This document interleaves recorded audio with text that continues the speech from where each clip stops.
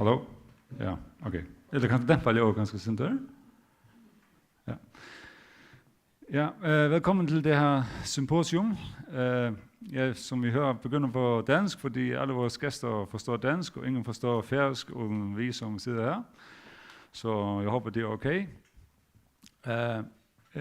Det her symposium er kommet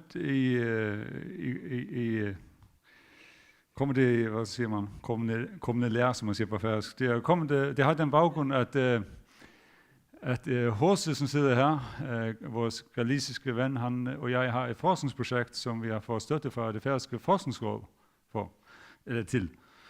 Og siden har vi så snakket med Syddansk Universitet, og vi har blevet ligesom varme for et symposium om forvaltningsdomstol.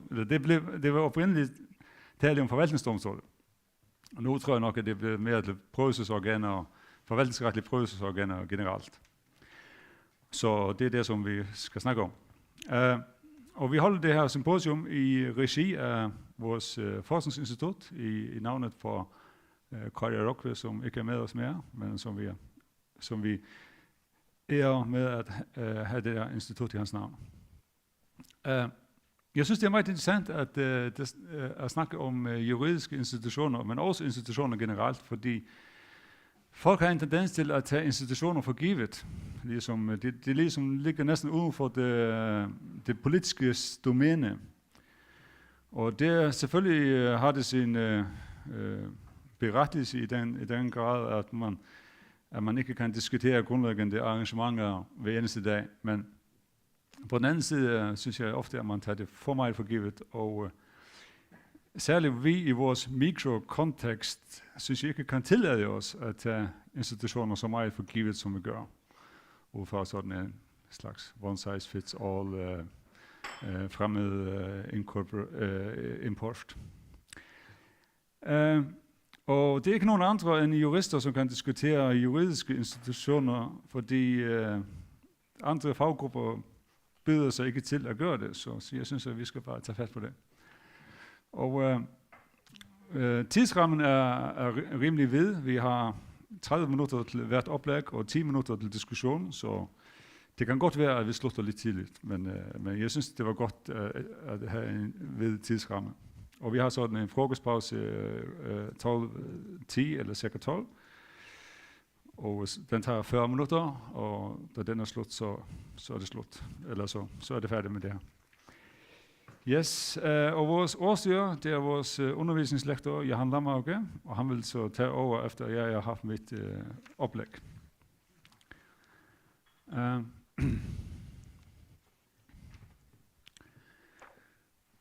Yes, jeg skal lige finde min flaske vand. Ja.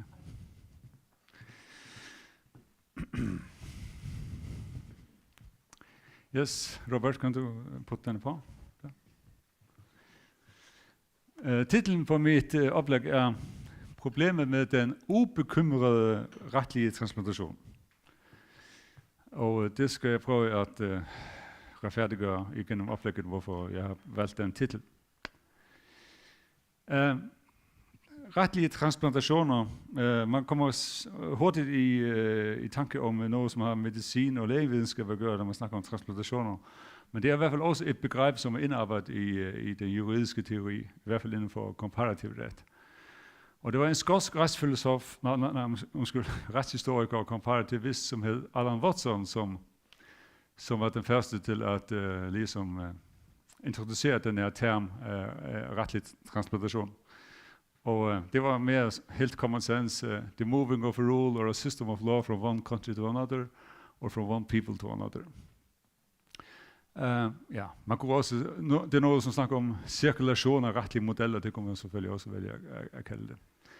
Og det er faktisk lidt overraskende, at teorien om retlige transplantationer er kommet i gang så sent, fordi det kommer an på, hvordan man ser på det, men det er rimelig stor enighed om, at transplantationer går tilbage til tidernes morgen, så at man ikke har ligesom været teoretisk opmærksom på det før end i nyere tid, det kan man være lidt overraskende.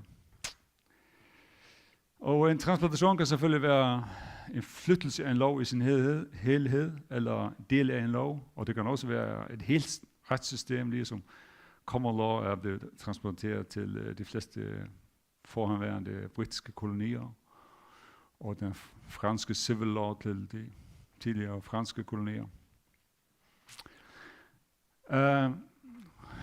Englænder eller engelsktalende, da de snakker om institutioner, så tænker de også på love, kalder dem for institutioner. Da vi snakker om institutioner, så tænker vi ofte på noget, som er lidt mere fast til at føle på, ligesom ombudsmandsinstitutionen, forvaltningsdomstol, ankenævn eller et eller andet. Men jeg bruger så transplantation i begge betydninger, både sådan i forhold til en enkelt normativt sæt som en lov, eller som en institution i bred forstand.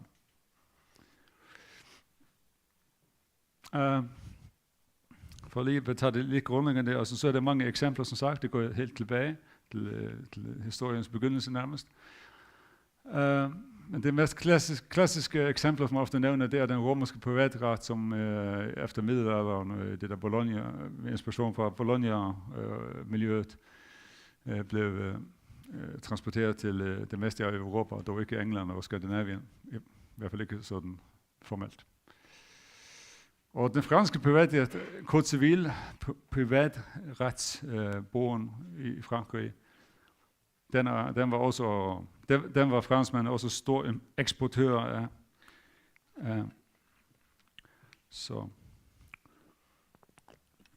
Og der er mange andre eksempler. Ditlev Thomsen sidder her, han har skrevet om,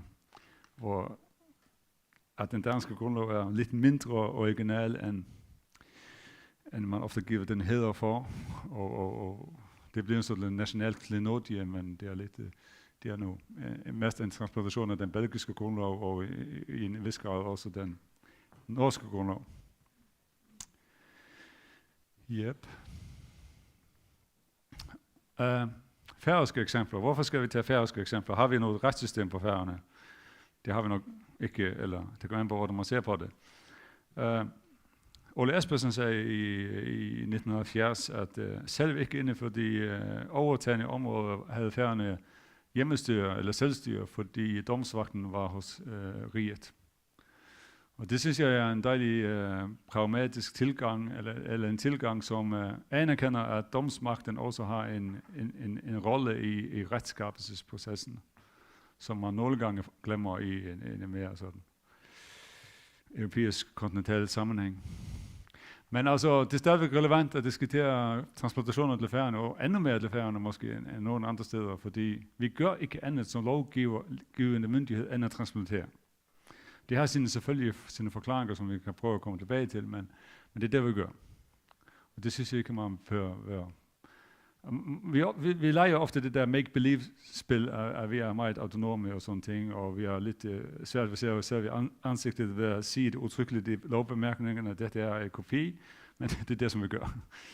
Så det her er nogle eksempler, I kan læse det selv. Og så ikke kun lov, men også institutionerne i sig selv. Det færøske ankenævn er lige blevet omdannet til en forladt nævnssystemet over til, hvor sekretariatet eller myndigheden er blevet ophøjet til ankenævn, hvis man kan sige ankestyrelse eller ankemyndighed.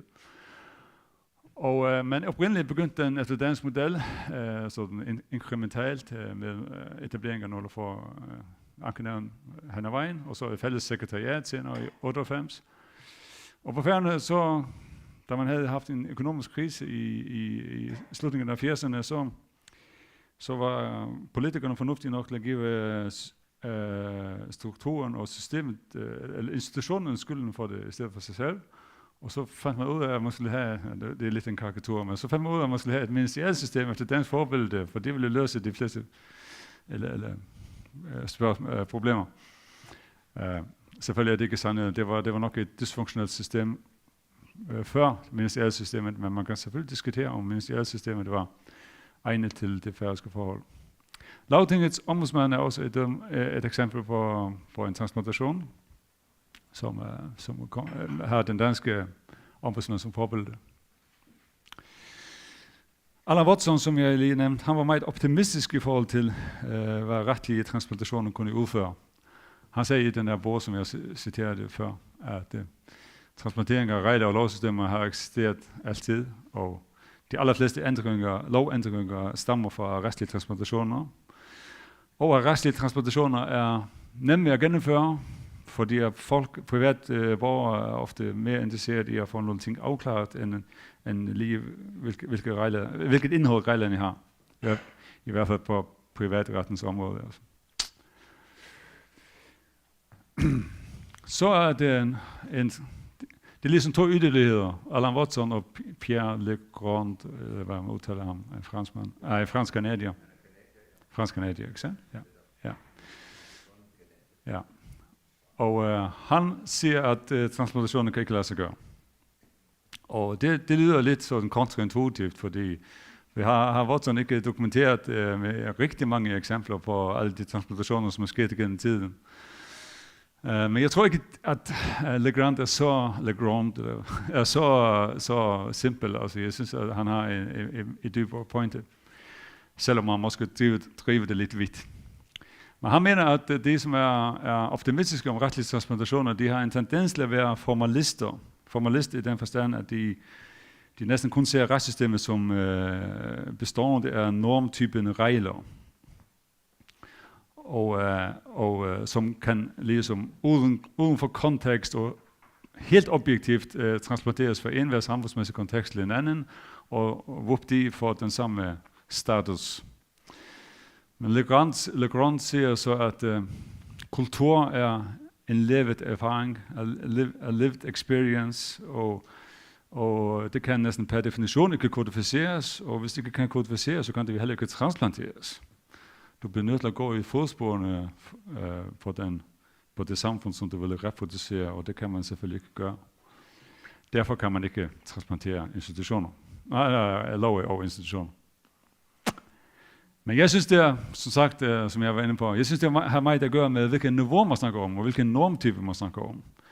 Altså, enkelte retsregler, i stedet for, i modsætning til standarder og principper, de kan nogle af dem fortolkes helt objektivt eller helt akontekstuelt, ligesom fratrædelsesalder eller længden på børneorlov, eller hvor stort antal i parlament skal have, og masse ting, som er nødvendige for koordination i et samfund. Men så snart som man løfter sig op på lidt højere niveau, og hvor tingene skal ses lidt i sammenhæng, og suppleres af andre normtyper end regler som retslige standarder og principper, så tror jeg faktisk, at Legrand har lidt ret i, at det er meget vanskeligt at have en transplantation, som ikke tager højde for kontekst.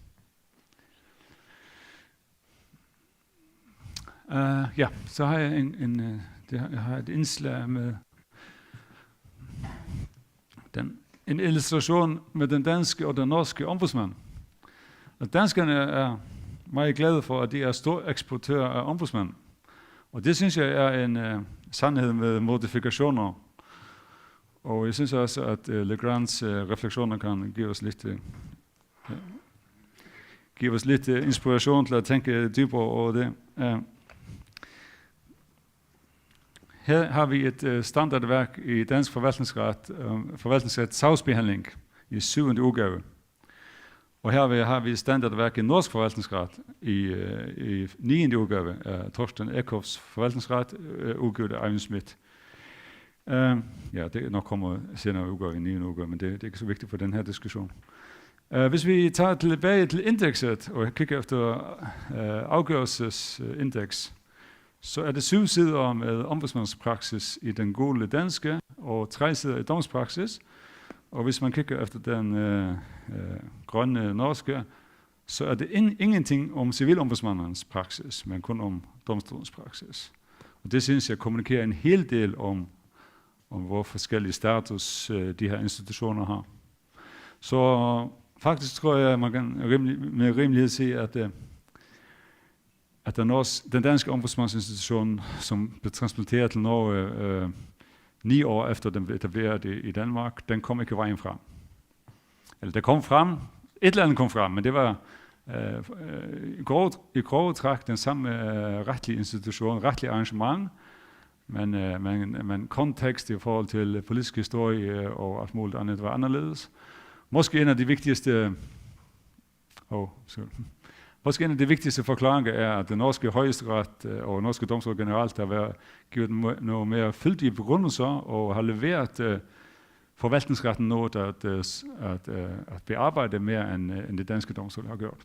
Men som sagt her, altså, det er ikke så afgørende, hvilken forklaring det er. Jeg synes stadigvæk, at modellen, forskellen for de modeller har en illustrativ forklaring, eller kan være en illustrativ forklaring.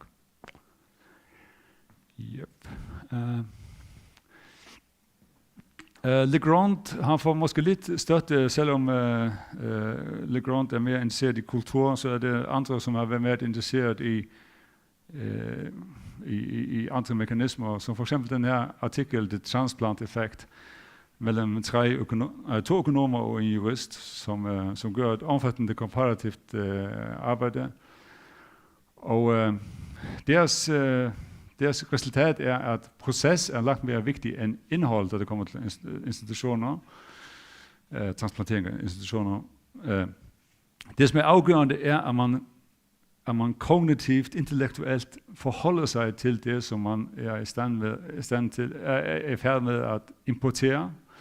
Hvis man gør det, så er det en god chance for, at institutionerne bliver effektive, og den bliver internaliseret, modtaget i samfundet. Men hvis den bliver fløjet ind, let og poleret og hejset ned, så er det god.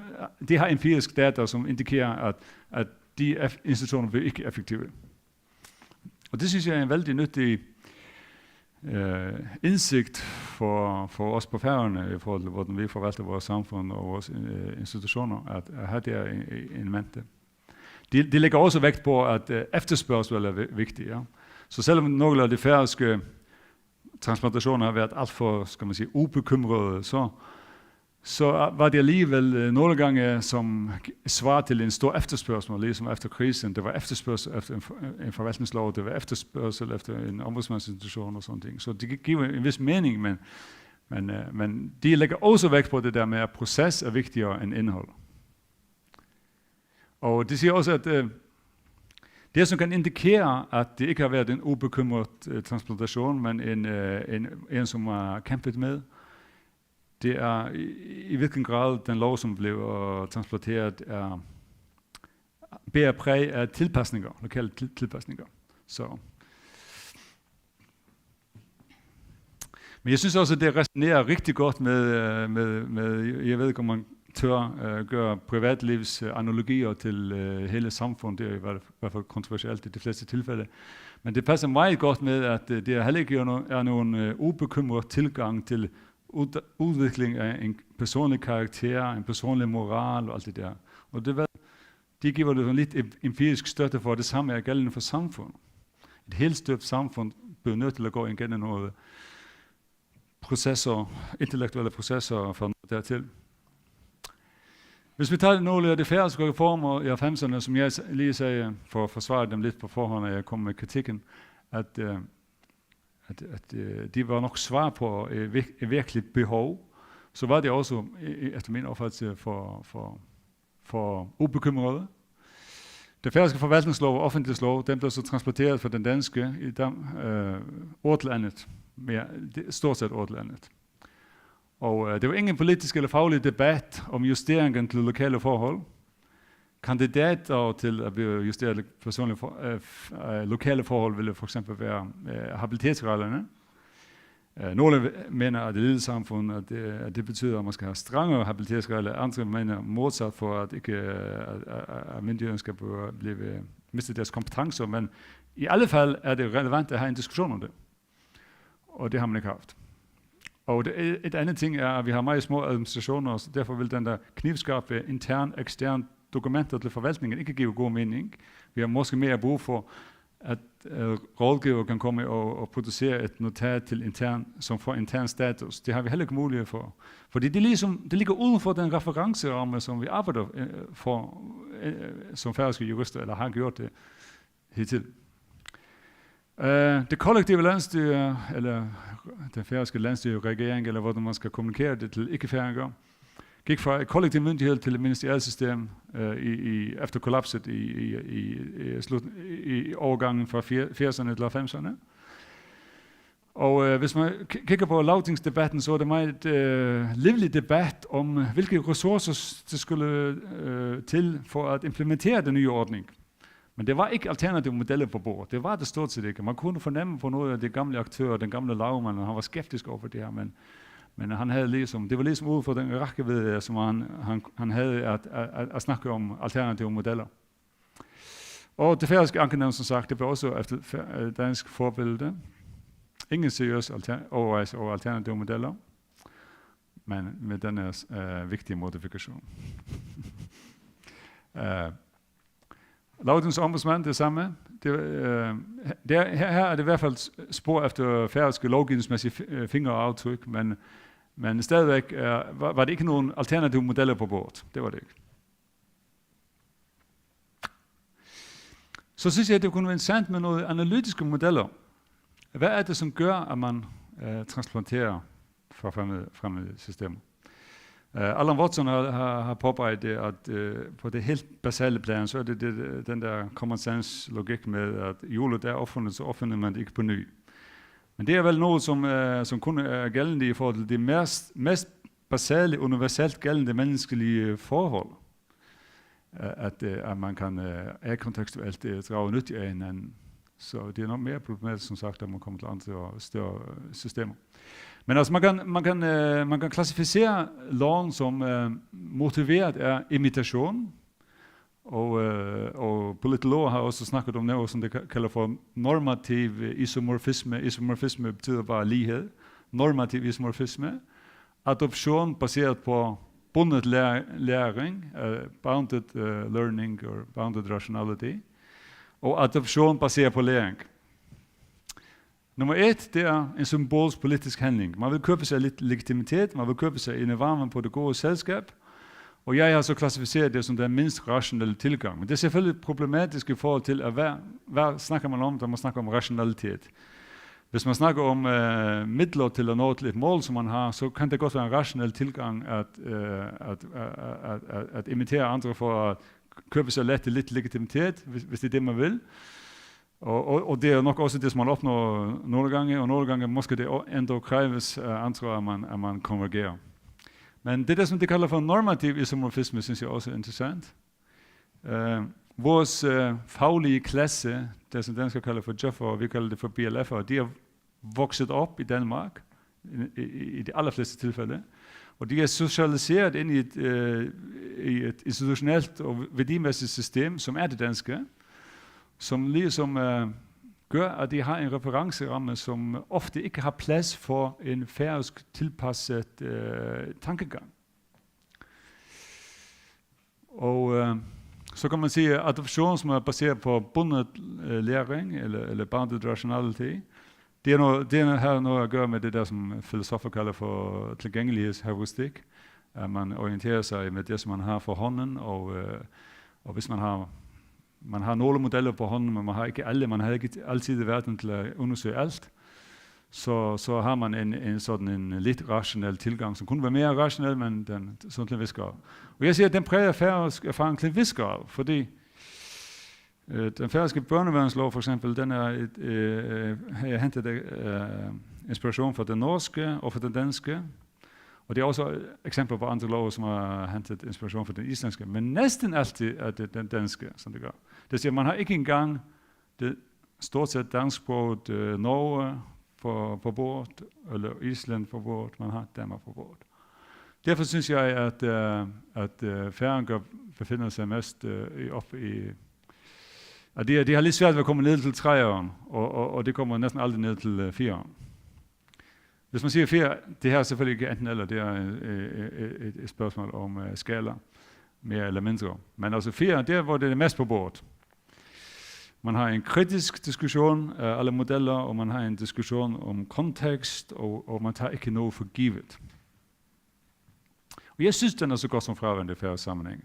Men det er ikke unormalt. Det er meget normalt, at biland i forhold til et metropolland er, hvad skal man sige, offer for det her. Det er ganske almindeligt, og det er en voksende litteratur, som støtter det. Men jeg synes stadigvæk ikke, at det er hensigtsmæssigt. Hvis vi kan snakke om samfundsmæssig kontekst i forhold til forståelse af lov og udvikling af lov, så er det ord som, eller begreb som en litteraturteoretiker, som også er retsteoretiker, som hedder Stanley Fish, har ofte krediteres. Juridisk fortolkningssamfund, interpretive community. Og Pierre Legrand i den artikel, som jeg refererer, han trækker også på det begreb. Og implikationerne af det, som jeg har sagt lidt før, er jo, at vi har ikke et færøsk juridisk fortolkningssamfund. Måske vi får et, måske vi kan være klar i stand til at skabe et. Eller, det er heller ikke et spørgsmål om enten eller, men også om grader, men vi har det i meget lille omfang, eller et begrænset omfang. Men jeg synes, at vi burde have en diskussion på Færøerne, om vi har den kritiske masse af menneskelige ressourcer, som uddannelsesmæssigt er nok til at generere et færøsk juridisk fortolkningssamfund.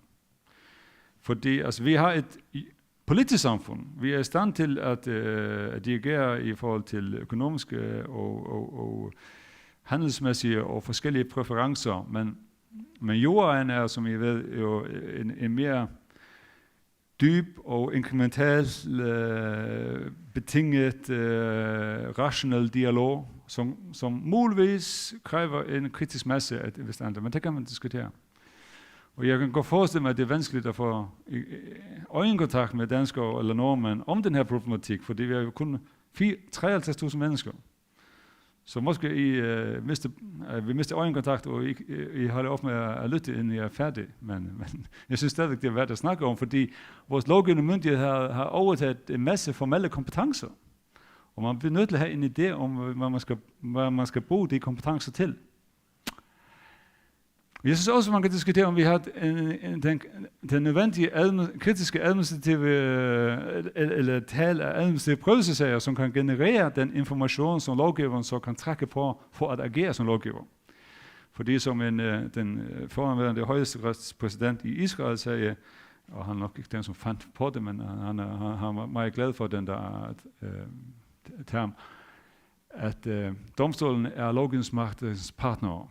I civilretstraditionen juniorpartner, i common law-systemet seniorpartner. Og jeg synes, det er noget der. Og hvad er så konsekvenserne, hvis vi får en negativ svar til 1 og 2, at vi ikke har den kritiske masse? Og kan vi vide det på forhånd, sådan på tegnebordet, eller bliver vi nødt til at have nogen erfaring? Og så tilbage til administrative prøvelsesorganer.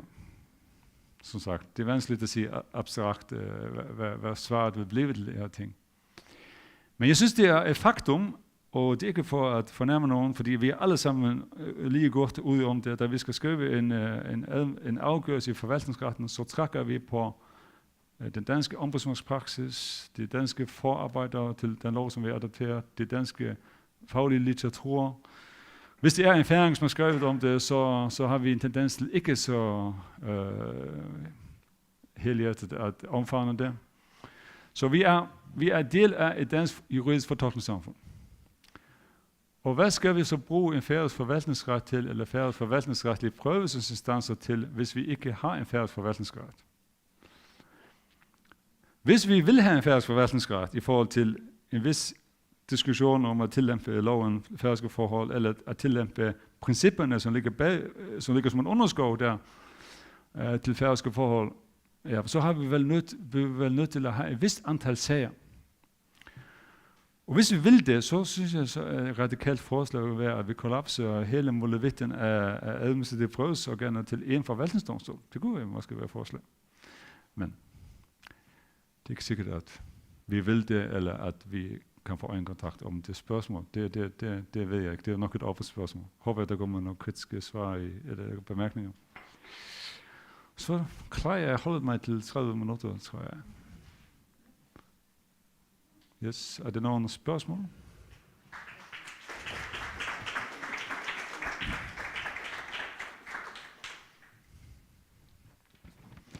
Ja, tak bare for den interessante indledning til dagen. Ja, der er som sagt lagt op til diskussion på cirka 10 minutter imellem hvert indlæg. Ole, gerne starte. Virker mikrofonen? Det gør den. Det er halvt en kommentar. Tak for et rigtig godt og interessant indlæg. Jeg er ikke som et retsteoretiker, men jeg er dog praktiker blandt andet ude i administrativ rekurs og har en fortid som advokat. Jeg var med i det udvalg, der lavede en juridisk bacheloruddannelse på Grønland, som kører nu. Og vi kan jo sagtens forestille os udfordringerne. Altså, det kan være små antal studerende, og det er i sig selv en økonomisk udfordring. Men altså,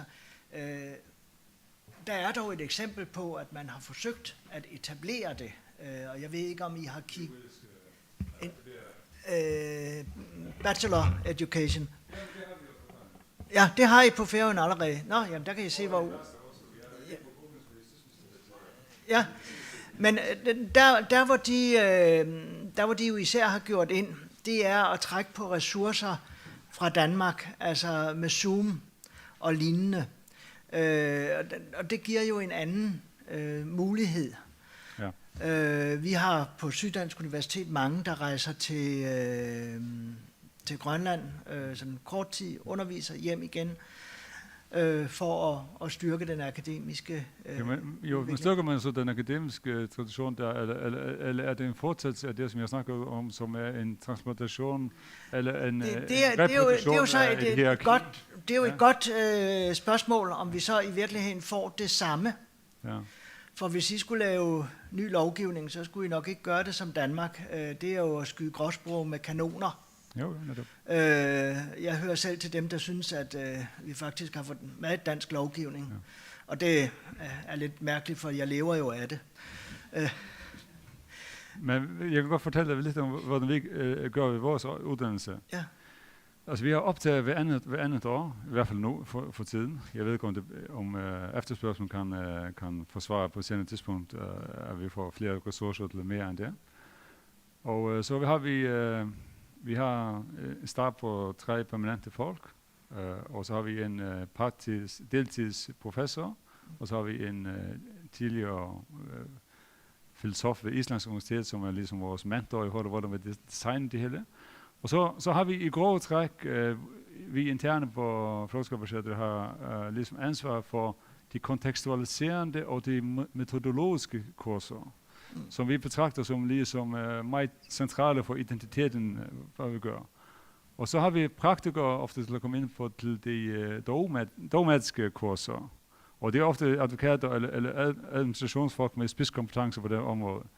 Og jeg synes, vi synes selvfølgelig, ellers ville vi kan gøre det, at det hænger sammen, og at i hvert fald har Københavns Universitet givet os en god anmeldelse i vores akkrediteringsvurdering, og Justitsministeriet har så ikke fundet nogen udvej andet end at godkende det. Så.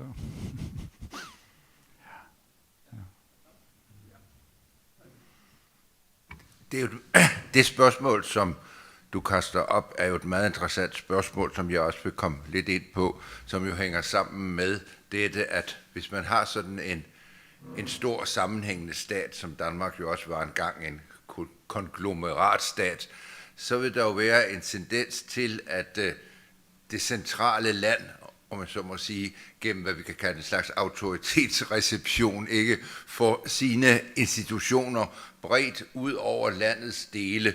Og jeg vil også komme ind på, hvordan det er jo overordnet, hvordan vi har måske den allermest spændende model på det i virkeligheden i det spanske monarki, og den måde, hvorpå man koloniserede Sydamerika og overførte institutioner fra Spanien, men samtidig med den der lille modifikation, at det var jo ikke alt, der kunne passe ind i et land, hvor afstandene var andre, og hvor det foregik på en anden måde.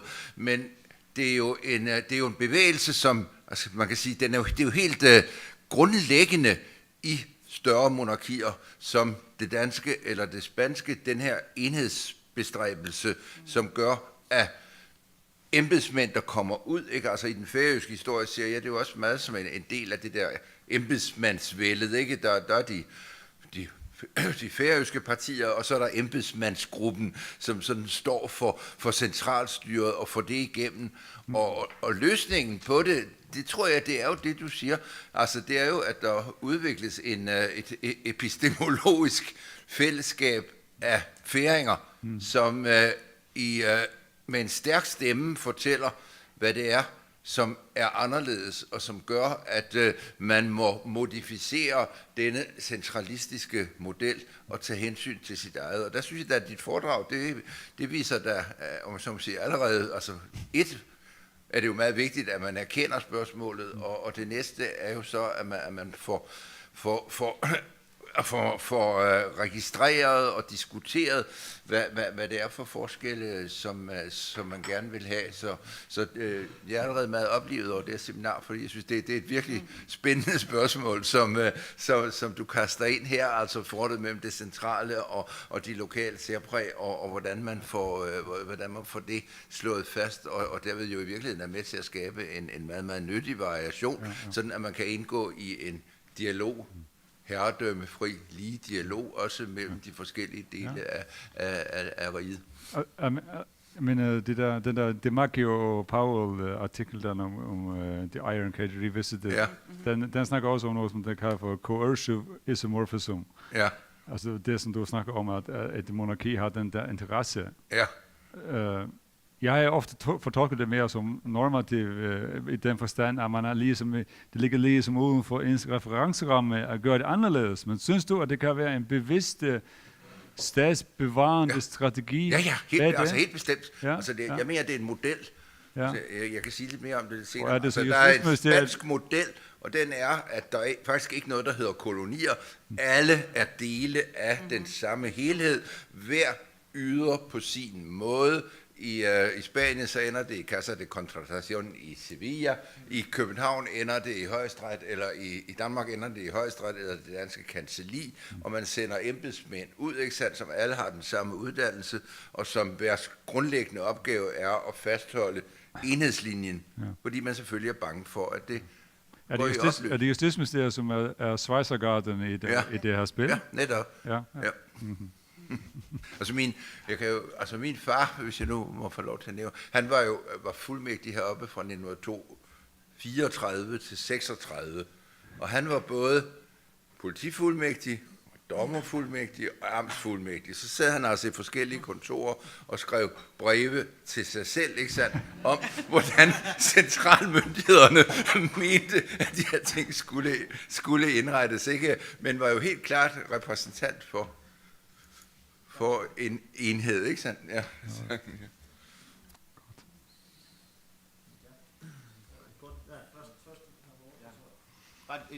Jeg kunne lige... Spørgsmål, minder du kommer ind, minder lige om handler om Spanien og...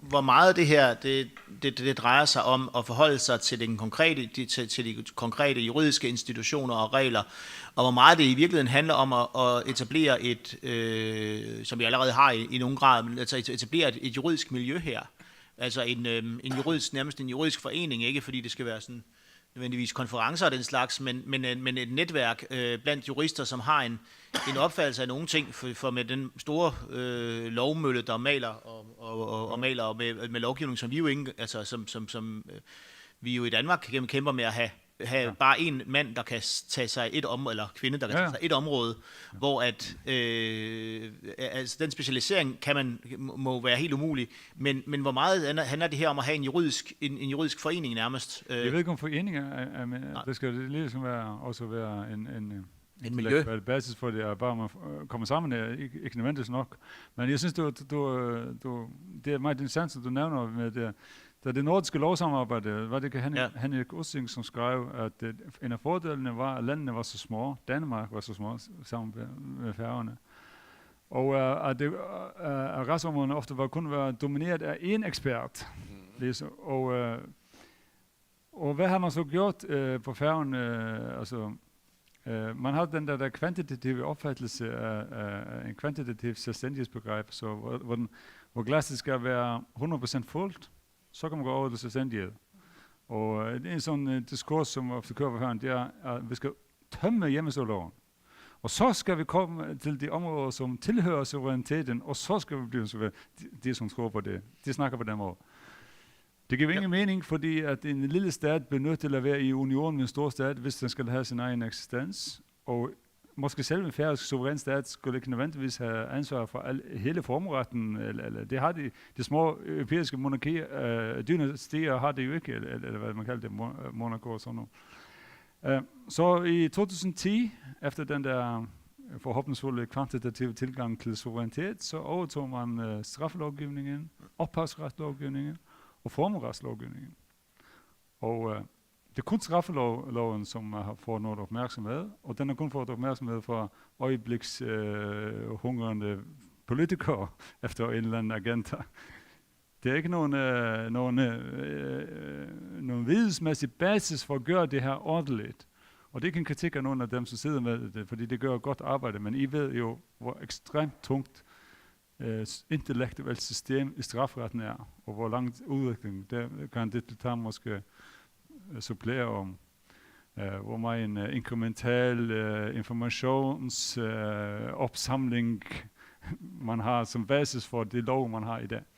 Men det gør man behøvende. Man har overtaget den lov, og 750 sidst jeg talte paragrafer af formueretslig lovgivning. Ja. Fordi man synes, at det har noget med det politiske samfund at gøre. Måske man kan begynde med en klassifikation af offentlig ret og privatret, og se, hvad deres det dybe rationale er for hver især.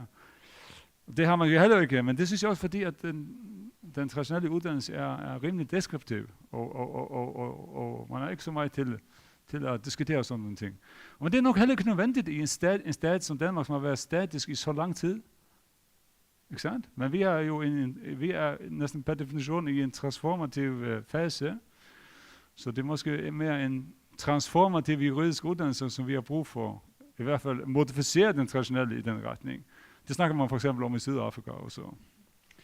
Så alt kommer ned til kontekst, vel? Og vores kontekst er radikalt anderledes end det danske. Må se. Tak, Bardur. Jeg har nogle bemærkninger om den spanske kongerige. Jeg skal tælle det på engelsk, så de er lettere for mig. It is true that some institutions were exported from Spain to the former colonies of Latin America. But when we say Spain, at the time we must be more concrete or more specific and say Castilla. Because Castilla was the one colonizing Latin America. That's the reason why in Latin America they speak Spanish and not Catalan, because the kingdom of Aragon was not part of the colonization as such in Latin America. And then the institutions, of course, they evolved differently. I mean, just looking at, for example, constitutional review, the way the Constitutional Court of Colombia, and I know that Leo, you visited it sometimes, works differently from the Spanish Constitutional Court, which is actually more recent because it comes from 1978 after the dictatorship. And the Colombian Constitutional Court is sort of like political actor more in the Colombian context, whilst the Spanish Constitutional Court has not gone that far. And for example, if we look at Argentina, the constitutional review is dispersed among the different courts. So when we talk about legal transplants and so on, and it is true that there are influences, of course, but then they develop by themselves, and they have influences from many different parts and from other countries which were not necessarily the countries that colonized them first. And the case of Spain is quite clear because of this difference between Castilla and Aragon and the institutions of the Crown of Aragon that have been developed now with the current democracy, especially in Catalonia, Aragon, Valencia, and so on, and the different also institutions. I mean, in Spain, we have up to 7 family law systems, and how they worked. Well, they worked and they were kept because of the fact that the Kingdom of Spain is a kingdom which is composed from different kingdoms which were alive before. So I mean, the influences and the way in which you develop your own institutions can come from the former metropole, but also from other countries and from other jurisdictions which can be also relevant. So that, I mean, for the Faroese context, it could be also relevant to look at what's going on in some autonomous islands and some autonomous territories all around the world. Interesting. I once saw an article that pointed out that the so-called Balkanization of Spain into a lot of Latin American states had to do with the fact that they were not so centralistic as the Portuguesians, so they were not hostile to university education and legal education out in the colonies, while it was important for the Portuguese to have people back out. What is that institution in Portugal? What? Yeah, exactly. Yeah. Does that resonate with anything you know? Yeah. Yeah. Lima, San Marco blev grundlagt allerede i 1500-årene, også i Argentina, så det er helt rigtigt. Ja. Yes, definitely. In America, there were developed public universities. Ja, tak. Hvis vi skal holde os jeg er så optimistisk eller pessimistisk, jeg tror, at vi vil være foran, men vi skal nok få gang i en god diskussion efter den næste indlæg også. Næst på talelisten så er det Pia Lehto-Vainamo. Hun kommer fra Universitetet i Helsinki i Finland, og hun skal snakke om udviklingen af forvaltningsdomstole i Finland. Jeg skal lige tilføje eller oplyse om, at publikum i dag består af en broget blanding af studerende og folk fra universitetet og folk fra administrationen og de institutioner, som vi taler om i dag. Så. Ja, och så ger du pulpetten till mig. Ja. Och så tar vi den här. Okej. Fint. Så kan vi sätta den här. Den inte faller ned. Oops. Sådan. Kära kollega, jag är så tacknämlig för det här möjlighet att jag kan komma till Färöarna och tala här. Det är lite synd om att jag avbryter den här diskussion som ni har om Danmark och om Färöarna, eftersom jag har tänkt att tala lite om Finland. Jag gör det som ni ser på min skandinaviska eller på min finlandssvenska. Jag är total finsk. Har lärt svenska i skolan och sedan har jag jobbat i Sverige också och undervisat på svenska. Men det är nu den här finlandssvenska och med några ord som jag tänker är annorledes än i danska, så prövar att jag använder också de här danska ord, eller ni kan sen avbryta mig hvis ni inte förstår vad jag säger. Men jag tänkte att tala om förvaltningsdomstolar i Finland, men lite i en allmän sammanhang. Och jag begynner med paragrafer av den finska grundlagen som är helt ny, eller nu, det är kun 20 år gammal. Alltså, vi har en ny grundlag som är från 2000. Och där i den här nya grundlagen finns det mycket också om förvaltningen och om förvaltningsdomstolar. Mycket på den måten att vi finner där grunden för det hur vi idag tänker om prövningsrätten och om förvaltningsdomstolsväsendet i vårt land. Alltså den nya grundlagen, paragraf 2, har en titel demokrati och rättsstat. Och i den här paragraf, i tredje moment, säger man 2 viktiga saker. All utövning av offentlig makt ska bygga på lag. Det är den klassiska legalitetsprincipen. Den andra satsen är I offentlig verksamhet ska lag noggrant iakttas.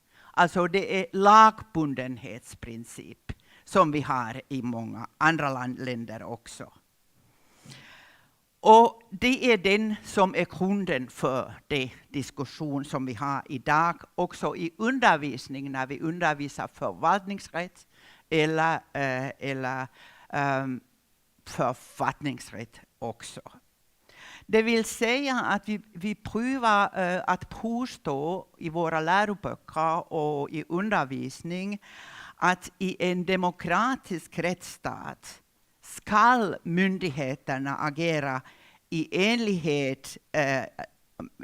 enlighet av lag, under domstolsprövning och under tjänstemannaansvar. Alltså det är de 3 elementen som vi tänker att är viktiga. Samtidigt i vår doktrin och i undervisning påstår vi att i centrum står alltid rättsförhållandet mellan myndigheten och individen. Och idag talar vi till och med om förvaltningskunden. Och vi säger också att den viktiga principen när vi talar om individen och om individens rättsskydd är att alltid frågan huruvida förvaltningsbeslut angående individens rättigheter, förmåner, skyldigheter är lagenligt ska diskuteras och prövas i en förvaltningsdomstol. Och det har varit en utgångspunkt nu sedan den nya grundlagen, men också tidigare.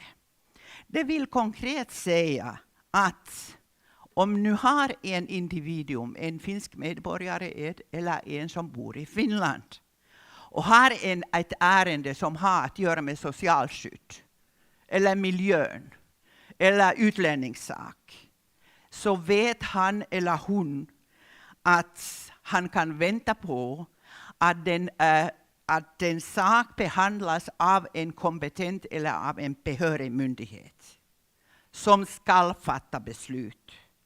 Och att det här beslutet kan överklagas och att lagen ska följas. Och vad betyder det här att lagen ska följas? Naturligtvis har vi speciallagstiftning, vi har alla möjliga lagar som har att göra med socialskydd. Men vi har också i den här nya grundlagen en princip att förvaltningen och domstolen ska tolka eller tillämpa den lag som den tolkar på den måte att den främjar de grundläggande frihet och grundrättigheter. Det vill säga att alla förvaltningsdomare vet att de ska vara väldigt gott informerade också om grundrättigheter, om Europakonventionen som är nästan innehållsmässigt densamma som är vår lista av våra grundrättigheter. Och de vet också att de ska följa principen som vi kallar så på engelska good governance, eftersom den är också en del av våra grundrättigheter. Och det innehåller naturligtvis inte bara det att vi har förvaltningsdomstolar, men också att man har offentlig principen i förvaltningen och så vidare. Alltså, det är allt jag tänker är rätt familjärt till oss alla. Men jag har egentligen en annan spörsmål, och det är det huruvida har vi kommit till den här situationen. Det är naturligt intressant. Och nu kommer det en liten föreläsning om Finlands historia. Eftersom utan historia, som vi har nu sett i Pardos fin inlägg, att utan historia kan vi ingenting förstå. Jag vet hur många av er vet någonting om Finlands historia, men Finland var ju ända till 1809 en del av Sverige. 1809 blev Finland en autonomisk del av Ryssland. Det vill säga att vi fick en autonomi i den ryska imperiet. Och det var den period man började bygga upp en egen förvaltning. Och den här autonomitiden hade vi ända till 1917 när Finland blev självständig. Men det viktiga i det här sammanhang är nu att lite diskutera om inspiration eller aktörer och så vidare för förvaltningsrätt eller för domstolsväsendet. Och man måste komma ihåg nu att när Finland blev del av Ryssland lovade den här ryska tsaren, annorlunda än han hade gjort idag, att vi kan ha fortfarande svenska språket som ett officiellt språk som vi fortfarande har idag. Alltså vi måste som tjänstemän och universitetsmänniskor behärska bägge språk. Och vi har 2 officiella språk i landet. Det vill säga att vi är intresserade för finska rättsväsendet och finska juridisk litteratur, så är det lätt eftersom den är delvis skriven på svenska och alla lagar är också på nätet på svenska. Det som var ännu viktigare var naturligtvis att den ryska tsaren lovade att vi kan behålla svenska rätten. Och det betydde att till exempel den stora svenska lagboken, alltså kodifikationen från 1703 och 4 blev gällande länge, och en del av den är ännu alltså stadig gällande, alltså små delar av process- och köpbalken. Samtidigt betydde det också att vi kunde ha den lutheranska religionen. Alltså de 3 saker har man kunnat ha. Trots detta är det här autonomitiden en tid som har påverkat mycket i det hur vi förstår rollen av lagen, rollen av förvaltningen och rollen av domstolar. Det var nämligen så att vi hade naturligt inte egen parlamentarisk system. Vi hade landstag, men kejsaren måste kalla den samman. Men det var nästan 50 år utan landtag.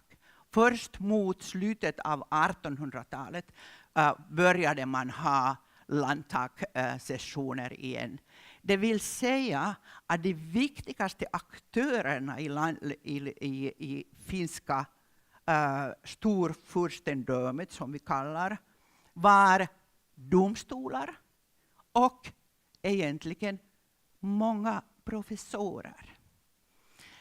Att om vi tittar på att vem har mest påverkat i det hur man förstod rätten och hur man använde rätten under autonomitiden, det var appellationsdomstolar som vi kallar hovrätter stadigt väck, eftersom de är från svenska tiden. Vi hade ingen högsta domstol, eftersom det var ingen självständig högsta domstol. Det var en avdelning av senaten som var vår regering. Och sedan mot slutet av 1800-talet börjar man effektivt utdanna jurister i landet. Och det händer vid Helsingfors universitet. Och det är typiskt att till exempel förvaltningsrätten blev en väldigt viktig rättsdisciplin i landet allredan i slutet av 1800-talet, men speciellt i begynnelsen av 1900-talet. Vi har stora namn som Hermansson och sedan Stålberg som blev vårt landets president, också den första presidenten för den högsta förvaltningsdomstolen när den grundades, och några andra. Och alltid har det varit typiskt att de människor som har i Finland varit sysselsatta med förvaltningsrätten, de är också otroligt goda i konstitutionell rätt. Och ännu idag det spelar en stor roll. Alltså de stora namn som vi har nu i vår förvaltningsrätt, som professor Olli Mäenpää eller professor Carlo Tuori, de alla är duktiga experter också för förvaltningsrätt. Allt detta vad jag säger har att göra med det att egentligen det som vi har från autonomitiden i Finland är den rätt legalistiska traditionen. Legalistiska traditionen därför att vi hänvisade hela tiden till det här löftet som tsaren hade givit till oss, att vi kan ha de där svenska lagar i kraft. Och mot slutet av 1800-talet började man med en russificeringsförsök. Och det blev väldigt viktigt så både för domare och för naturligt för tjänstemän. Men det var mera hängande av den ryska kejsaren måste jag säga. Men för professorerna att betona den att vi har den lagstiftning som är från svenska tiden som vi ska använda vid domstolar. Och så brukar man alltid när man sammanlägger de där nordiska länderna säga att det finns många likheter mellan oss. Men Finland är den mest legalistiska. Eftersom till oss har det varit viktigt att alltid hänvisa den lagen, alltså lex. Vi har många målningar också med en dam med lex och med en adler som prövar att ta den här läxen av den här damen. Och så det är måste en sak som jag vill betona. Alltså aktörerna var domstolar och rättsvetenskapsmänniskor.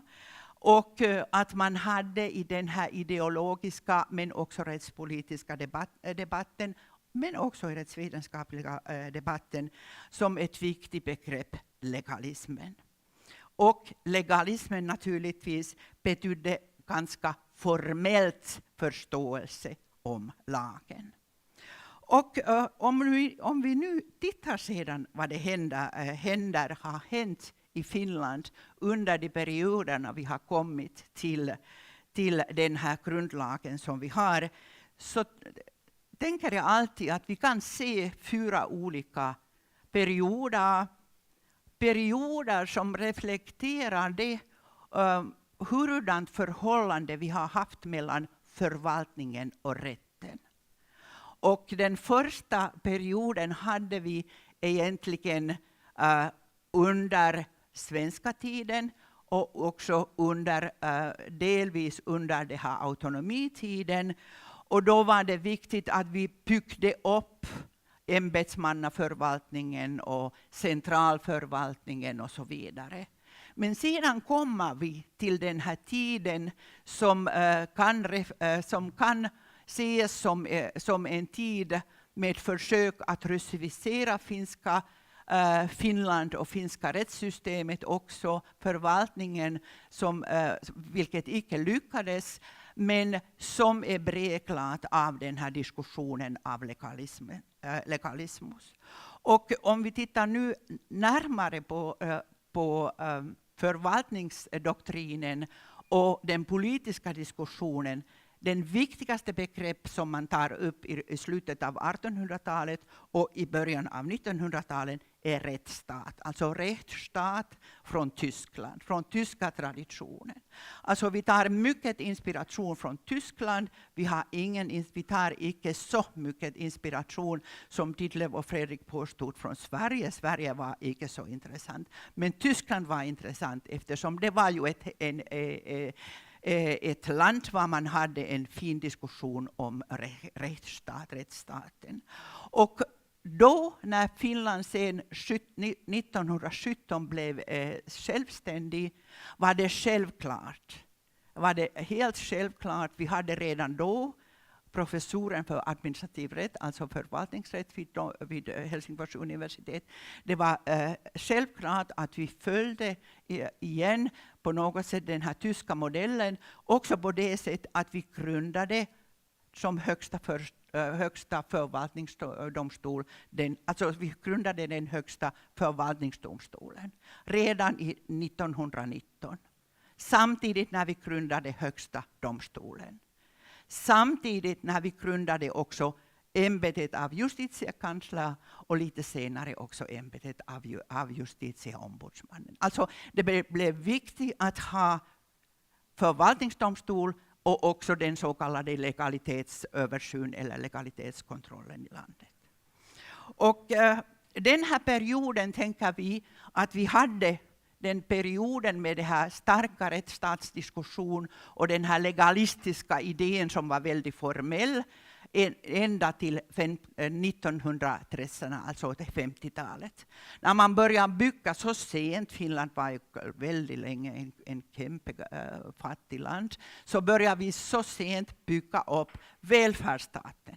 Och så brukar man säga att från och med 1950-talet har man så förvaltning som är karaktäriserad av välfärdsstaten. Och i välfärdsstaten kanske den här formella legaliteten är inte mer så viktig, men ändamålsenlighet, ändamål av förvaltningen blir viktig, service blir viktigt och så vidare. Och då har man också en speciell diskussion som jag kommer snabbt ännu tillbaka, har man diskussioner om förvaltningsdomstolar och så vidare. Men vi kommer sedan till idag, så vi tänker att det är en period som har börjat 1950-talet, 1990-talet. Och det är en ny period som karaktäriseras av governance, icke mera om governments utan governance, new public management, privatisering, betoning som en individuum, som en kund, alltså en kund som har rättigheter och som måste kunna delta, som måste ha en förvaltning som är transparent och så vidare. Alltså vi har kommit till en ny typ av förvaltning idag, var förhållandet mellan rätt och förvaltning är annorlunda om man jämför den till exempel med det period som vi kallar som en rättsstatsperiod.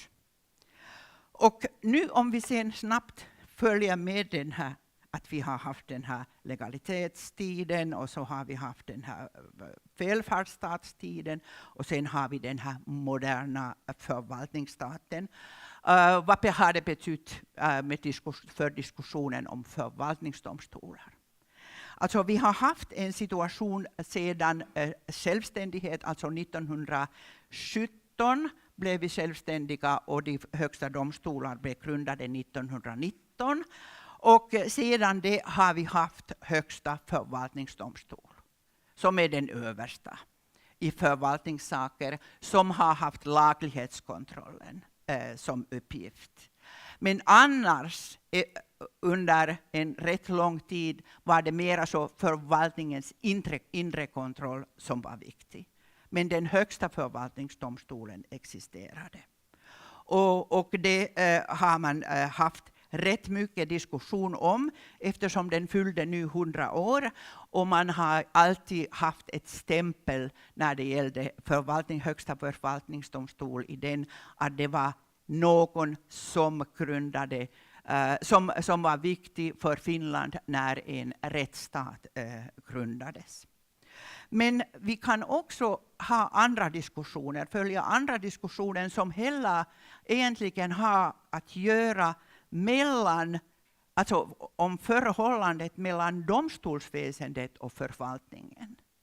Och vi börjar grunda länsrätter, alltså landsrätter kunde man kalla den kanske, under 1950-talet, så att man kunde överklaga i skatteärenden och i kommunalärenden beslut och komma till länsrätter. Men det är ganska spännande att i 1950-talena när de blev grundade var det en stor diskussion att vems uppgift är det att utveckla de där förvaltningsdomstolar och vilken roll de egentligen spelar. Är de en del av förvaltning eller är de en del av domstolsväsendet? Och man kan se att deras funktion är rätt lika som domstolar. Men man ideologiskt tänkte alltid att de hör mera till förvaltningen än till domstolsväsendet. Fastan högsta domstolen tänkte man från början som en del av domstolsväsendet. Och på 1930-talet började man en intensiv diskussion om att grunda också de där lokala förvaltningsdomstolar. Och så var det igen den här spänningen att vems uppgift är det? Att om man tittar så de utlåtande som den högsta förvaltningsdomstolen ger eller kommittébetänkande så kan man hela tiden ha den här stora spänningen att vad är egentligen det här förvaltningsrättsskipning eller domstolsprövning i förvaltningssaker. Och det har att göra med det att man samtidigt diskuterade i Finland mycket också om domstolarnas roll. Och man blev egentligen enig att förvaltningsdomstolar som man egentligen borde grunda via att förändra länsrätter till förvaltningsdomstolar, de är ju kunde vara en del av domstolsväsendet, men det fanns många i samhället, speciellt hos socialdemokrater och hos oss unga radikaler, som under 1950-talet, alltså 70-talet, tänkte att domstolarna är icke de organer som vi har så mycket tillit på. Att vi vill icke ge till dem nya uppgifter, eftersom vi tänkte att domstolar måste representera sådana typ elitinstitutioner, att vi vill icke ge mera uppgifter till domstolar. Och det var ganska spännande diskussion som sedan förändrades under 1950-talet, alltså 80-talet. Och så kunde man äntligen ha den allmän mening att domstolarna är en del av medborgarsamhället. Det är en del av civilsamhället och det betyder att också att man har förvaltningskontrollen eller kontroll i förvaltningssaker, det ska också höras till det som vi kallar förvaltningsdomstolar. Och det vill säga att 1909, alltså 89, grundade vi sedan allmänna förvaltningsdomstolar som första instanser, så att de länsrätter som vi hade, det blev självständiga domstolar. Och sedan det, alltså 89, har vi haft både de förvaltningsdomstolar som är 6 stycken och sen högsta förvaltningsdomstolen. Och det vill säga att alla viktiga förvaltningssaker från miljö till socialskydd, till utlänningssaker, till beskattning går till förvaltningsdomstolen. Och du kan gå dit med väldigt oformellt, alltså med oformellt beteende. Du kan skriva en lilla skrift och få din sak anhängig där. Du behöver ingen advokat. Du kan använda en advokat om du vill. Och hela den här förfarandet har blivit så kundvänlig, som man brukar säga. Vad vi försöker att följa principen av good governance. Och så har vi det här systemet, och nu har det varit naturligtvis nu bak efter en stor diskussion. Hur lyckades vi med det? Och många säger att det var nödvändigt, eftersom vi blev ju medlem av Europeiska unionen 1995 och vi ratifierade Europakonventionen ett par år före det. Men det är inte den hela sanningen. Den har den här Europamedlemskapen eller EU-konventionen inte förutsett eller väntat.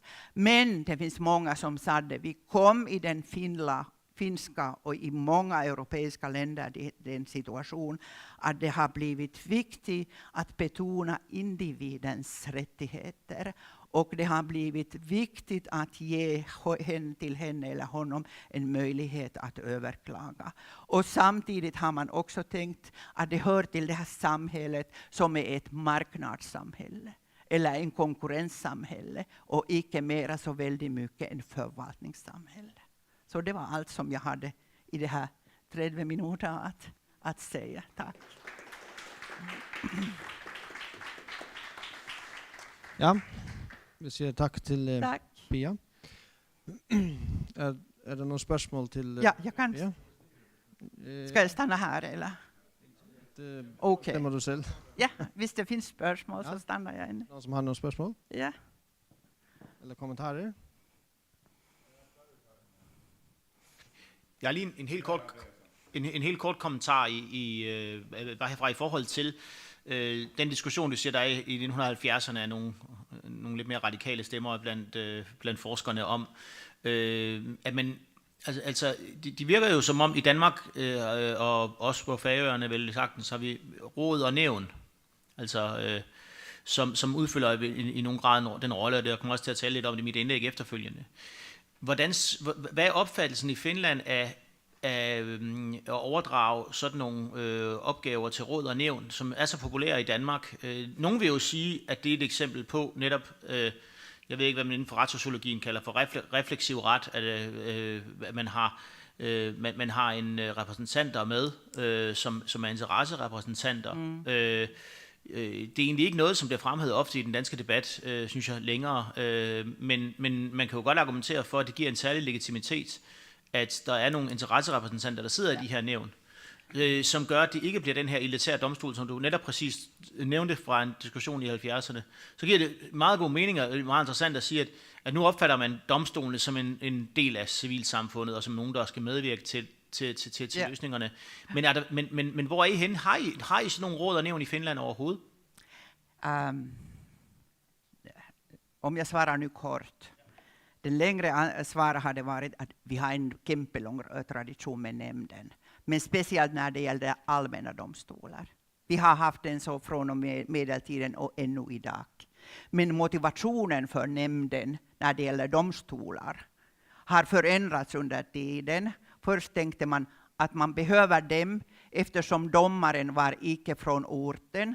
Att de visste vad lokalsamhund, vad det händer i det här lokala samfundet. Sedan under halvtressorna, fjärsorna tänkte man det är demokratisk kontroll som är viktig. Idag tänker vi pressen är den som ska kontrollera och vi ska kontrollera som medborgare. Vi tänker som Habermas lite. Att det är den att vi behöver inte så väldigt mycket mera den här demokratiska kontrollen i domstolen. Alltså det var första delen av mitt svar. Vi har haft nämnden och vi har alla möjliga nämnden naturligtvis. Men idag är det mera så att om jag nu tänker på förvaltningsdomstolar. Vi talar icke om intresserepresentanter utan vi talar om behov att ha sakkunniga. Och de sakkunniga har vi i miljösaker. Det finns i förvaltningsdomstolen och i högsta förvaltningsdomstolen experter som är sakkunniga i bygnings- och miljösaker. Och vi har till exempel saker när det gäller barnavården. Så har vi experter. Men vi talar icke mera på de där termer som hänvisar till den här korporatistiska traditionen att intressen måste vara representerade utan kanske den här expertis eller sakkunnighet. Men vi har ju naturligtvis olika typer av nämnder för saker men icke för när vi talar nu om saker på den måten. Vi har ju någonting i försäkringssaker men det är också kallas så försäkringsdomstol. Alltså vi har förändrat eller moderniserat det här tänkandet nu. Så. Ja, hej. Det var meget interessant. Da du snakker om den der legalistiske, hvad skal man kalde det, politiske går jo fra strategi, som man har udviklet i Finland, som en nødvendighed i forhold til det russiske imperium. Ja. Snakker du kun som en strategi for overlevelse, eller er det noget også, som har spillet over til at kultivere, hvad skal man sige, en formalistisk tradition? Det spelar otrolig roll också hos mitt rättstänkande. Alltså om någon kommer till finska universiteten, vår utdannelse är annorledes än det är till exempel i Köpenhamn eller i Helsingfors. Det har att göra med det att på grund av den här legalistiska traditionen hade vi också den annan del av den här tyska traditionen, alltså begreppsjurisprudens som var viktig. Vi aldrig hade riktigt den här skandinaviska realismus. Vi hade den här först den här tyska traditionen och sedan analytiska skolan, som betyder att rättsteorin spelar stor roll och allmänna läran, alltså allmänna läror i vår utdannelse, som betyder också att rättsvetenskapen är en otroligt viktig aktör när det gäller utvecklandet av finska rättssystemet. Alltså, jag har suttit i många kommittéer, våra professorer i författningsrätt blir regelbundet inviterad till grundlagsutskottet av parlamenten för att ge en expertutlåtande angående det att om den här lag som har blivit förslaget, om den är mot grundlagen. Och hela den här pandemidiskussionen var helt annorlunda. Vi hade alltid justitieministern bredvid statsminister, icke politimannen som den här Mette Fredriksson ofta hade, utan det var justitieminister som argumenterade med grundlagen och juridik, det är varför vi gör de där begränsningarna. Men det är intressant, alltså man ser ofta i jag syns, anglosaxisk teori att retsteorien er ligesom er ude efter at afmontere formalismen, men det selvfølgelig er nogle undtagelser, men det er ligesom, at det er ikke altid, at det går så godt i Spanien, men måske i Finland er det anderledes. Ja, alltså legalistiska kan man vara också på dåligt sätt. Jo. På det sätt att man tänker som vi har haft dåliga politiska debatter också, så att man har tänkt att det räcker till en politiker att kunna följa lagens paragrafer, men icke tänka det politiskt eller etiskt eller ideologiskt eller på något annat sätt. Att det har varit också en dålig sätt att använda den. Men och vi har inte varit så legalistiska. Alltså vi hade ju andra världskriget och vårt borgarkrig var domarna spelade fruktlig roll. Men det har varit ideologiskt viktigt alltid att tänka på det. Och därför det här reformen var också viktigt, att när vi blev européer, det var viktigt att få en ny grundlag för att demonstrera via den här nya grundlagen också att det här rättsliga regimen har förändrats. Ja, men du nämnde ikke international ret. Altså, jeg kender nogle finske forfattere, som er meget prominente i forhold til kritisk folkeret eller kritisk international ret. Er det også noget, som er kultiveret som en nødvendig svar til den russiske?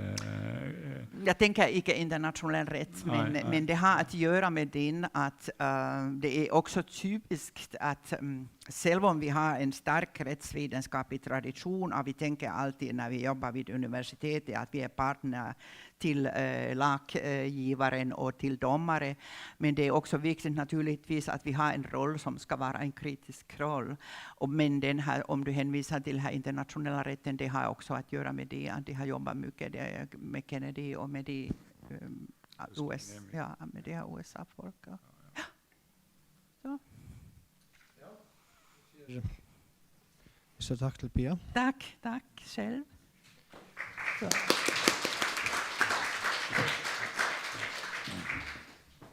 Det næste til at holde oplæg, det er så the grand old man himself, Ditlev Tamm, professor emeritus fra Københavns Universitet. Og hans oplæg hedder Udviklingen af det dansk-norske enstrengede retlige prøvelsessystem, nogle historiske overvejelser om.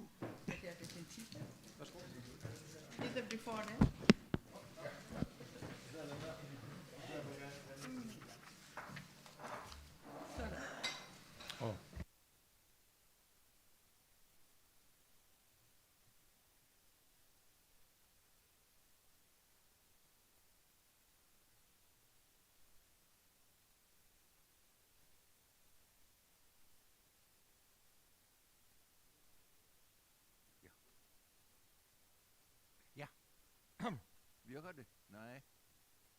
Skal den er den tændt? Godt. Ja.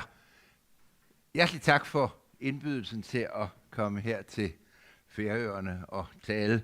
Det er 3. gang, og som jeg tillod mig at nævne før, så har jeg også en vis familietilknytning til Færøerne i gammel tid, så det er altid fantastisk at komme herop og se, hvad der sker.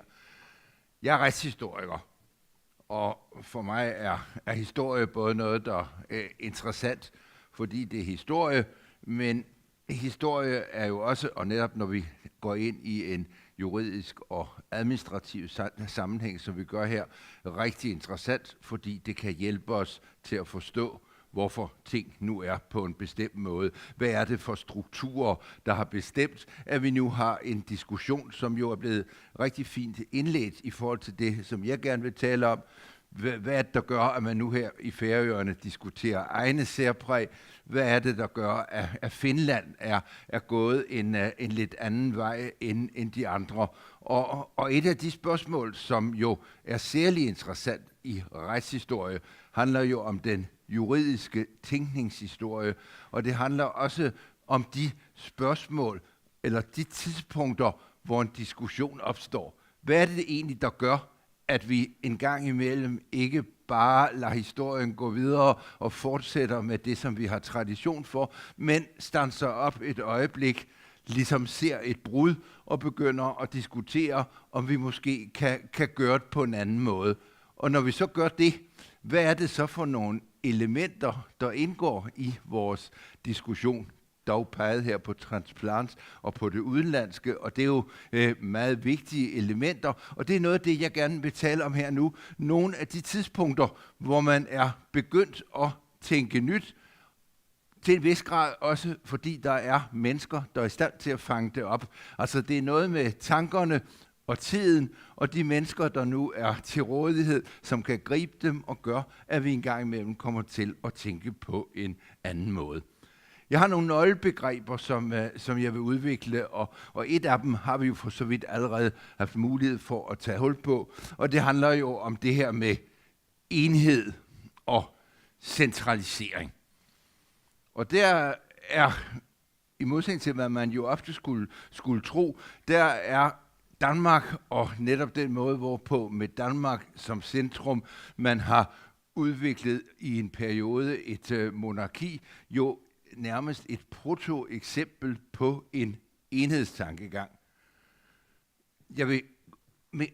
Hvis vi skal forstå forskellen mellem Danmark, Finland og mange andre lande, så er det efter mine begreber meget vigtigt, og det er der, jeg vil begynde, så er det vigtigt at holde sig til konsolideringen af den danske enevælde. Jeg mener, et af de elementer, som har ganske særlig betydning for den måde, hvorpå man tænker i Danmark, det er i virkeligheden, at man i mere end 150 år fra 1661 og helt frem til 1848 havde et enevældigt styre, der ligesom lagde en dyne over, hvad man egentlig kunne diskutere, og udvikling af institutioner, at den tankegang, at ting altså skulle ensrettes og passes ind under en konge, er meget vigtig. Enevælden indledtes jo retligt med etableringen af nogle institutioner, der stadigvæk har betydning. 1661 etablerede man en højesteret, og det karakteristiske for den højesteret, når vi netop ser det i forhold til enheden, var jo, at den blev gradvis en højesteret i et faktisk ret stort imperium. Vi bruger under tiden ordet en konglomeratstat, og det er et ret godt ord at bruge til at forstå det danske enevældige monarki, fordi det der med konglomeratet, deri ligger jo, at de forskellige dele, som man skulle samle som en enhed, faktisk havde deres egne særpræg, kunne have udviklet sig på en anden måde, hvis de nu ikke lige var kommet ind i dette monarki, der havde lagt en spændetrøje for udviklingen af egne institutioner. Og opgaven blev så altså netop at finde en samlet løsning. Og retligt set har det jo været karakteristisk, at den danske højesteret var løsningen. Og historisk ja, så kender vi det jo godt, ikke? Altså så fra gammel tid havde man Danmark og Norge fra 1380, 1670'erne får man de første kolonier i Karibien. Færøerne hylder selvstændigt den danske konge i 1662 er med. Med Norge har man også Island og Grønland med. Så er der noget på Trankebar, en periode har man Maldiverne, og man har også man har også noget på Guldkysten. Og fra alle disse steder blev regeret efter dansk ret, efter dansk lov, danske embedsmænd på dansk, sådan at man måtte oversætte, og i princippet kunne alle retssager og tvister, der opstod, ende i den danske højesteret, og alle konflikter, som ikke havde karakter af at være retlige, men som var øvrighedskonflikter, ja, de kunne ende i et kancelli. Og derfor bliver jo også 2 ord meget vigtige, og som er dem, vi skal kigge på, nemlig altså noget, der hedder noget med domstole og ret, og noget, der hedder noget med øvrighed. For når man har et så stort monarki, bliver jo selvfølgelig øvrighedsmyndighed meget vigtigt. Det skal jo hænge sammen. Det kræver magt, og det kræver øvrighed. Domstolen er jo på sin vis de mindre vigtige dele af det i forhold til øvrighedsmyndigheden. Og derfor er det jo også den spændende diskussion, vi har nu, bliver jo netop den med spændingen forholdet mellem domstole og øvrighedsmyndigheder, fordi vi har, hvis vi ser på den danske historie, har vi jo traditionelt en stærk stat, en stærk øvrighed og en tradition for en stærk øvrighed, mens domstolene er langt mindre stærke, og sammenligner vi dem for eksempel netop med det svenske og det finske system, jo først langt senere er sådan blevet et rigtig sammenhængende system. Der er en højesteret for oven, men egentlig er det ganske løs struktur, der har præget de danske domstole op gennem historien. Så altså, nummer 1 er det her med enheden og opbygningen af en stat, der hænger sammen med sin samme ret og den samme øvrighed og den samme form for øvrighed, der går igen. Det andet, som jeg nævnte, det var det her med Spanien, og det vil jeg bare lige kort sige, at det er ikke bare sådan noget, fordi hvis man går ind på Det Kongelige Bibliotek og kigger i bogsamlingen, så er det faktisk sådan, at det har man en af Europas største samlinger uden for Spanien af spansk litteratur om statsret. Hvis nogen er interesseret i statsret og statsrettens historie, så er Spanien jo et fantastisk land, fordi de spanske erobringer af kolonier og også hele historien om konsolideringen op gennem 1600-årene gav anledning til en meget righoldig litteratur. Altså længe før englænderne har altså jo næsten ikke skrevet om kolonialisme og sådan noget, men altså det var jo et issue i Spanien at skrive om, havde man lov til overhovedet at erobre andre lande, hvilke grundsætninger skulle der gælde, og hvordan hang sådan et monarki sammen. Så Spanien er jo sådan set modellen, og også statsret tænkningsmæssigt, modellen for, hvordan man diskuterer hvordan sammenhængskraften i et sådan stort land. Arven fra det, og så går vi et skridt videre. En vigtig arv for det bliver jo udmøntet i det, vi kalder for kongeloven fra 1665. Den glemmer vi nogle gange, den var jo oprindeligt slet ikke offentliggjort, men det var jo den måde, hvorpå den danske enevælde, i modsætning til enevælder i det øvrige Europa, skærpte sig selv et legitimitetsgrundlag, at man fik, og det var ham, der hed Peter Schumacher, senere Griffenfeld, der Frederik III blev bedt om at skrive det, og han skrev jo et af de mest fantastiske, i virkeligheden også i en europæisk sammenhæng, statsretlige dokumenter, blandt andet med citater fra spansk og italiensk og latin og anden sammenhæng. Altså her har vi et meget, meget fint eksempel på transplantation, hvordan altså den danske enevælde byggede på en tradition, skabte sin egen lov, som hed Lex Regia, egentlig bygget på tanken om, at retten var overdraget. Og kommer vi til det her med øvrighed og domstole, så skal vi kigge i denne lovs artikel 4. Og det er egentlig, altså set i vores sammenhæng, den helt centrale artikel i den her kongelov. Det er nemlig den, at alle betjente, og det er det ord, man bruger, det er nøgleordet her for at forstå øvrigheden. Øvrighed udøves ved hjælp af betjente. Kongen har nogle hjælpere. Nogle kan være retsbetjente, nogle kan være øvrighedsbetjente, men altså ordet er betjente betjeninger. Og disse betjente udleder så deres magt fra kongen, ligesom kongen udleder sin ret videre op, som er en kilde. Men der sondres ikke, og det er meget vigtigt i kongeloven, kongeloven laver ikke en adskillelse mellem øvrighedsmyndighed og dømmende myndighed. Der er kun betjente, så det er alle betjente, og alt udledes fra kongen. Så vi har altså ikke en meget stærk tradition for at tænke i disse baner, for kongelovens udgangspunkt, det er egentlig, at kongen har al myndighed og al betjening. Et par år efter 1683 kommer der jo så et andet lovgivningskompleks, som er meget afgørende for den her enhedstanke, og det er jo danske lov og norske lov. Og der har jo været en vis tradition for norske lov, og herunder også det færøske med Sauderbrevet og alt det her, havde sine egne særpræg. Men med den danske og den norske lov sker der jo en meget betydelig tilpasning, fordi den norske lov i det store hele bliver en kopi af den danske lov, og kun relativt lidt af den oprindelige norske lov, som særpræg bliver medtaget. Så der kan vi sige, her ser vi faktisk det første forsøg, man vil sige tromlingsforsøg på den danske enevælde, med henblik på særenheder, der kunne være i andre dele af riget. Og læser man i fortalen, så står der jo også det der, at ligesom der er én Gud og én konge og et rige, så skal man også have én lov. Ikke? Altså én igen. Det der med én, det er altså et nøgletal for at forstå den måde, det danske monarki er udviklet på. Det her med én og centraliseringen, holde konglomeratstaten samlet under de samme myndigheder, og med brugen altså af de samme betjente. Ikke? De betjente, det er det, som er.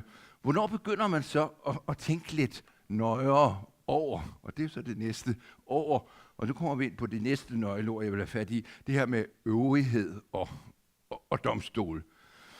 Det gør man jo i slutningen af 1800, og nu kommer vi jo ind her igen i noget meget vigtigt med transplants, fordi der er jo to kulturer, eller to ting, eller virkelig kommer vi ind på 3 eksempler faktisk på transplants-tænkning. Det første vil jeg jo sige, det er den spanske tænkning og den spanske statsretlige tænkning i 1600-årene, som er med til at cementere den her enhedsopfattelse. Det næste eksempel, jeg vil nævne på, hvordan altså fremmedtænkning og ny diskussion opstår, og som er med til at forme og pege videre inden for det her område med øvrighed domstol, det er i midten af 1700-årene. Og det afgørende navn her, det er jo Montesquieu, og det er den bog, der hedder Om lovenes ånd, og det er jo det kapitel i den lovenes ånd, som her kommer til at spille noget. Altså lovenes ånd handler jo slet ikke, som man tror, om magtfordeling. Lovenes ånd handler jo om love. Det er derfor, den hedder lovenes ånd. Og den går jo faktisk ud på noget af det, som vi synes er rigtig spændende her. Fordi den går ud på, at love bør gives sådan, at de er overensstemmelse med særpræget. Så Baldur kunne jo næsten have Montesquieu altså som forbilledet her, ikke sandt? Altså når man lovgiver og laver regler, så skal man jo kigge på de lokale forhold. Der var noget, der hed naturret dengang, så var almengyldige normer, men det vigtige for Montesquieu var jo at sige, jo, der er almengyldige normer, men det er ikke det samme som, at man altid skal bruge dem, når man konkret skal lovgive. Han udviklede det udtryk, der hedder en lovgivningskunst, som bliver noget, der bliver vigtigt i 1700-årene.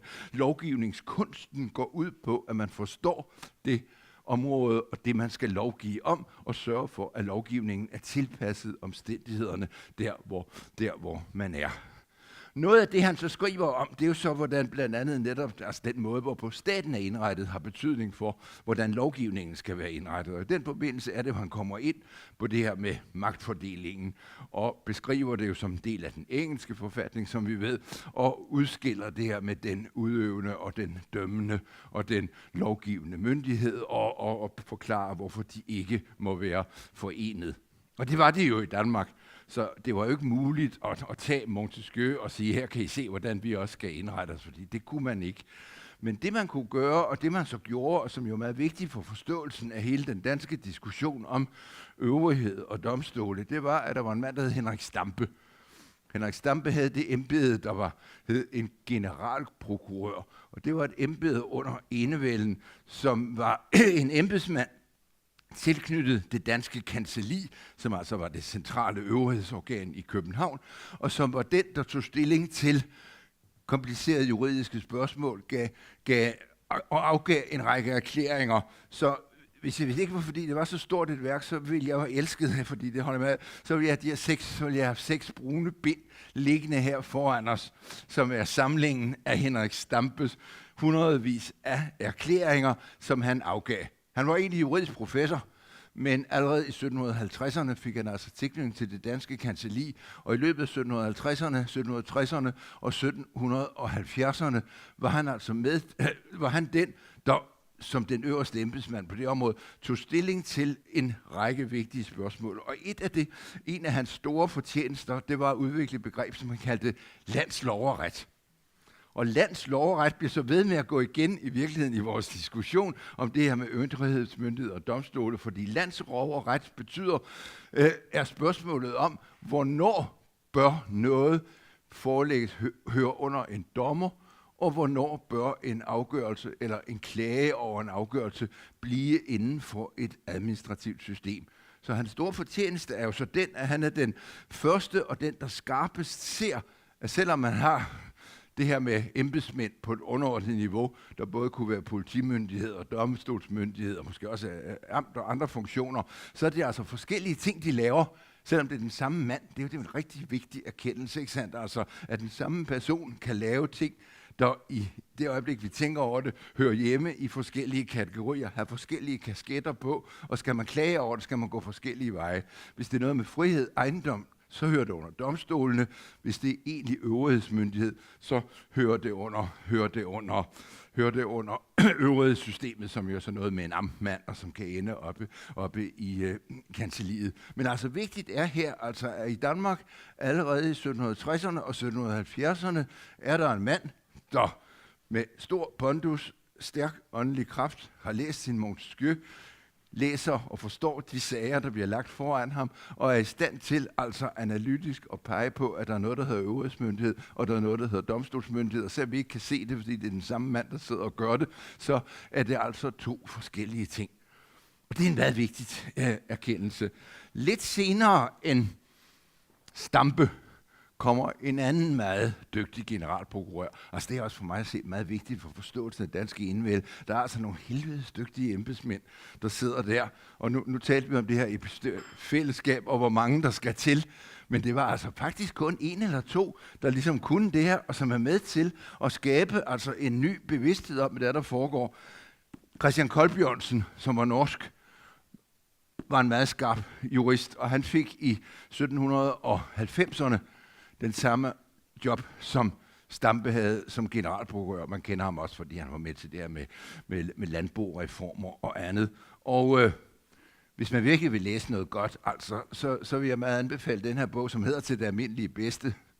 Og det er den altså også stadigvæk, fordi det er en samling af, som jeg sammen med nogle andre har lavet for længe siden faktisk, af Kolbjørnsens erklæringer over lovgivningsspørgsmål. Og det, der er så interessant, når vi kommer ind her, det er, at den franske tradition fortsætter. Altså Stampe er inspireret af Montesquieu, og når vi så kommer herop til Kolbjørnsen, så er det en ny del af det franske, der inspirerer, fordi Kolbjørnsen er jo generalprokurør under den franske revolution. Og det tænker vi ikke altid over, men altså den franske revolution er jo ikke bare en afskaffelse af kongedømmet. Det er jo opgør selvfølgelig med en adelskultur. Det er et opgør også med en domstolskultur, man ikke havde tillid til, fordi man kunne købe dommere, og betyder jo så en meget stærk styrkelse også af øvrighedsmyndigheden. Og det giver sig jo udslag i en række i lovgivning under den franske revolution, og er jo med til at forberede det, der så bliver Frankrig i virkeligheden jo, og som vi også i dag måske i høj grad identificerer Frankrig med, nemlig et land med en meget stærk forvaltningsuddannelse og en meget stærk forvaltning. Og det begynder allerede i 1790'erne, og man diskuterer i 1790'ernes Frankrig, hvad er forholdet mellem domstole og forvaltning, og udgangspunktet er det, at domstolen skal ikke blande sig i, hvad forvaltningen laver. Og den overtager Kolbjørnsen fuldstændig. Og hvis I kan huske jeres forvaltningshistorie, så kan I huske, at i 1795 kommer der jo et vigtigt instruks til den københavnske magistrat, altså borgmesteren og øvrigheden, der hedder magistratsinstruksen. Og i den instruks står der jo det her med, at domstolene skal sådan set ikke blande sig i, hvad forvaltningen foretager sig, at det skal holdes ude for hinanden. Og forfatteren af den instruks, det er Kolbjørnsen. Og Vi har bevaret, og dem kan man også læse her, forarbejderne til det.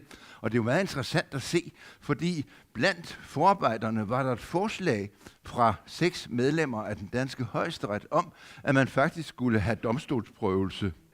Nærmest et forslag i retning af forvaltningsdomstol, hvor domstolene skulle være ind og være med til at forme noget.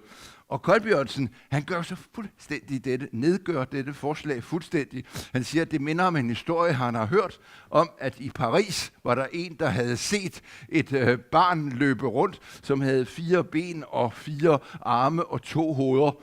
Er det sådan noget, vi vil have i Danmark? Altså, man kan forestille sig noget tohovedet. Hvordan kan man forestille sig en suveræn stat og en monark og en øvrighed, hvis den pludselig skulle underkastes, hvis dens afgørelser skulle underkastes domstolene? Hvem er så egentlig i spidsen? Og jeg er jo nok tilbøjelig til at tro, altså, at det er jo der har været en af de ting, der i høj grad har præget hele opfattelsen af forvaltningsdomstolen og hele ideen om forholdet mellem domstole og øvrighed, at Colbjørnsen ikke kunne lide højesteret, men gik ind for kancelliet og gik ind for øvrige myndighed, og altså med disse meget stærke billeder slog fast, at det ikke kunne være domstolens opgave at gå ind og prøve øvrighedsmyndighedens grænser. Så vi har altså i Danmark altså ikke bare rent faktisk en meget stærk øvrighed. Der er altså også blandt dem, der virkelig udtaler sig om det, og som er meget skarpe jurister, er der jo altså en helt klar opbakning om øvrighedsmyndighed, og med Colbjørnsen jo altså virkelig helt centralt placeret også som i en ledelsesposition, hvor han slår fast, at domstolene skal ikke blande sig i det her. Nu var domstolen jo heller ikke så stærke på det tidspunkt, og underretterne var jo ikke særlig uddannede, men altså selv, om han forestillede sig, som man siger, at vi skulle tale om overretterne og højesteret, så mener han slet ikke, at deres opgave kunne være det. Og det leder så frem til mit næste, at det jeg har her i hånden her, jeg vil ikke sige, at det er en sensation, men det er lidt sjovt, fordi det er et værk, og det er skrevet af ham, der hedder Andreas Frederik Kriger. Han blev født i 1817, og han døde i 1892. Og mange vil kende ham. Han var jurist, var juridisk professor, var med i den grundlovgivende rigsforsamling, spillede en stor rolle, var en ledende nationalliberal og også en kulturskikkelse, vigtig skikkelse i dansk kultur, som havde skrevet breve sammen med skuespillerinden Johanne Louise Heiberg, havde en rolle.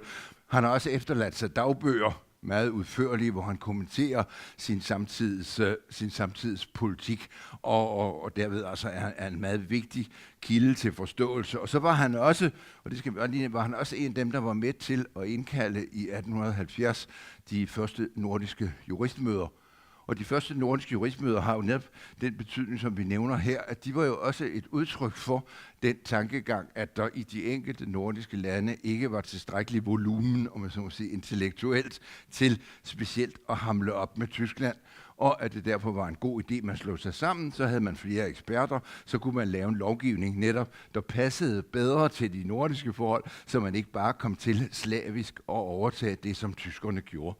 Men vigtigt er det jo også at forstå, at diskussionen om offentlig ret i begyndelsen af 1800-årene, og faktisk i løbet af hele 1800-årene, er jo dels i sin begyndelse, kan man sige, præget af det franske stærke øvrighedssynspunkt, som egentlig ikke bliver særligt diskuteret i Frankrig. Man udvikler jo Conseil d'État, og derfor dermed en form for prøvelse.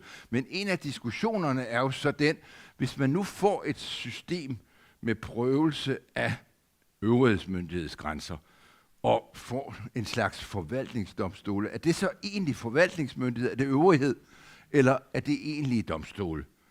Og der er det jo meget længe tanken, at også et prøvelsessystem skal i virkeligheden indarbejdes som en del af øvrigheden, fordi grundtanken er den, altså at øvrigheden har sine egne funktioner, og det er noget råd, hvis dommere begynder at blande sig i, hvad det er, øvrigheden foretager sig. Hvis man er interesseret i den diskussion, og det som jo efterhånden meget vidt omfang bliver en tysk diskussion, fordi man i de tyske stater efter den franske revolution begynder at blive mere liberal. Og det hører så med til at være liberal, at man tænker, hør, vi skal vist alligevel have lidt bolværk mod den meget stærke øvrighedsmyndighed. Så den er en liberal tankegang, og det er Krieger også, han er det, der hedder nationalliberal. Ikke? For ham bliver det også en tankegang, ikke? At der skal være en eller anden form for prøvelse, som ligger hos domstolene. Er man konservativ, så står man for øvrigheden.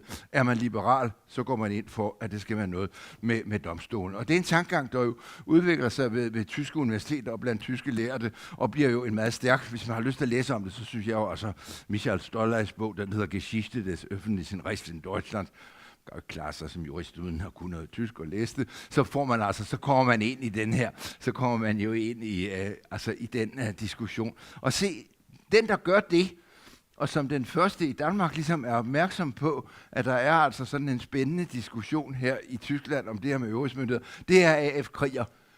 Han bliver jurist som 20-årig i 1937, og året efter udskriver man det, der hedder en guldmedaljeafhandling, altså det er noget, universiteterne gør. Man laver en opgave, som man udskriver, så kan man svare på den, ikke sandt? Og det, man ønsker, er så en undersøgelse netop det her spørgsmålet om, hvordan forholdet er mellem øvrighed og domstole og ansvar for øvrighedsmyndigheder. Og som 21 eller som 22-årig er han så færdig. Så 22-årig så udsender Krieger den her afhandling ind, hvori han undersøger både med et retsfilosofisk udgangspunkt, altså hele forholdet mellem øvrighed og domstole, og så går ind i en undersøgelse af, hvordan er det egentlig i Danmark, og hvad er egentlig den tyske diskussion. Og han har så fat i nogle af de vigtigste, måske en af de vigtigste tænkere der, det er en mand, der hedder Mittermeier, som også bliver som er et af de store tidlige ikoner i tysk statsret, som oprindeligt går ind for domstolsprøvelse af forvaltningsafgørelser, men som så til Kriegers store skuffelse efterhånden bliver lidt mere konservativ. Så Kriegers nationalliberale udgangspunkt i den her bog, det er jo altså en diskussion meget med disse tyske forskere, der går ind for en form for prøvelse af forvaltningen og diskuterer deres argumenter. Men det, som er vigtigt at holde fast i, altså dels er det jo det her, har vi igen transplantationen, nu er det den tyske statsret og den tyske statsretsdiskussion, der er relevant, fordi vi er ved at komme ind i, fordi det danske samfund og vores diskussion i Danmark om nationalliberale minder meget mere end diskussionen i Frankrig, som er jo nogle helt andre diskussioner, om man skal fortsætte med bonapartisme, eller hvordan man skal indrette det franske parlament, og ikke den tyske er meget mere relevant, fordi den handler også om det, skal vi have en grundlov, hvordan skal den se ud, og sådan nogle ting, og hvad skal der ind der.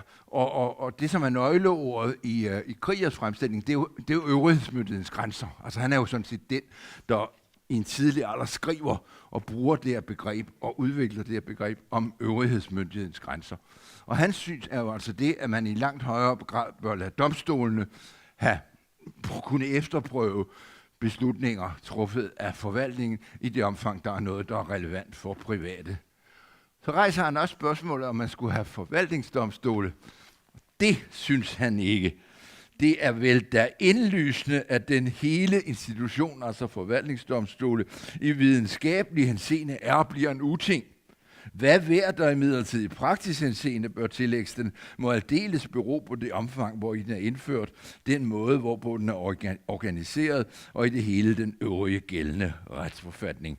I den henseende bemærkes, at dommen af det naturligvis må faldes forskelligt ud efter forskelligheden af de grundsætninger, hvorfra man går ud med hensyn til forholdet mellem domstole og øvrighed. Men altså igen ser vi altså dette, at når en fremtrædende dansk jurist går ind i en diskussion om prøvelse af forvaltningen, så sker der altså et ryg.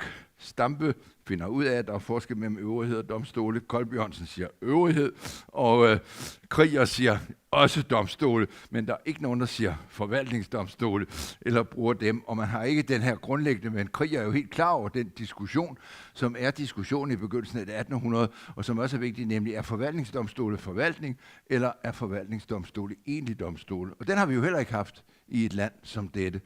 Så det er jo det, som vil være min pointe her nu, med denne historiske baggrund, det er jo at sige, at vi skal egentlig ikke så langt tilbage, og selvom det er et lille land og få jurister, så er jo faktisk de helt grundlæggende spørgsmål omkring øvrighed og prøvelse af øvrighedsmyndighedens grænser og hvilke institutioner, der kommer i spil, dem har der jo faktisk taget stilling til Det er jo ikke sådan, at vi ikke har haft at de ikke er kommet op. Det var ikke rigtig endt med noget, fordi der ikke har været en egentlig, og det tror jeg, at det som Baldur siger om Færøerne, altså det epistemologiske fællesskab har ikke været stort nok. Altså, der er ikke kommet en rigtig diskussion om det. Den grundlovgivende rigsforsamling var ikke et godt forum til at diskutere juridisk mere intrikate spørgsmål, og fordi der var jo krig, og der var så meget andet, så det blev ikke så meget. Og i løbet af slutningen af 1800-årene, da man altså får forvaltningsdomstole efterhånden i Tyskland, så er diskussionen ikke aktuel mere i Danmark, så er der ikke nogen, der tager den diskussion op. Men altså, og det er kernen. Diskussionerne har været der. Vi har faktisk rigtig gode analyser af de her grundlige bøger. Så historien kan altså her i meget høj grad hjælpe os til, synes jeg, at vise, at vi har sådan set de analytiske redskaber. Vi ved også, hvor det er, vi skal kigge hen.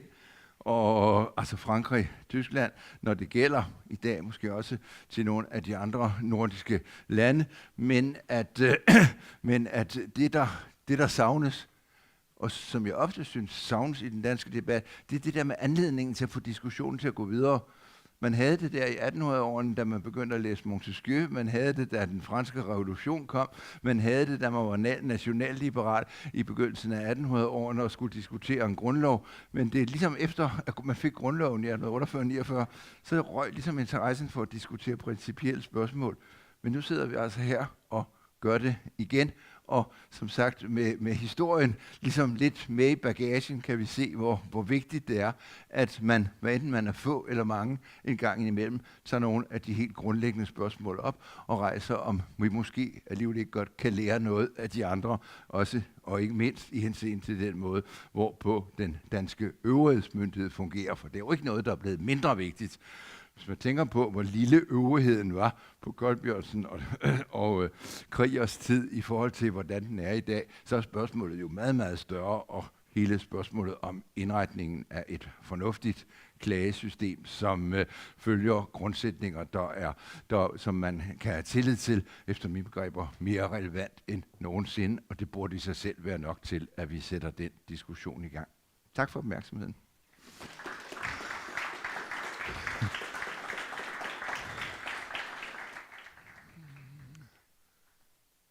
Ja, jeg har et spørgsmål. Eller, Ja. Kan I høre mig? Mange tak for. Der er helt sikkert mange spørgsmål.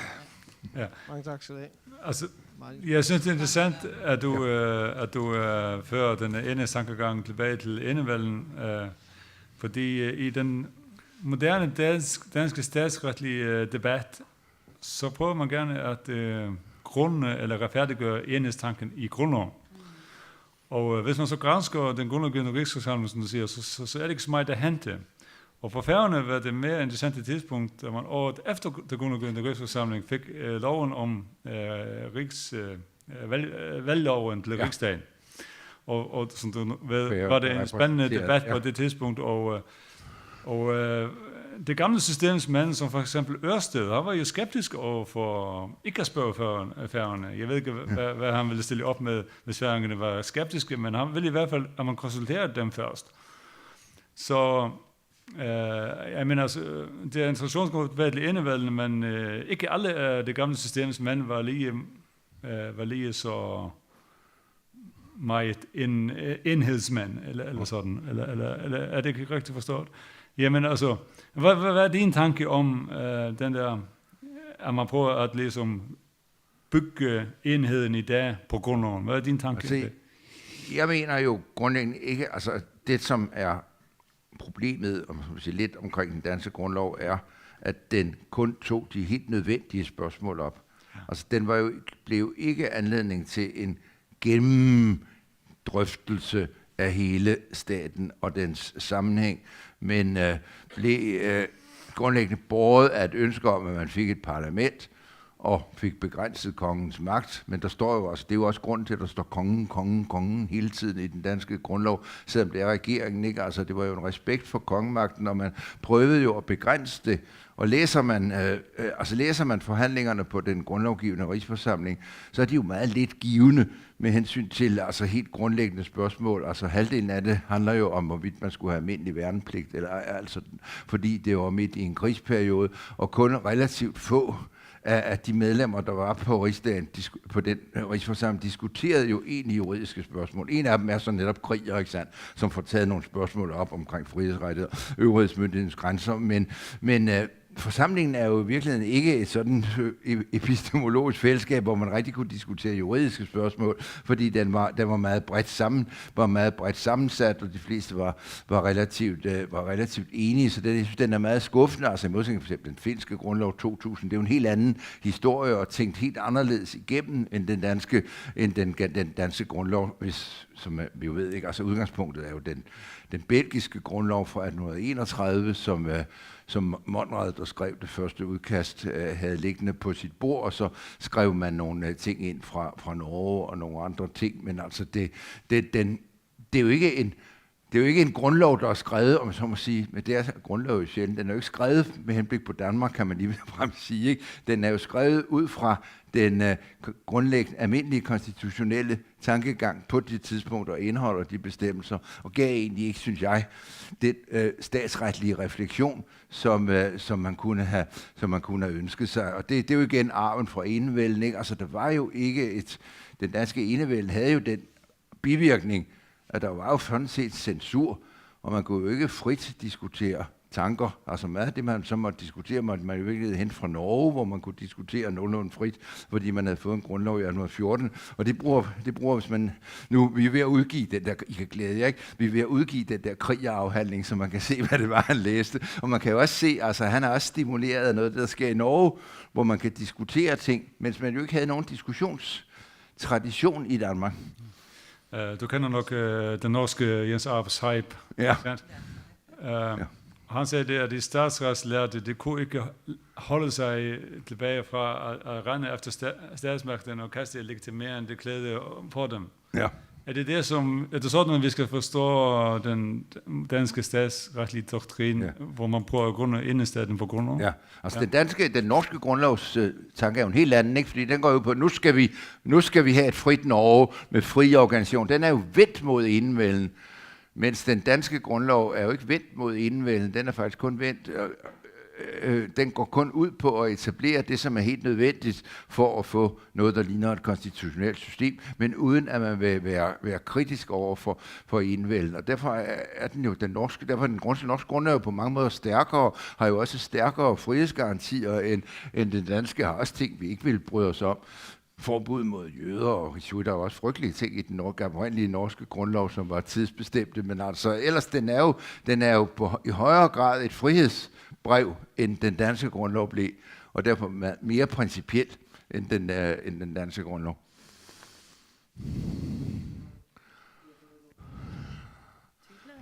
Jag är lite besviken när du stoppar med 1800-talet. Alltså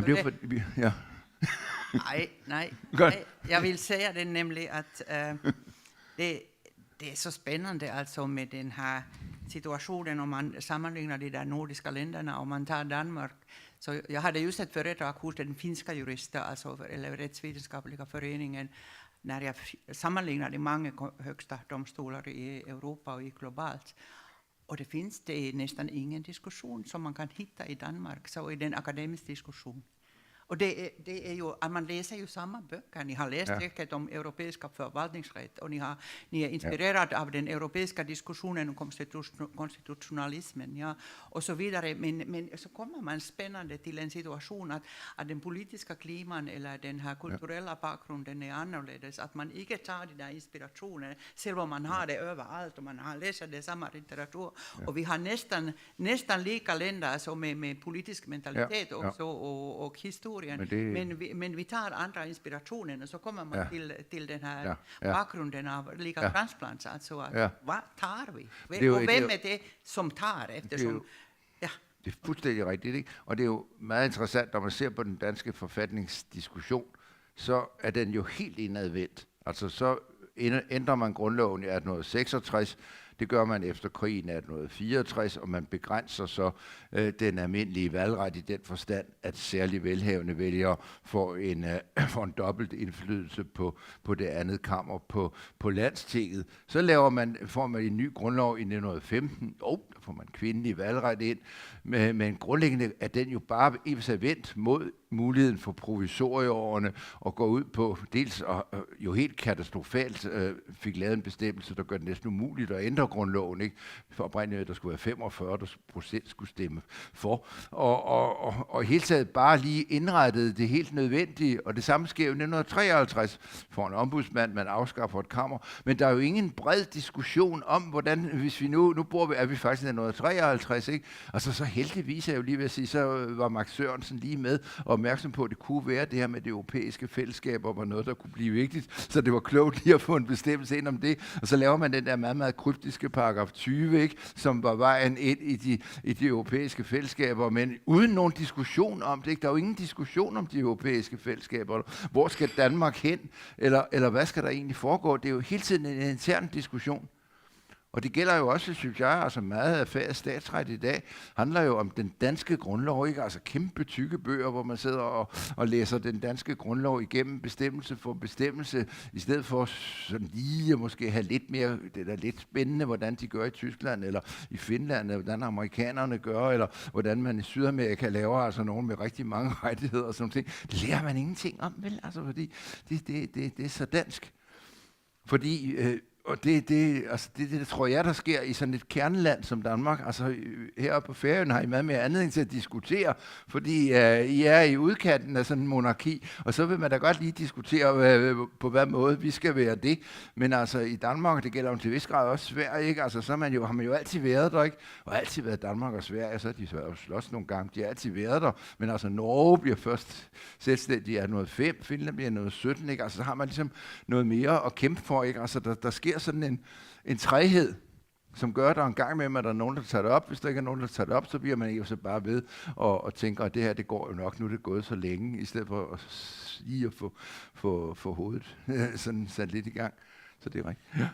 Lige 2 observationer eller nuancer til billedet der. Altså det, som du udtrykker her, synes jeg jo er jo nærmest en opfattelse af, at vi i Danmark indtil 1849 har været underlagt en totalitarisme, altså en fuldstændig enevældig stat, og at den stadigvæk trækker skygger ind over den måde, som man har debatter på. Ja. Og så lige en enkelt nuance til det, i forhold til den her totalt centraliserede stat. Vi har en totalt centraliseret stat, men Højesteret, den danske generalistdomstol Højesteret, opnår en meget stor selvstændighed i løbet af 1800-tallet i forhold til resten af kancelliet eller centraladministrationen. Men med den meget væsentlige, hvad kan vi sige, med det væsentlige at tage med i den forbindelse er, at lige netop når det handler om prøvelse af øvrighedsmyndighed, der er der ikke nogen selvstændighed fra Højesterets side, men de har dog en uafhængig højesteret, næsten uafhængig højesteret, på tidspunktet for 1849-grundloven. Ja.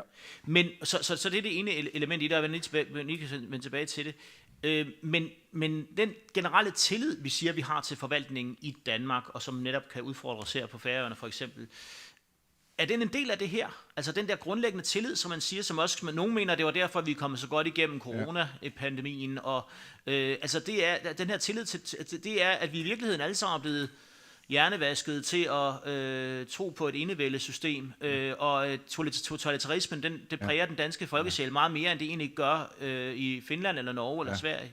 Altså det er jo et kæmpe interessant spørgsmål, og altså det danske forvaltning er jo på en eller anden måde interessant, hvis vi begynder med forvaltningen. Altså den er jo interessant på den måde, at den var jo op gennem 1700-årene, var den jo, kan man sige, var den jo adelsstyret, men også borgerligt, fordi der var borgerlige, der gjorde karriere, men jo faktisk ret meritokratisk i den forstand, at de mennesker, der kom ind, var faktisk dygtige. Altså, det var ikke jubelidioter, som kongen udpegede. Det samme gælder jo sådan set Højesteret, ikke? Altså, det er jo karakteristisk for enevælden, at den i de vigtige stillinger ikke udpeger idioter. Så man har ikke den der, man kunne ikke købe sig til stillingerne, og man fik dem heller ikke, hvis man ikke kunne. Altså der var en rimelig meritokratisk, og det bliver jo stærkt meget styrket i begyndelsen af 1800-årene.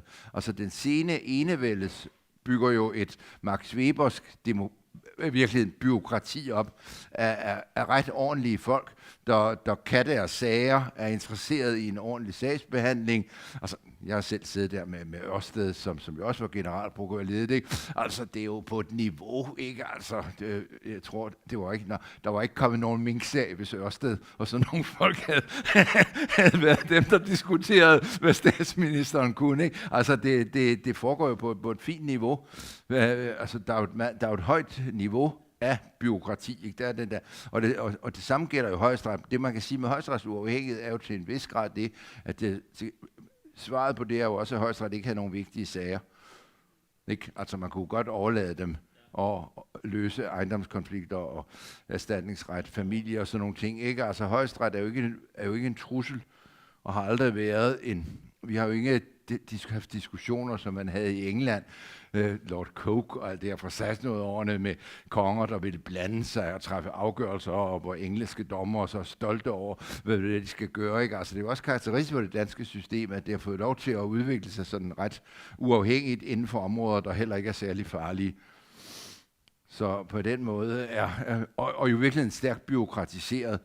Det er jo også karakteristisk. Det er jo nogle af den samme type mennesker, der bliver dommere, og som kommer i forvaltningen, ikke? Eller så gjorde det i hvert fald igennem hele 1800-årene. Der er ikke meget en forskel i typerne. Så på den måde bliver det jo også, tror jeg også, det er også en del af forståelsen af kontinuiteten. Det er, at de mennesker, der kommer ind og sidder i de der stillinger, er ikke stærkt innovative personer, men altså mennesker, der passer godt ind i et system. Både i sådan en ret, hvor man sidder hele dagen og lytter på en sag, ikke sandt? Eller sidder og skriver meget, meget grundigt om, hvordan sagen skal behandles. Og der er jo så først, altså der vil jeg jo mene, at vi skal helt frem til noget 30'erne, før der rigtig sker noget i den danske forvaltning. Ikke? Så kommer der folk med en cand. Polito-uddannelse ind, som er socialdemokrater, som har idéer om, at staten skal være en velfærdsstat, og der skal ske noget og gøres noget. Men det er faktisk det helt store brud i dansk forvaltningstradition. Det kommer i mellemkrigsårene.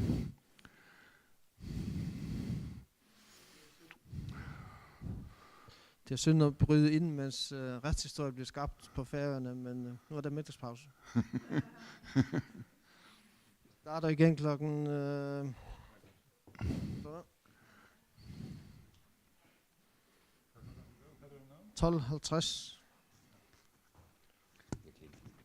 Nej, det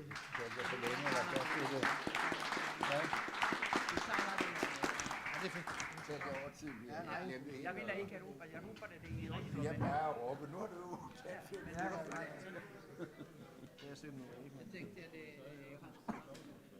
vi var i Oslo i videnskabernes selskab, og så råbte jeg til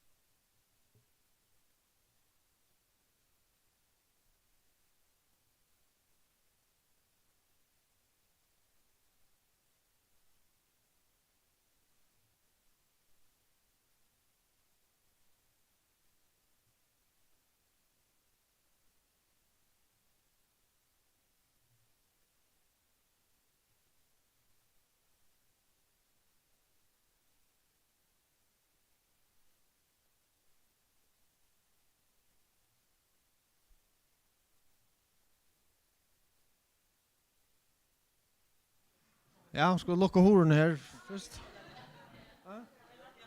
Her?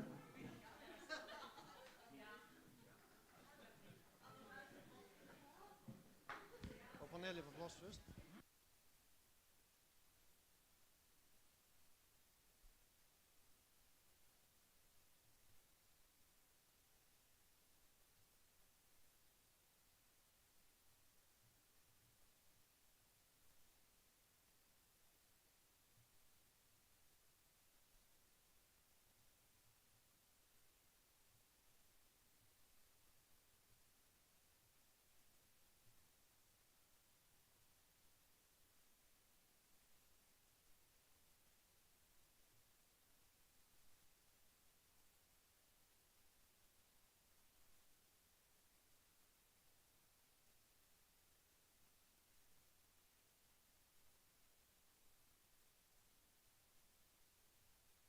Værsgo, Frederik Våge fra Syddansk Universitet.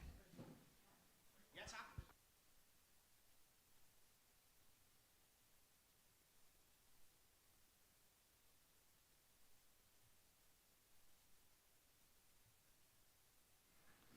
Sådan, så skulle lyden fungere. Jeg skal tale om meget i forlængelse af Ditlev Tams indlæg om hvad der er grunden til, at vi har det system, vi har i Danmark i forhold til prøvelse, som i høj grad jo er et, hvad kan man kalde det, et surrogat for et domstolssystem, som Pia kom ind på tidligere, eksisterer i Finland. Og det passer sådan set meget nøjagtigt kronologisk med der, hvor Ditlev sluttede lige før vores frokostpause. Her ser I en oversigt over forekomsten af ordet Rechtsstaat i tysk litteratur i perioden 1800 til 2000. Det er Google Ngram Viewer, som er sådan en meget sjov oversigt, man kan more sig med og gå ind og se på Google, i det de har indskattet en meget, meget stor mængde af tysk litteratur. Det interessante er, at hvis vi ser her, altså Ditlev Tam kom ind på Mittermeier og nogle andre diskussioner, der er i 1800 og i starten af 1800-tallet, op til perioden op til 1840, hvor Krieger, som man nævner også, men der er en meget omfattende diskussion i tysk retsteori omkring skabelsen af den ideelle retsstat i hele 1800-tallet, og det kulminerer sådan set lige præcis omkring 1860'erne på det tidspunkt, hvor man opretter forvaltningsdomstolssystemet i Tyskland. Og der kan vi se det, der, altså imellem 1860 og 1880, der er der en meget stor koncentration af brugen af ordet retsstat i tysk litteratur, og det falder. Og så stiger det så igen fra 1920'erne frem, og så er det ret fald fra 1933 og efter Hitlers magtovertagelse. Så sådan kan man altså more sig nogle gange med at finde nogle enkelte ord. Det eneste, jeg bare ønsker at illustrere her, er, at der var en meget massiv diskussion, og det bekræfter den juridiske litteratur, der var en meget massiv diskussion i tysk retsteori om skabelsen af den ideelle retsstat i midten af 1800-tallet. I Frankrig der opretter man en Conseil d'État, som man kan sige er en statsforvaltningsdomstol, som bliver en regulær og uafhængig forvaltningsdomstol fra 1872. Og i Tyskland der opretter man de første forvaltningsdomstole i 1863, og i Sverige der oprettes regeringsretten i 1909, og vi har fået en fin beskrivelse allerede af situationen i Finland. Bare lige for at sige, hvor vi er hen tidsmæssigt i forhold til oprettelsen af forvaltningsdomstolene. Vestlige stater de var oprindeligt immune over for søgsmål. Det er præcis den enevældestankegang, som beskrevet, som kommer til udtryk også i magistratinstruksen fra 1795. Det, der sker i perioden efterfølgende, og for Danmark så først fra 1849 og derefter, det er, at man opløser statsmagtens immunitet. Og i Danmark så overlader man en opgave omkring prøvelse af udøvelsesmyndighed til de almindelige domstole, men med opløsning af statens immunitet i Tyskland, der satte den tyske retsvidenskab sådan set fra midten af 1800-tallet navnlig, og nu er det blevet redegjort for os perioden før, jeg koncentrerer mig primært om den periode, der kom efter her, efter 1800-tallet, man satte alle kræfter ind på at konstruere den ideelle retsstat. Og de har bestræbt sig, de påvirker også lovgiverne. I modsætning til i de tyske stater, så var der i realiteten ikke nogen retsvidenskabelig diskussion om udviklingen af retsstaten i den danske retsteori på det offentligretlige område og hos danske lovgivere. I modsætning til for eksempel i Frankrig og i Tyskland og Sverige, der opretter man ikke nye institutioner til behandling af de her offentligretlige tvister.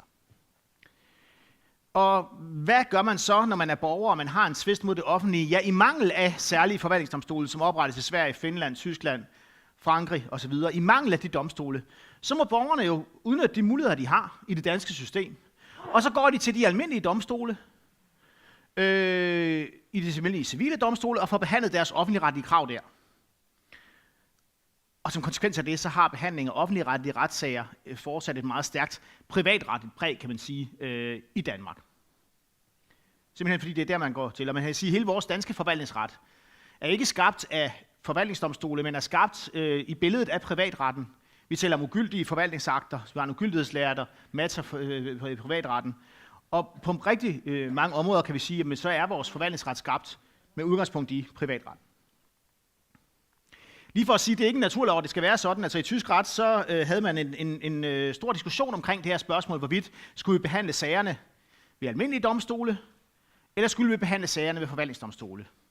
Og her ved perioden efter, den periode, som Dieter kom ind på før, der er en diskussion i 1850'erne i Tyskland, opgør omkring retsstatens organisering i tysk ret. Og man kan sige, at der er to grundopfattelser. For det første har vi Rudolf von Kleist opfattelse. Mange skal sige, at Rudolf von Kleist han er simpelthen faderen til i hvert fald de moderne forvaltningsdomstole i Tyskland. Meget stærk tysk teoretiker. Han siger, at offentlig ret, det er væsentligt forskelligt fra privatretten. Og den offentlige ret, den skal i modsætning til privatretten indeholde en normativ regulering af embedsværket. Og så taler han om, at der skal oprettes forvaltningsdomstole. Der er tilstrækkelige kompetencer til at håndtere de særlige forhold, som gælder inden for den offentlige ret. Og i 1875, der siger Kleist, et referat fra den tyske juristdag, han siger, forhandlingsprincippet, som er det her princip, vi jo hylder i dansk ret i meget høj grad, hvor det er to private advokater, der fremlægger en sag for den uvildige dommer. Forhandlingsprincippet, det er ikke anvendelige i forvaltningsretlige sager, siger han simpelthen. I forvaltningsretten, der handler det om at skabe en objektiv retsorden, som må håndhæves uafhængig af, hvad parterne kræver. Og undersøgelsesprincippet, eller undersøgelsesmaksimen, det kan udledes af den offentlige rets natur, siger han. Den måde at undersøge sager på, som man gør ved forvaltningsdomstole, men en officiel maksime, det ligger simpelthen i det at behandle offentligretlige sager. Og han kommer og udtrykker det ene udgangspunkt i tysk retsteori i 1860'erne, på det tidspunkt, hvor forvaltningsdomstolene blev oprettet. Han har en modsætning, og det er jo Otto Baer, en anden tysk teoretiker, fordi hans udgangspunkt er sådan set det danske udgangspunkt i dag. Han siger, at i forhold til retsstatens beskyttelse af borgere, der gælder der ikke nogen modsætning mellem privatretten og den offentlige ret.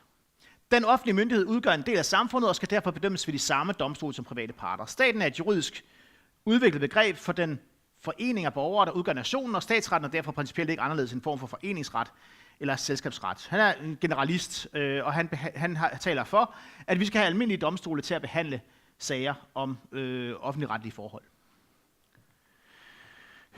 Forvaltningsdomstolene, de var inspireret af den franske Conseil d'État, de forvaltningsdomstoler, der blev oprettet i Tyskland, og de blev legitimeret i von Kleists retsstatsforståelse. Og de her forvaltningsdomstole, der blev oprettet i Tyskland fra 1860'erne og frem, de anvender undersøgelsesprincippet. I Preussen, der oprettes der et forvaltningsdomstolssystem fra 1872, og en meget stor del af det nuværende Tyskland er altså underlagt forvaltningsdomstolen side 1872. Det interessante, fra et komparativt synspunkt, dansk synspunkt, det er, at der var en række nordtyske stater, herunder Hamburg og Bremen, som ikke oprettede forvaltningsdomstole i 1800-tallet, men som fulgte Otto Baers eksempel, og som overlod sagsbehandlingen til de almindelige domstole, indtil forvaltningsdomstole bliver gjort til et forfatningsretligt krav i hele Tyskland fra 1919, og der er en overgangsperiode her. En enkelt tysk delstat fortsat helt frem til 2. verdenskrig med at behandle offentligretlige sager ved de almindelige domstole, fuldstændig som vi gør i Danmark, gør på Færøerne. Efter 2. verdenskrig, der reorganiserer så det tyske forvaltningsdomstolssystem fortsat med en undersøgelsesmaksim som grundlag for sagsoplysning hele Vesttyskland, og fra 1990 så fra det genforenede Tyskland, og så har vi forvaltningsdomstolssystemet, som vi kender det i dag i Tyskland. Så det er lige for at følge os up to date i forhold til Tyskland, og lad os forlade Tyskland nu. Hvad er det, der karakteriserer forvaltningsdomstolene? De særlige karaktertræk ved en forvaltningsdomstol er, at retten i høj grad selv undersøger sagen. Dommerne, de har en specialistviden og kan typisk gå tættere på forvaltningens skøn. Den materielle sandhedsprincip gælder i princippet den måde at undersøge sager på, som vi kender fra strafferetten. Grundopfattelsen er den, at vi kan ikke anerkende, at man vil dømme en uskyldig i strafferetten. Og på samme måde som man siger, at man vil ikke anerkende, at man ikke kommer til bunds i sagsforholdet afhængig af, hvordan parterne præsenterer en sag. Dommeren har en selvstændig forpligtelse også der til at undersøge sagen, fordi nu handler det om et offentligt anliggende. Det er ofte en skriftlig proces, det er ofte en proces uden advokater, og så er det generelt måske også en billigere procesform, fordi at retsafgifter og andre forhold, som vi kender fra de almindelige civile domstole, de er mere begrænsede ved forvaltningsdomstolene.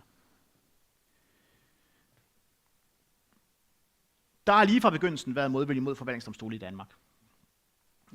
Og vi ser det sådan set på det tidspunkt, som det netop bliver nævnt, de nordiske juristmøder, der bliver oprettet fra slutningen af 1860'erne, og som er en pendant til de tyske juristdag, og hvor de diskuterer, altså det interessante er, nu nævner vi diskuterer faktisk ikke forvaltningsdomstol i Danmark, men Danmark bliver tvunget ind i at diskutere forvaltningsdomstolen, for der er interesse for det i Sverige, der er interesse for det i Finland sagtens, og der er interesse for det i de andre nordiske lande. Så derfor så, den her varme kartoffel, som hedder forvaltningsdomstol, den kan man ikke undgå at diskutere. Der er nogle andre nordiske lande, der synes, det er interessant at diskutere. Så det kommer på dagsordenen i 1875, og der har vi ganske få referater fra, men Henning Madsen, som jo var en hovedarkitekt bag provisorielovgivningen i slutningen af 1800-tallet, han udtaler sig stærkt kritisk mod forvaltningsdomstole.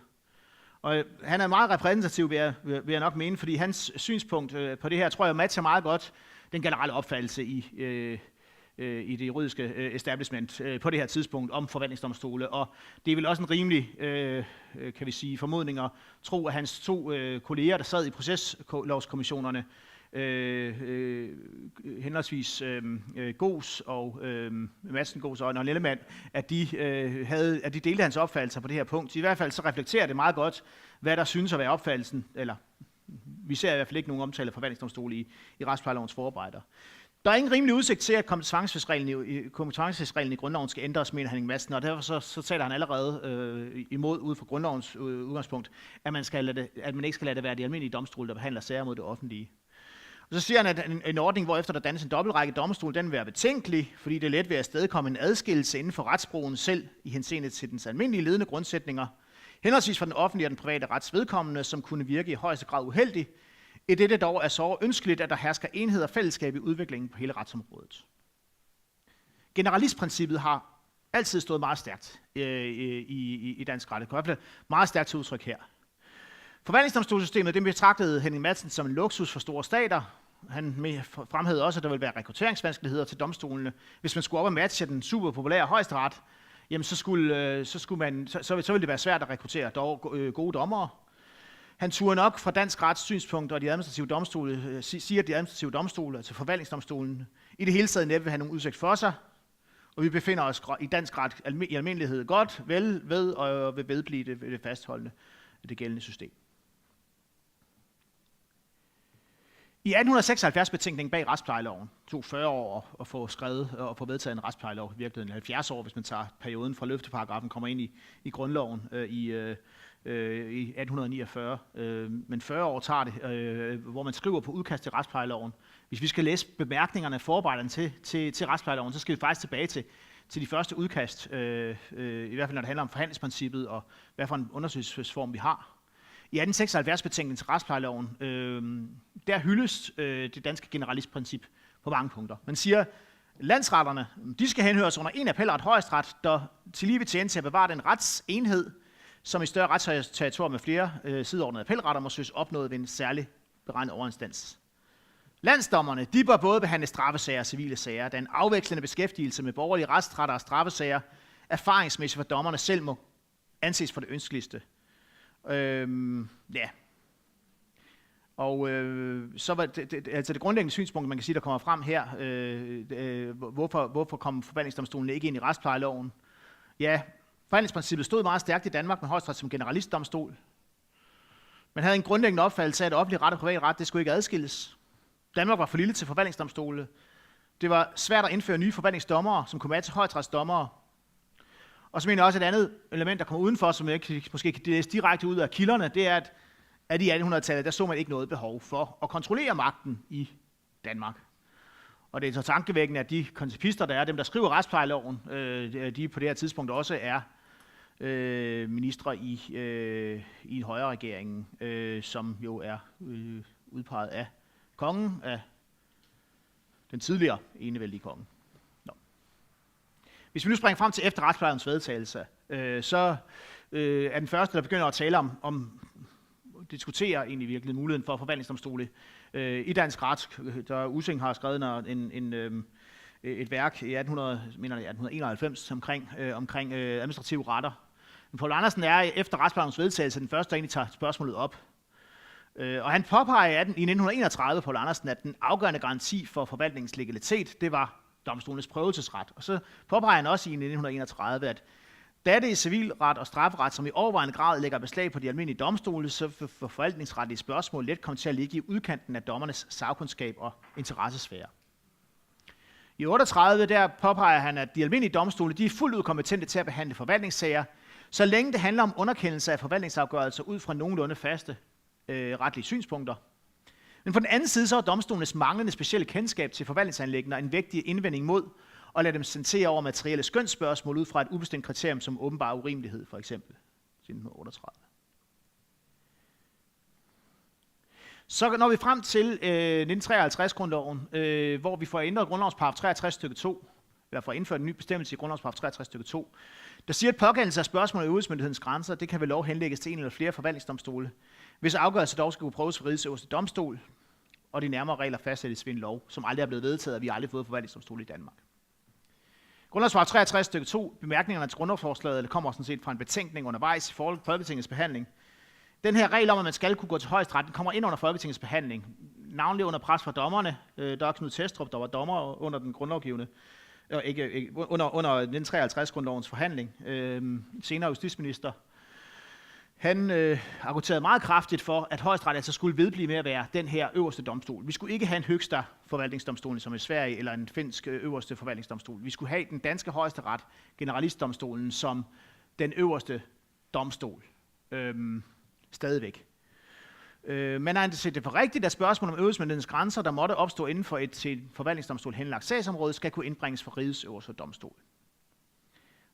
Det har i nogen grad måske spærret mulighederne for at oprette forvaltningsdomstole. Man kunne dog nok efter omstændighederne oprette forvaltningsdomstole både i Danmark, på Færøerne, på byretsniveau, på landsretsniveau, og så skulle man så gå til højesteret, hvor man kunne oprette en særlig afdeling af højesteret, hvis man virkelig ønskede at realisere et forvaltningsdomstolssystem. Så helt umuligt er det ikke, bortset fra at vi altså ikke kan have et parallelt system, som i Frankrig, eller i Tyskland, eller i Sverige, eller Finland. Det vil blive en anden form for forvaltningsdomstolssystem, hvor vores højesteret skulle være den øverste forvaltningsdomstol, hvis vi skulle indføre et sådan system efter den danske grundlov. Det temaet for mit oplæg i dag, det er surrogater for forvaltningsdomstole, og det er altså kan vi sige, da man ikke er kommet længere efter 1953, så er de idealer, de modsætninger, man har haft om at sikre domstolsborgerne en prøvelse, de er blevet realiseret på en anden måde. Grundlovsændringen her, den hjalp ikke på de offentlige retlige retssager. Poul Andersen var meget frustreret over den udvikling, som lovforslaget undergik, da det blev behandlet. Han påpegede også lige efter, at det mislykkedes at få indført en fuld ud pendant til det finske eller det svenske system, altså med en høgsta forvaltningsdomstolen for eksempel, at han mente ikke, at det oprindelige udkast, som man selv havde været med til at arbejde på, at det var simpelthen ikke tilstrækkeligt gennemarbejdet. Og Folketingets ombudsmand blev også indført i 1953, og ombudsmandsinstitutionen stjæler næsten al opmærksomhed under behandlingen i Folketinget omkring det her tidspunkt. Forfatningskommissionens og grundlovgivers opmærksomhed, den er ikke rettet mod en reform af behandling af de offentlige retlige sager, selvom de får skrevet det her ind.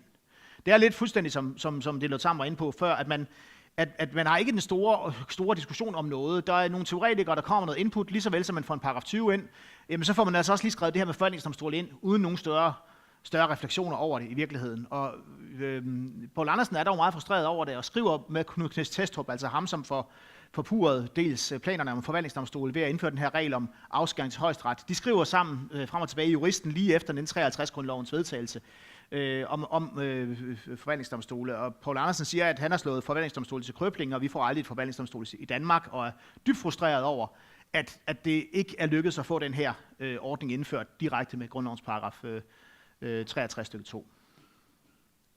Forfatningskommissionens og grundlovgivers opmærksomhed, det kan man roligt sige, den er ikke rettet mod en reform af behandling af de offentlige retlige retssager. Men indførelsen af sådan en ombudsmandsordning med grundlovsparagraf 55 bliver prioriteret højere. Helt klart, den får meget mere opmærksomhed, både under kommissionsarbejdet og rigsdagens behandling af grundlovsforslaget. De diskuterer utrolig meget Folketingets ombudsmand. Og det er også fint, og det er også en fantastisk institution, ombudsmanden. Det sker på bekostning, til dels vil jeg sige så, af forvaltningsdomstolene. Og den manglende prioritering af offentlig retlige retssager, den får en markant og meget afgørende indflydelse for eftertiden efter 1953. I 1950, altså det er vi jo lige i perioden omkring det her tidspunkt, og det er også en indflydelse på, at man vælger at få det her forvaltningsdomstol ind i grundlovsforslaget. Mark Sørensen siger i 1950, at domstolene de står over for en udfordring, fordi der kommer flere og flere offentlige retlige sager fra domstolene i perioden omkring 1950, det her tidspunkt omkring 53-grundloven. Og domstolene står for en udfordring i kraft af en stigende anerkendelse af prøvelsen af forvaltningens skøn. Domstolen bliver mere og mere aktiv på det offentlige retlige område. Og han mener, at altså for at løse de ressourceproblemer, så siger Mark Sørensen, at man skal oprette nogle specielle organer af judicielt tidsnit, hvis lovgiver ikke vil gå så radikalt til værks, som at oprette egentlige forvaltningsdomstole. Og der forudsiger Mark Sørensen, kan vi sige nok, den nuværende kæmpestore, omfattende tradition, vi har nu fået for råd og nævn i dansk ret. Men det er ikke noget nyt alligevel. Man siger, råd og nævn i et historisk perspektiv, hvor opstår ideen om at behandle offentligretlige sager ved råd og nævn i vid udstrækning?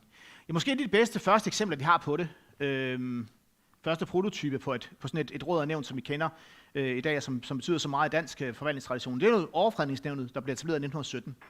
En formand er udpeget af justitsministeren i 1917, 2 folketingsmedlemmer, 2 landstingsmedlemmer og 2 højesteretsdommere. Det er ikke lige den personkreds, vi i dag ser typisk i et råd og nævn, men her er sådan set komponenterne i et af de første danske råd og nævn.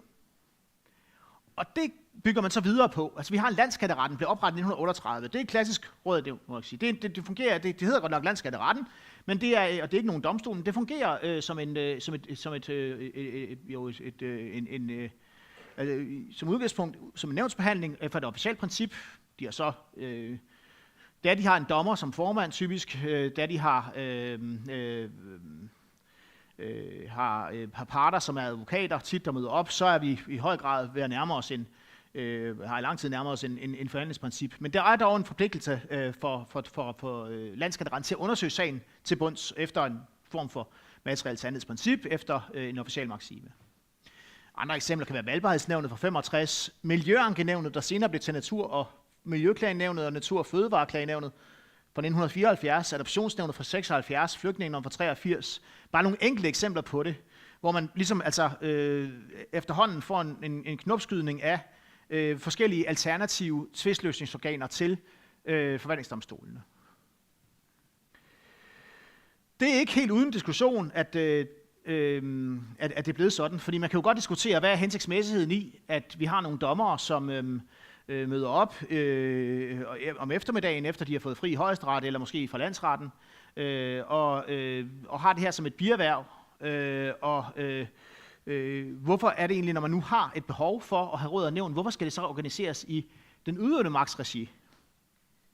Hvorfor har man ikke valgt så at sige, jamen, vi har hjemmel til at oprette forvaltningsdomstole, vi ønsker at behandle en offentligretlig tvist, vi opretter straks et nyt råd og nævn i regi af for eksempel, hvad kan man sige, energi.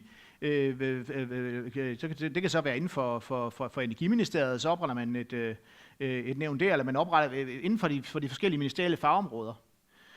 Balagomar, han argumenterer i 1978 for, at man skal udvide de eksisterende nævn, eller oprettelse af nye nævn, hvis man vil det, og det er jo den periode her, hvor der virkelig er vækst i råd og nævn, jamen så bør det egentlig føres ind under de almindelige domstole. Han argumenterer for, at der bør indrettes en ny og forenklet sagsbehandling ved domstolene, som yder publikum det bedste af begge verdener, klagenævnets lethed, hurtighed og billighed i sagsbehandlingen, til lige med domstolenes faglige og juridiske ekspertise, samt deres traditioner og erfaring i kyndig og upartisk konfliktløsning. Og han argumenterer for, at det er en irrationel retspolitik at indrette nye organer, som råder over sagkyndige sekretariater, bevillinger osv., og ekstra vederlag ved kostning til undersøgelser, hver gang der føles et behov for en procesform, som ikke er kendt og tilgodeset i retsplejeloven. Han argumenterer virkelig for, at man bør være up-to-date og gøre retsplejeloven som et organ, der også kan facilitere råd og nævn. Vi får senere så også råd og nævn i retsplejeloven. Ja, vi har allerede procesbevillingsnævnet, som er tilknyttet domstolene, som er eksempel på, at det godt kan lade sig gøre at oprette råd og nævn inden for domstolenes sfære, om man så må sige.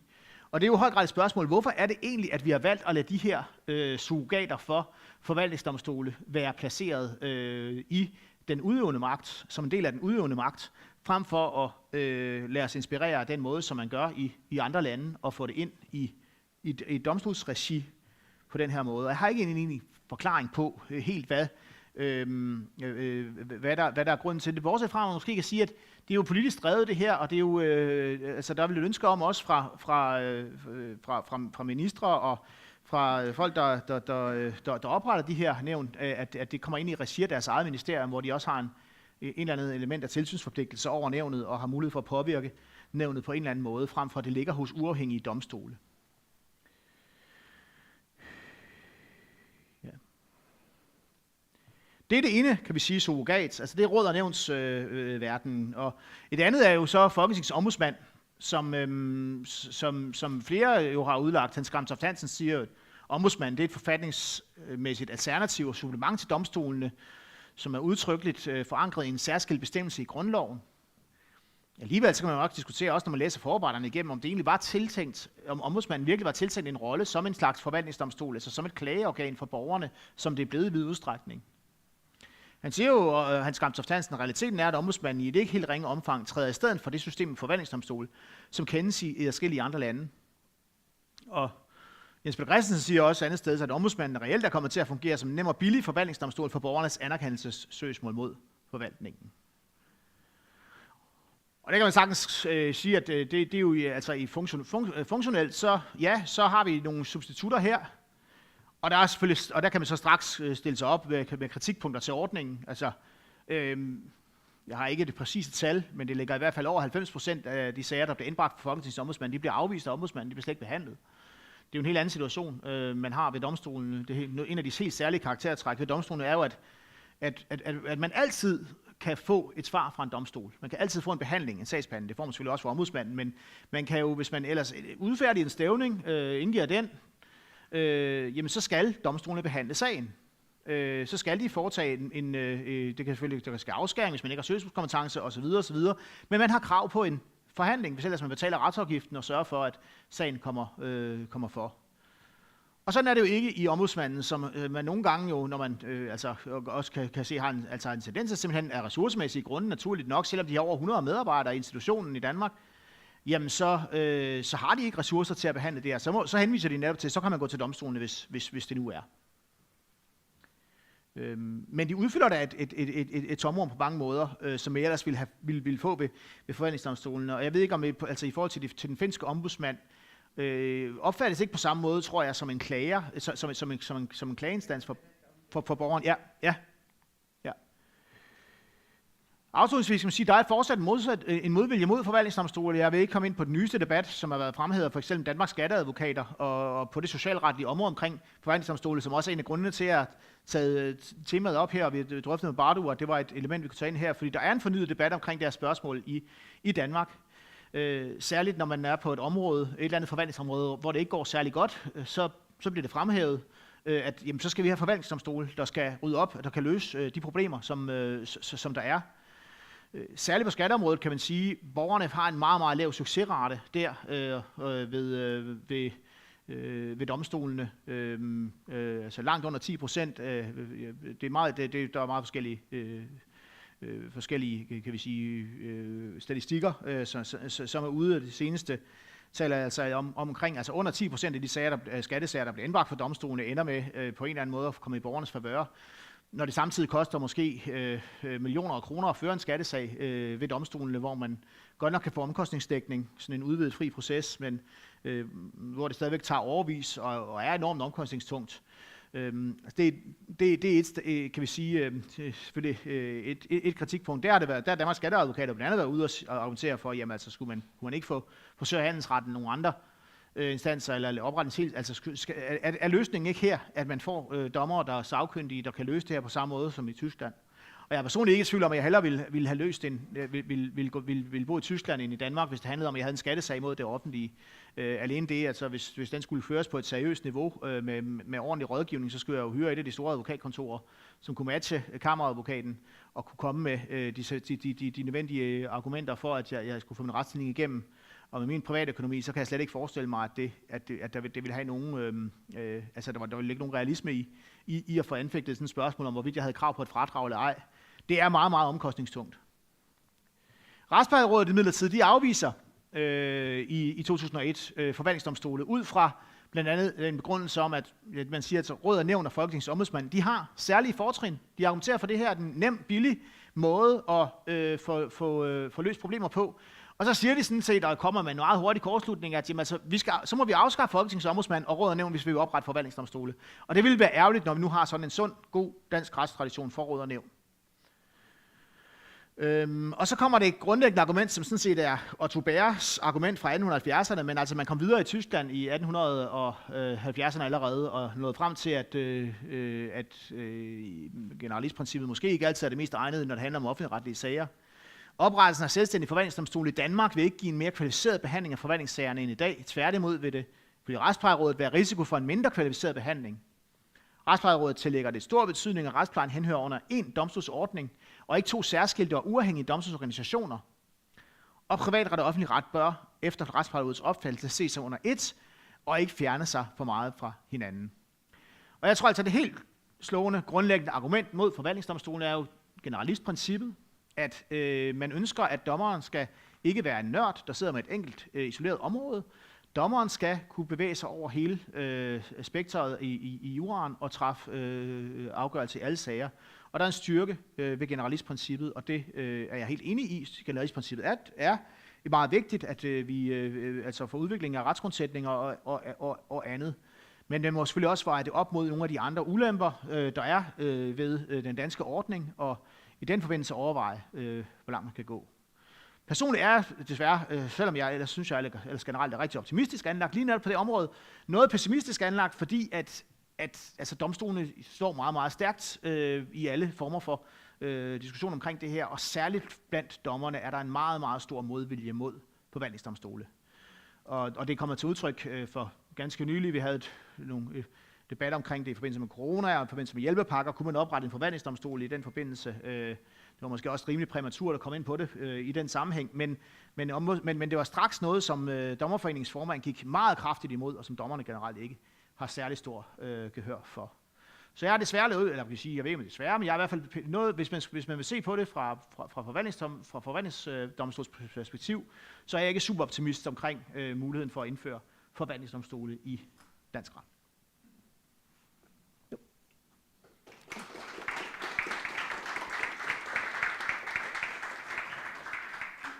Så er der lagt tid ind også til nogle opfølgende spørgsmål omkring det, hvis det skulle være. Vi kommer, jeg ved jo, Bente Ole også kommer ind på administrativ rekurs, som jo meget den sagsbehandlingsgang, der er i råd og nævn og lignende steder, så vi følger jo op på det løbende også. Jeg ved. Ja. Spørgsmål til Fredrik? Ja. Ja. Ett par kommentarer. Så. Ja. Alltså, domarnas bakgrund, alltså alla domare i Finland får samma utdannelse, att de kommer från universitetet, och sedan har vi en domstolspraxis som är obligatorisk, alltså ett år och så vidare. Alltså bakgrunden är detsamma, och sen en del väljer att de går till allmänna domstolar och de andra att de går till förvaltningsdomstolar. Och det är typiskt att hvis du är domaren i högsta förvaltningsdomstol, du kan också jobba ett par år i den allmänna högsta domstolen. De vill garantera att du har också den här lite generalistsyn. Men om jag tänker sedan processrättsligt så är det typiskt att hvis du kikar på förvaltningsprocesslagen, den är mycket lika som den allmänna processlagen. Alltså processrättsligt är det rätt samma normer du ska känna. Men naturligtvis innehållsmässigt sedan, om du är specialist för miljösaker så är du kanske en miljösaksnörd. Men inne i förvaltningsdomstol så pendlar man alltid från en avdelning till en annan för att undgå att du blir en nörd. Men jag har också en kommentar som har att göra med Finland. Jag har inte kikat innan jag kom hit på statistiken om domstolarna i Danmark. Men det som har hänt i Finland är det att vi har nästan inga saker i den allmänna domstolar. Alltså arbitration, alltså våldgiftssaker dominerar i business-saker. Nästan alla saker går till medling eller förlikning när det gäller privat, alltså civilrättsliga saker. Alltså det finns väldigt få saker nu, hela tiden mindre och mindre. Och om vi kikar på högsta domstolens statistik, de har kun 4,5 ungefär sak per år i vilken de ger prejudikaten. Men sedan i den högsta förvaltningsdomstolen, de tar ungefär 4 000 sak in och ger så sedan prejudikat, alltså tillstånd för att komma vidare kun i 200 saker. Alltså, och sen har man straffsaker så i allmänna domstolar. Och jag tror det är en europeisk tendens att det finns så många typ av nämnd och allt möjligt, så konsumentsaker, de kommer inte till allmänna domstolar. Ja. Du har ju våldgiftssystemet och så vidare.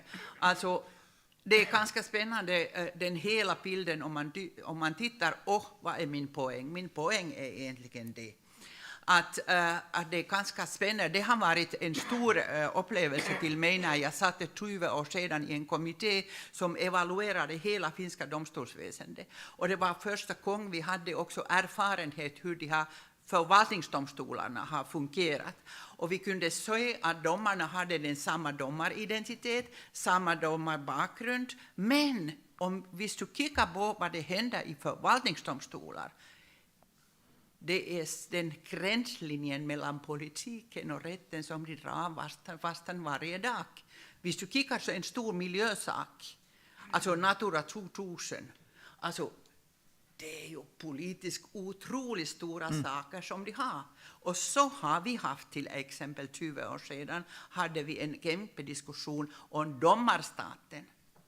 Och det var inte därför att vi tänkte att våra högsta domstolsdomare håller på att ta makten, men det var en diskussion att vi tänkte, är det de där högsta förvaltningsdomstolsdomare som nästan alla är universitetsprofessorer, alltså med bakgrund och väldigt viktiga personer, författningsspecialister och så vidare, håller de att ta makten när de har sådana saker som att vad gör man med miljöskydd eller climate change och byggningsjuridik och så vidare, och där finns den här gränslinjen. Så kommer man egentligen den här stora debatten att who has the last word?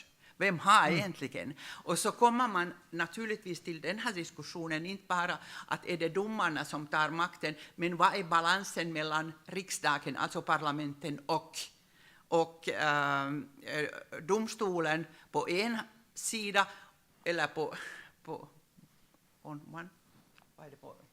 annan sida, eller är det den här balansen mellan förvaltningen och domstolen som är spännande. Alltså där finns egentligen, om jag tänker på den här danska diskussionen och finska diskussionen, där finns ju egentligen jättestora spörsmål som man har i bakgrund. Alltså att till vem ger man makten och vem, hur ser man, eftersom till mig har det egentligen varit ganska spännande att försöka att förstå varför också den danska högsta domstol är så svag på något sätt. Alltså är det också det här enväldestradition. Men jag synes jo, at det interessante ved netop den debat, vi har her om jer, også jo er, at jeg har i hvert fald den opfattelse, at nøglen til at forstå, hvorfor vi har det system, vi har i Danmark, det ligger i 1870 i virkeligheden. Altså, der skilles de danske og de danske, norske og de svenske og de finske veje, om man så må sige. Man diskuterer på det her nordiske juristmøde, fordi svenskerne bringer det op, så vidt jeg kan se. Rabenius fra Sverige bringer op en diskussion op der omkring forvaltningsdomstole. Og hvorfor at der er den forskel, om det er er det fordi der er manglende tillid til statsmagten i Finland, eller i Sverige i hvert fald, nu er det jo så det svenske perspektiv selv for, fordi Finland kommer lidt senere. Men da man opretter forvaltningsdomstolene i Finland, er det så ud fra en mistillid til statsmagten i højere grad, end en mistillid, vi kender i Danmark, fordi vi er så glade for den enevældige stat i Danmark i virkeligheden? Ja, den är måske den stora tillit på domstolar som man har velat ha, men samtidigt en stor tillit på parlamenten, men jag vet inte, man ser det förvaltningen måske lite annorledes än man har sett i Danmark, tänker jag. Alltså förvaltningen. Lige præcis Danmark og Norge og alle andre lande er enige med Finland jo næsten, men, eller ja.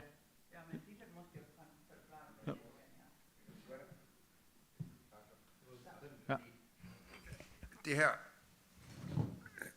har efter mine begreber noget at gøre med nogle meget, meget mere dybtliggende strukturer i hele den danske juriststand og den danske juridiske måde at argumentere på, og den autoritet, nogle mennesker ikke i kraft af særlig gode argumenter, men i kraft af deres stilling, kan få i det danske system. Og det første, man måske skulle nævne, det er, at hvis vi går tilbage til altså det tidspunkt, hvor Madsen og Goos og Nellemann diskuterer, så er de jo som juridiske professorer både medlem af den lovgivende magt og føler sig selv meget fine, mens Højesteret slet ikke, hvad kan man sige, socialt, juridisk havde den position, som det måske har fået i dag. Jeg kan huske det allerede fra min far, altså som var højesteretsdommer. Han anså grundlæggende juridiske professorer for klogere end højesteretsdommerne. De har dog skrevet disputat og bøger. En dommer skal jo strengt taget ikke andet end at sidde der i byretten og være flink til det, og så kommer han i landsretten, og så er han flink til det, og de flinkere landsdommere, de bliver så højesteretsdommere, og så er de flinke til nogle sager. Men egentlig stilles der jo ikke nogen krav til dommere. Altså dommere skal jo ikke være specielt dygtige til at argumentere, og helt særligt i det danske system, som jo er meget særligt ved, at der stilles ret begrænsede krav til dommers argumentation. Sammenlignet med tyske domme, sammenlignet med finske eller svenske eller norske, og se hvor indgående der bliver argumenteret, hvor store krav der virkelig stilles til, og også fra videnskabens side stilles til en afgørelse, så har man jo i Danmark i årevis været tilfreds med, at efter omstændighederne og sagens lejlighed, og efter hvad den ene part har sagt, finder man det nok, ligesom vi finder der. Fordi altså, det er jo helt utroligt at læse det her. Der er jo ikke et reelt argument i det, du har bragt der mod forvaltningsdomstolen. Retsplejeloven finder det rigtigst. Det er nok uheldigt at gøre sådan, ikke? Altså, det er argumenter, der udelukkende bygger på en immanent tiltro til, at hvis man er Madsen og siger et eller andet i 75 og formand for Landstinget, og den, der har skabt legitimationen for de provisoriske love, så kan man også bare sige, at noget er uheldigt. Så det er nok uheldigt, når professor Madsen siger det, ikke? Jamen, det er jo nok rigtigt, når retsplejeloven siger, der er ikke skyggeargumentation. Og det mener jeg er noget, der er karakteristisk for det danske juridiske system, er, at man kan slippe igennem uden at argumentere. Ombudsmanden, ikke? Som du siger, det er jo ikke engang rigtigt. Ombudsmanden erstatter i virkeligheden skriver en ombudsmand, ikke? Fuldstændig urigtigt. Vi har både ombudsmanden og justitiekansler, vi har det begge. Ombudsmanden sidder med nogle klagesager og udgiver en gang med et blåt hæfte, hvor man kan sidde og kede sig over at læse dem, ikke? Og ellers bliver sagerne bare afvist. Og så kommer vi i virkeligheden erstattet aner ikke, hvad en forvaltningsdomstol er. Ikke? Altså, det, der er karakteristisk for hele den der argumentation, er, at der ikke et menneske i den her diskussion har prøvet at stille billedet af en forvaltningsdomstol op og sige, hvad det egentlig er, den skal, og hvordan det skal være. Det er bare rigtigst, eller uheldigt, eller vi har jo, eller surrogat. Og derfor synes jeg, at hvis du skulle gå videre med det, vil jeg foreslå, at du lavede det som en diskursanalyse. Altså simpelthen vendte det om, og i stedet for at lige sige, i stedet for at argumentere for forvaltningsdomstolen, det skal man så gøre, men altså vise det, hvor ringe den argumentationsform er, som er vendt mod forvaltningsdomstolen. Der er ikke et reelt argument mod noget, som i vores nabolande anses for noget vigtigt. Altså prøv her, det kunne man og Thomeyer, den store forvaltningsretsjurist, han skrev jo i 1900, erst jetzt, wenn wir Verwaltungsgerichte haben wir auch eine richtige Grundlage für eine Verwaltungswissenschaft. Ikke? Altså forvaltningsdomstolen og forvaltningsvidenskaben og udviklingen hænger sammen, og hele det aspekt af betydningen af at udvikle et retsområde og argumentere seriøst for det, savner vi simpelthen i Danmark. Og det mener jeg, der er vi nok lidt tilbage igen i enevælden, fordi i enevælden kunne man jo også slippe afsted med, altså bare med den autoritet, man havde. Højesteret skulle ikke begrunde sine afgørelser, og det har jo virkelig altså præget dansk retsvæsen, synes jeg, at der simpelthen ikke er en tilstrækkelig seriøs argumentation på de synspunkter, man har, og for få mennesker til, at man i tilstrækkelig grad går i kødet på det. Jeg kalder det tit højesteretssagfører argumentation. Altså dengang man havde en højesteretssagfører prøve, ikke, så kunne en højesteretssagfører sige, jeg tror ikke sandt, ja, hvis højesteretssagføreren siger, ikke. Altså det ligger meget i den danske juridiske system, at simpelthen nogle personer får en autoritet i kraft af et embede, som de måske ikke engang er voksne til, og uden at de så behøver at argumentere. Der er virkelig en pointe. Godt, at der er nogle unge jurister, der griber op i det her, Frederik. Du har en mission. Altså, et sidste aspekt, jeg godt vil tage op i forhold til surrogaterne, der er, at vi har fået i Danmark, og også, hvad der er nogle paralleller til, også tror jeg sådan set her på Færøerne også, en nævnenes hus i Viborg, hvor man samler alle de her nævn næsten, de befulgede, og der har overvejelser også, forstår jeg, om, at deres forretningsordner også skal ensrettes mere, sådan at det næsten er en uniform tilgang, man får til de her klagenævn. Så vi næsten får en slags, altså kunne det være en vej at gå, man siger, jamen altså man opruster dem, det bliver godt nok stadigvæk ved med at være under den udøvende magt, formelt, om man så må sige, men vi opruster vores råd og nævn, sådan at de vil måske ved lovgivning også, altså får nogle sagsbehandlingsregler, nogle garantier for uafhængige dommere eller andet. Er det en vej frem, eller er det bedre, at man simpelthen forsøger at gennemføre det, som der står i grundlovens paragraf 63 stykke 2? For mig har jeg jo været lidt i debat om nogle nævnt, så jeg er meget lidt imponeret af argumentation. Altså i meget under øjeblik, så kalder jeg nævnenes hus for Disneyland, fordi det er det sted, hvor Mickey Mouse nævn holder til. Altså, så vi kan også det er simpelthen ikke den måde, hvorpå de fleste danske nævn fungerer, opfylder, synes jeg, rimelige krav til, at man kan huske og kaste, altså at der er en kontinuitet og en ordentlig argumentation, og jeg har siddet i nogen, og jeg har siddet i konkurrenceankenævn, som sådan set er et godt nævn, altså det er et sagkyndigt nævn, men altså det der miljø- og fødevarenævn, det er jo helt utroligt, altså, hvad man kan slippe afsted med det, og andre nævnene også. Hvad vil argumentationen, hvis man i Finland sagde, at man synes, man skulle lægge mere over til råd og nævn?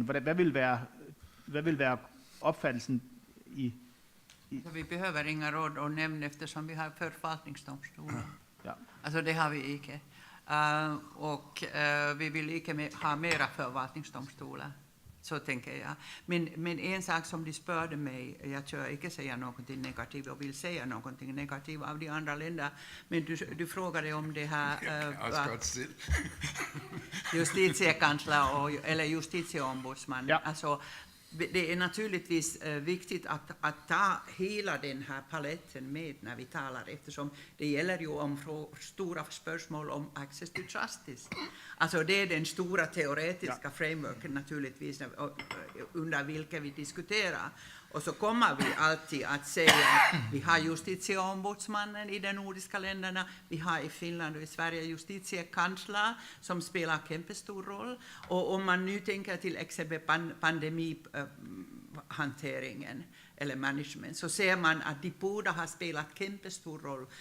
Att individerna har kommit både till justitiekansler och justitieombudsman i deras svåra spörsmål, men de har kommit också till förvaltningsdomstolar när de har gällt till exempel att hurdana förmåner de har fått eller vad de har haft rätt att få. Alltså det är en stor helhet, tänker jag, som man måste alltid tänka på när man tänker den här förvaltningsdomstolfrågan också. Inte bara som sådan, tack. Men hvis man er i forvaltningsretten, må man jo synes, at det er vigtigt, fordi videnskabeligt set er råd og nævn jo ikke egnet til at skabe en forvaltningsvidenskab, fordi man ved ikke, hvad der foregår. Der er ikke særlig klare retningslinjer, og hvad selvom de ensarter, der er alt muligt, så står man stadigvæk med nogle organer, som ikke intellektuelt, synes jeg, lever op til de krav, man må stille på et vist niveau til en klagebehandling. Og sådan som de gør det i Danmark. Jeg er sikker på, at I gør det bedre i Finland. Her på Færøerne. Altså, det danske synes jeg ikke er imponerende. Det må jeg sige. Og skal man have en ordentlig forvaltningsret og ordentlige eksempler, og det var også derfor, Poul Andersen, ikke? Han har jo læst selvfølgelig Otto Meyer, ikke? Og derfor begræder han jo det der, for han kan jo se, hvis der skal komme sådan en rigtig forvaltningsret, som han gerne vil have, så er det en forvaltningsret, der er baseret på afgørelser og en argumentation på et vist niveau, som råden og nævnene ikke kan præstere, men som man får i en forvaltningsdomstol. Jag säger här emellan också en sak innan jag ger ordet vidare. Alltså, du spörde den här nämnden hela tiden av mig, eller från mig. Och du tänker att man behöver intresserepresentation. Alltså jag tänker att den tid är förbi att tillit till beslutsfattande kommer via intresserepresentation. Det kommer på det sätt att du fungerar så professionellt som en domare och att parterna blir behandlade ordentligt och de förstår vad det händer i processen. Det kommer inte via det som det kom måske under medeltiden eller under 1600 eller 1700-talet att olika intressen blev representerade. Och det är min argument också mot nämnden. Jeg har et kort spørgsmål måske. Jeg ved ikke, om det kan gøres kort. I teorien om institutionelt design siger man ofte, at det, som det engelsktalende kalder for system bias, at ekspertise og system bias, det følges, ikke sandt?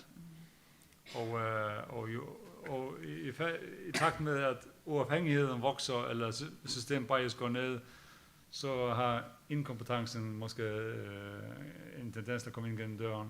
Men måske inkompetencen også kan forklares som et foksligt element, eller en common sense check på fagligheden. Men min indvending imod Retsplejerådet er, kan du lige opfriske min hukommelse, hvem sidder der? Hvor mange er generalistdommer der?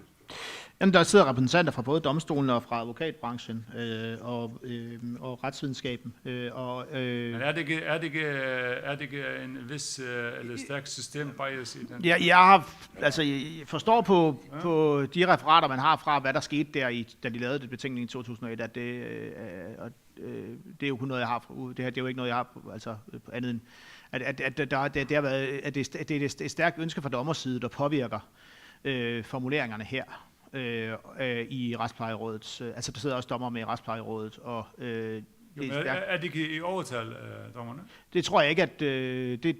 hvordan sammensætningen er det? Nej, de vil ikke i overtal i Retsplejerådet, dommerne som sådan. Det vil jeg lige passe på med at sige. Der er en fra hver instans, ikke? Ja. Og så er der et par advokater. Og universitetsprofessorer, en adskillige... Jeg tror, Justitsministeriet er også... Jeg tror, der er 10-15 mennesker ret stort. Altså, det har ført til et brud i 2001, og også i Retsplejerådet. Det er Erik Verlauf, der er professor gik ud med et ønske om at lave en nogle særskilte processuelle regler for behandling af offentligretlige sager, når vi nu ikke kunne oprette forvaltningsdomstole. Så som konsekvens af det blandt andet var der uenighed omkring det her, men det var dog, altså det var det, der blev fremlagt. Den her forkærlighed for generalistprincippet blev ført frem, og det tror jeg utvivlsomt kommer ud fra et ønske fra dommerne. Så det er primært det, der har været forkærlighed. Er det ikke lidt som at sætte reven af Pasper Hansen her? Altså, det som jeg er lidt bange for. Jeg mener, man skal ikke undervurdere, at dommerne har en uundværlig viden, men de har jo også en meget stærk præference for det eksisterende system. Men det går tilbage til, som det du allerede var inde på, jo, altså også det 1700-tallet, hvor oprindeligt var det jo sådan, helt oprindeligt i 1700-tallet, at dommerne var mindre uddannede end advokaterne. Advokaterne var bedre uddannet end dommerne i 1700-tallet i Danmark, indtil man begyndte at stille krav omkring juridisk embedseksamen. Og derfor har forhandlingsprincippet et af grundene til, at forhandlingsprincippet altid har stået rigtig stærkt. Man skal have dygtige advokater, der fremlægger sagen for den uvildige dommer. Og jeg overhovedet ikke for at forklare dommerne her, og de dommer, der måtte følge med nu på stream her fra Færøerne. Det er jo slet ikke der, vi er nu, men det er jo bare den tradition, altså den forkærlighed for forhandlingsprincippet, som er så utrolig stærkt. Altså i Danmark og Norge er de to lande i den vestlige kulturkreds, hvor forhandlingsprincippet står allerstærkest overhovedet, både i privatretlige sager og så Og i særdeleshed i offentligretlige sager, hvor vi behandler sager om mangler ved en bil efter samme regler som krænkelser af menneskerettigheder. I Sverige og Finland har man ingen advokatmonopol haft. Jeg tror, vi er ved over min taletid også her, ja. Ja, men det gør ikke så meget, når det er så interessant. Men vi er kommet til, hvad er klokken nu? 15:15. Så Ja. det er næste. Tak for det. Tak for. Tak.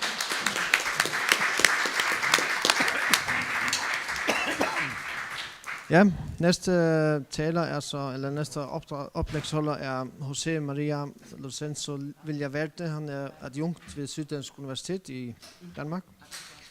Og hans oplæg hedder Some Reflections on Interpretive Authority in the Constitutional Context of the Danish Rigsfællesskab.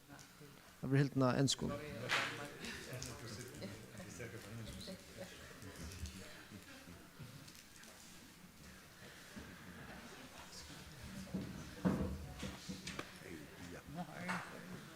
Får du ikke der så negativt om din stand?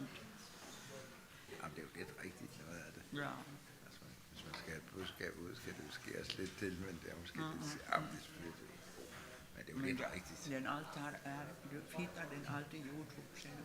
Ja, Ja, just det. Du ska ju lite tänka på det. YouTube.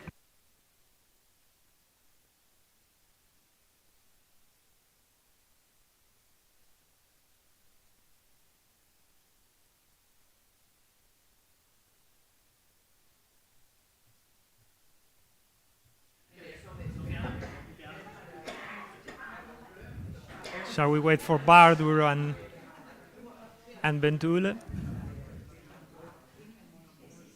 Is that?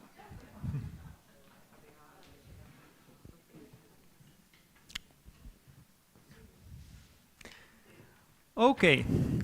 Hello, everyone, and I will do my presentation in English. And the title is Some Reflections on the Interpretative Authority in the constitutional context of the Danish so-called Rigsfællesskab. I am an adjunct assistant professor at the University of Southern Denmark. I'm currently doing a project. I'm one of the two principal investigators, together with my friend and colleague Bardur Larsen, whom you know. The project is funded by the Council of the Research Council of the Faroe Islands. And part of what I'm going to talk about today is linked to this project. Because, well, basically, we should start from what we have. And what do we have? We have a constitution from 1849, the Danish constitution, the Danish Grundlov. The latest version is from 100 years later, a little bit more, 1953. In 1953, when the latest version of the constitution was passed, the Faroese home rule already existed, but the constitution, the Grundlov, says absolutely nothing about the Faroese home rule. And it says nothing about the Greenlandic one either, which happened 30 years later. Then we have the Home Rule Act of 1948, which includes a list of matters, of affairs, which can be transferred to the Faroese, or to the newly established Faroese authorities, the Faroese Lagting and Landsstyre. And then this is further developed in 2005 by the so-called Takeover Act, and both of them are in force, so both of them have to be read together. And some matters can be transferred directly, and some others prior negotiation with the so-called also Danish authorities. Then in Greenland in 1979, we have the Home Rule Act, and then the Self-Rule Act of 2009 replaces, in this case, the Home Rule Act of 1979. And it also expands the matters that can be transferred to the Greenlandic authorities.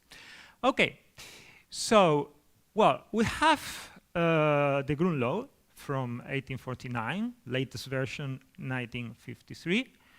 And the question is, does the Grundlov establish any sort of limits to the transference of competences to the Faroese or to the Greenlandic Home Rule authorities?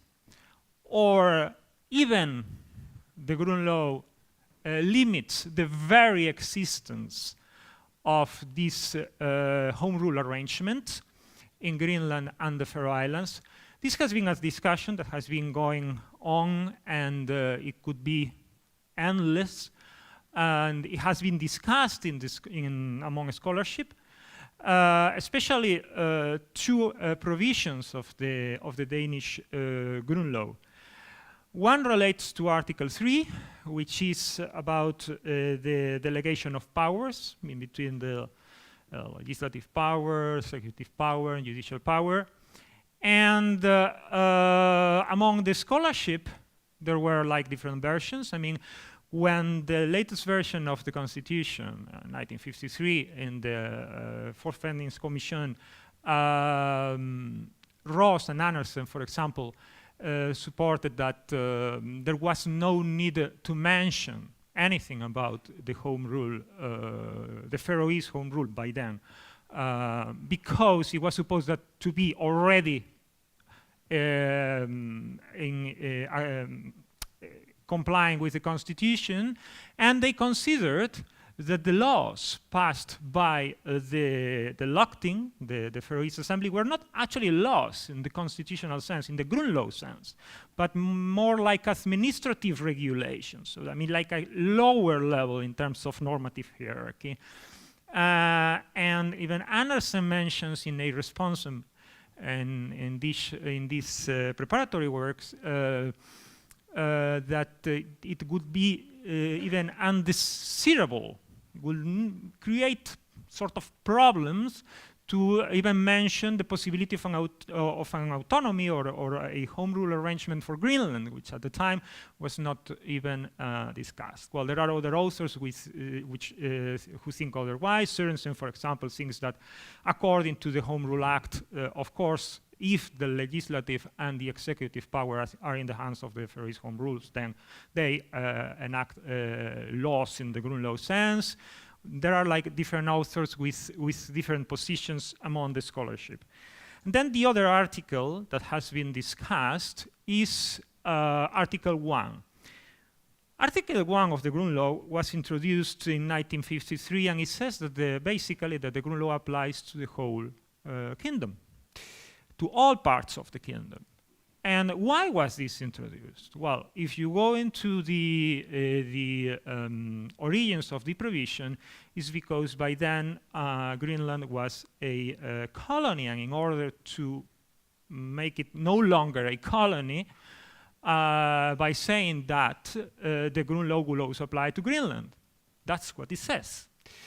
But I mean, as you see, this Article 1 does not mention the concept of Rigsenhed, or unity of the realm. It's not mentioned. It's not even mentioned, the notion of riksfellesskap. And again, there are like different views about whether this Article 1 establishes some limits to the transfers of competences, if there are some matters that cannot be under the Faroese self-government or the Greenlandic self-government.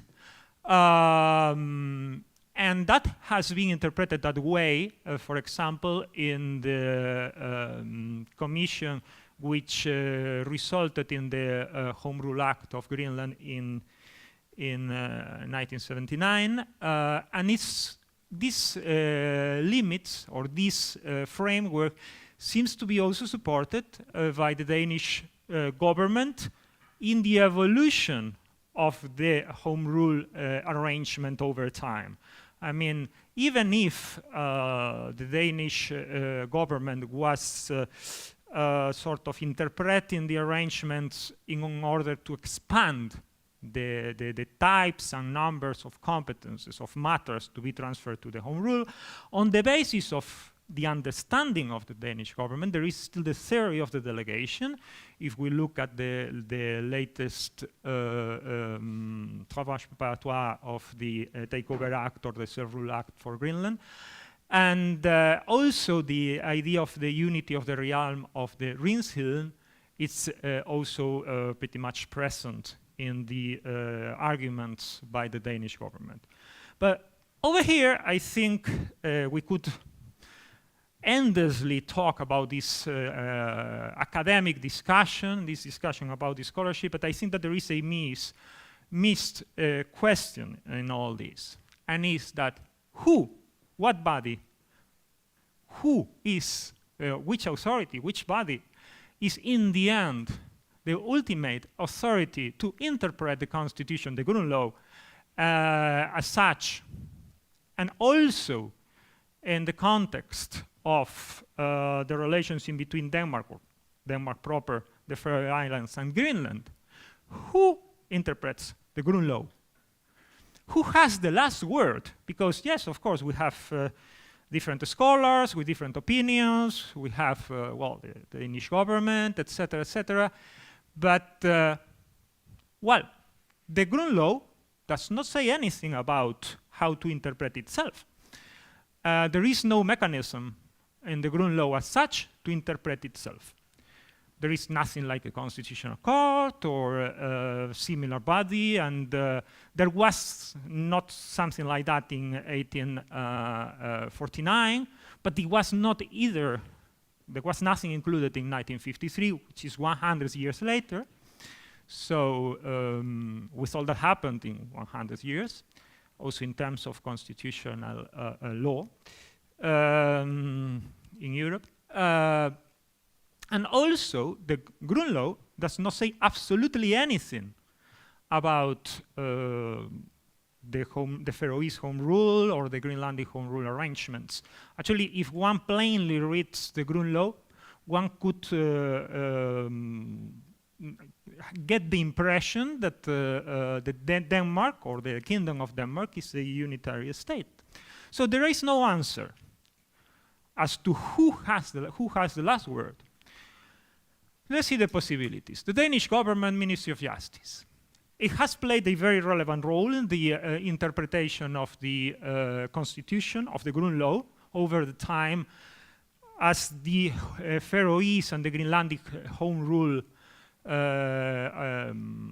arrangement evolved over time.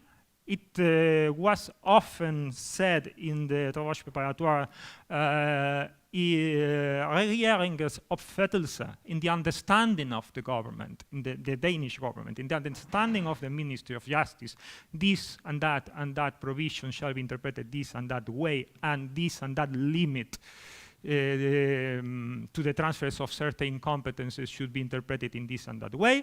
This happened, for example, at the beginning in the Faroese and in the Greenlandic home rule acts with matters like family law.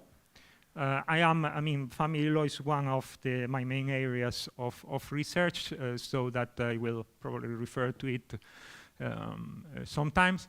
And it was understood in 1948 by the Danish government that and also in 1979 that family law, for example, was not included, was not possible to transfer it. But suddenly in 2005 and in 2009, it is possible. So where are the limits? But in any case, the point is the Danish government or the Ministry of Justice an interpreter of the Grundlov? Well, its leading role in interpretation can be explained politically, but it has no legal basis, at least it has no basis in the Grundlov. The Grundlov does not entitle the Danish government or any other body to assume a role of constitutional interpreter. The leading role or the powerful role of the Danish government is more based on a political context, but the Grundlov does not say that the Danish government is the interpreter of the constitution. So this is even more interesting, I would say, taking into account that if we are talking about a decentralized system in which we have Denmark, the Faroe Islands, and Greenland, we have 3 executive powers, 3 governments. So, well, I mean, why the Danish government will be better positioned to interpret the Grundlov than the Faroese or the Greenlandic government? The Grundlov does not say anything. The Danish parliament, it is generally assumed, and this is quite common, that the parliament is the best positioned one to interpret its own laws. But this is not very realistic. I mean, can you imagine that I write an article and I am my own peer reviewer in a journal? I mean, it sounds like a little bit strange, right? I sort of assess myself the quality of my own article. So, well, I mean, then I will publish quite a lot, probably. So it is not very realistic in that sense, right? It should be something else, someone else, or somewhere else who assessed the constitutionality, the alignment of the laws with the Constitution. And also, most of the laws that the parliament passes come from the government. So in the end, it's actually the executive power behind this. It's not actually the parliament itself either, but it's the government, Ministry of Justice or whatever, interpreting that way the constitutionality of the law proposals and of the laws. Because the Danish parliament is not, in principle, too focused on the constitutionality of its own acts. Well, another possibility is the commissions, like, well, the commissions is common in the Danish lawmaking process to establish commissions, and then there are the so-called Tabashpatoaf or Arbejderne, so that. And this is very common in the lawmaking process. It also brings different hearings, etc. And but again, we have a situation in which the work of these commissions, as interesting and as relevant as they can be explained politically. But again, the Grundlov does not say anything about this, about that these commissions should be the ones to interpret the Grundlov. Then we have the legal scholarship. As we saw, there are always discussions back and forth in terms of whether the home rule is constitutional or not, or to what extent is constitutional, or if it is constitutional if the Faroese home rule has powers related to family law, to criminal law, to church law, etc., or to procedural law, establishment of courts. This evolved over the time, and the legal scholarship has been divided. Some of them consider that the home rule arrangements as such are even in contradiction with the Constitution, and constitutional amendments should be necessary. Well, there are like different opinions from this scholarship, but I mean, and as well, my opinion as a researcher is an opinion more, so it's no more than that, a modest opinion, but as relevant as the experts' opinion can be, they are just that, expert opinions. And in a democratic context, they're not part of the power of the state. So, I mean, of course, they are helpful. Of course, they are expert opinions, but they are academic works that in the end, it cannot be per se decisive. And courts. Here we have the courts. The Supreme Court.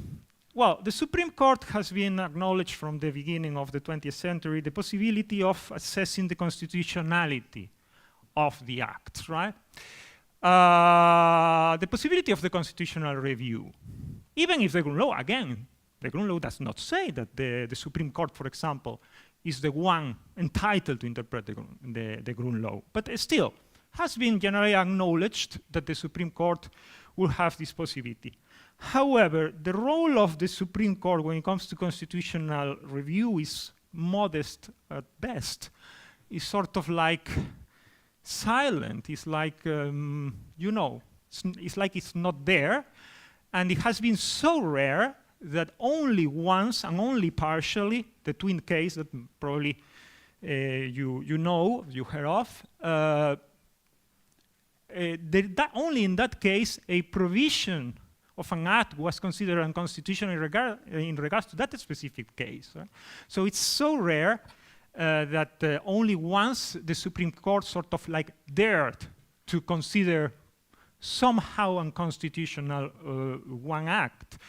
And the courts have played a low profile in challenging legislation in terms of the constitutionality of the legislation, of course, but also executive, decisions taken by the executive power. When I say executive power, I mean the Danish government or comunas, etc., etc. So let's say that the courts have a low profile in this three powers setting. So ubi es curia? Where is the court in all this? And that it's something that I find particularly interesting because, well, I mean, it is important in any democratic system, the accountability of the executive power. We, of course, need to question the decisions taken by the executive power. And who can question those decisions or assess whether those decisions are in line with the legislation and even more with the Constitution, or in the European context in which we are, the European Convention of Human Rights and so on? Well, I will think at first that the courts could be. But as I said, they have played a low profile. So from the Faroese and the Greenlandic arrangement, from the Riksfellesskap context, what does it mean? Well, there is no clear interpretative authority of the Grundlov. That is a first thing, because the Grundlov does not establish a body. There is no body. There is nothing said there. But also, and I think that this is also even more important, the home rule model is not mentioned in the Grundlov, but it's not forbidden either. The Grundlov does not say anything about it. It's like, okay, it existed in the latest version of 1953. There was a possibility to include it. It was missed intentionally because, of course, it was discussed, as I said. So the home rule model is created in parallel to the Grundlov. It's not forbidden, it's not imposed, it's a parallel model. And therefore, looking into Article 1 of the Constitution or Article 3 of the Constitution to limit or to question the constitutionality of the Home Rule Acts makes no sense. Makes no sense simply because the Constitution, the Grundlov, does not say anything about this model, and Article 1 only says that the Constitution applies to all parts of the kingdom. But that does not mean that that certain matters are limited for a transference or other matters are not. Even the concept of Riksfellesskap is not in Article 1 of the Constitution, not even Riksfellesskap. And therefore, using Article 1, that it says that it applies to the whole kingdom, that does not mean legal uniformity.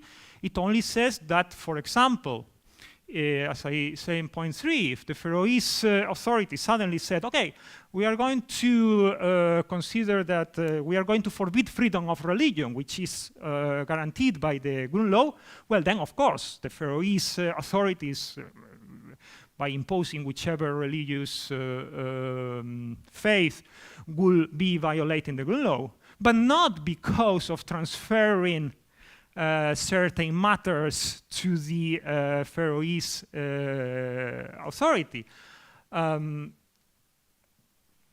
Article 3 is also not, it makes no sense to claim that Article 3 is a problem in order to go for further transference of competences, because Article 3 is the traditional prohibition of delegation in between, for example, the legislative power to the executive power. But here we have 3 executive powers, because the home rule arrangement so established, the Danish, the Faroese, and the Greenlandic, and 3 parliaments. And therefore, as Palmer Olsen said in one article, well, this Article 3 is more thought for transference of, for delegation of powers in between the three powers of the state, but in this case we have these powers also reproduced in the decentralized context. Then we can ask ourselves whether the Home Rule Acts are actually constitution. Are they constitution? Well, if you ask me, and again, this is a modest opinion of a researcher, I will say that they are constitution. They are not laws in a general sense passed by the Danish Folketing, but they are constitution. They are part of an agreement between two parties as equal parties. And in that sense, they are somehow in between the Constitution and other acts. And let's see what the Home Rule Acts say. They establish, Article 6 of the Faroese Home Rule and Article 18, if I recall it correctly, of the Self-Rule Act for Greenland, create a board composed by 2 members of the Faroese and 2 members of the Danish government in case of disputes of competences, right? In case of conflicts of competences. What we have in that board, as it is described, we see again an important weight to the executive power. So in the end, whether a matter is, the Danish Parliament or the Faroese Assembly have exceeded their competences and have therefore violated the distribution of competences, will be decided by a board composed by representatives of the executive powers. And this board, in the end, it's not really very useful either, because it's not permanent, and in fact it has never been set, it has never been used, and citizens cannot access to it, which is a very important matter, because of course, citizens have a say. Lawmakers and us researchers, when we assess the law, in the end we should think of what citizens, how these affect to citizens, and how their rights will be respected, and especially their normal foreseeability of what will happen if they do this or if they do that. So there is also poor accountability of the executive power, and this poor accountability of the executive power can be also, or there is a risk of being replicated in the Faroe Islands and also in Greenland. As we say, this board is composed, and the main role is the executive powers in this board, either the Faroese or the Greenlandic or the Danish executive power. So there is a risk that the executive power still plays a major role compared to the other powers. My conclusion is that the picture gives legal uncertainty, because, well, we can be in an endless discussion about who interprets this, but the Green Law does not say anything. There is an uneven role of the 3 powers of the state, in which the judicial power seems to have had a low profile compared to the executive power and the legislative power. And the role of the Danish executive power in the evolution of the Home Rule model is explained politically. There is a political explanation, of course. There is, even if legally speaking, the Danish government and the Faroese government are equal parties according to the Home Rule Act, politically speaking, we are in a different context. So there is a political explanation, but there is a political explanation which has no legal basis or a basis or a justification in the Green Law. The possibility, and the possibility will be that the Supreme Court, even though the Green Law does not say that, will be a court as such, a proper court of for the Rigsfællesskab, that will need a new model, new parameters, new ways of thinking, in which the Supreme Court is the court which is meant to know the law of Denmark, Greenland, the Faroe Islands, I mean, Jura Novit Curia. The court knows the law, and the laws will be the three legal systems, and also including where relevant, the European systems.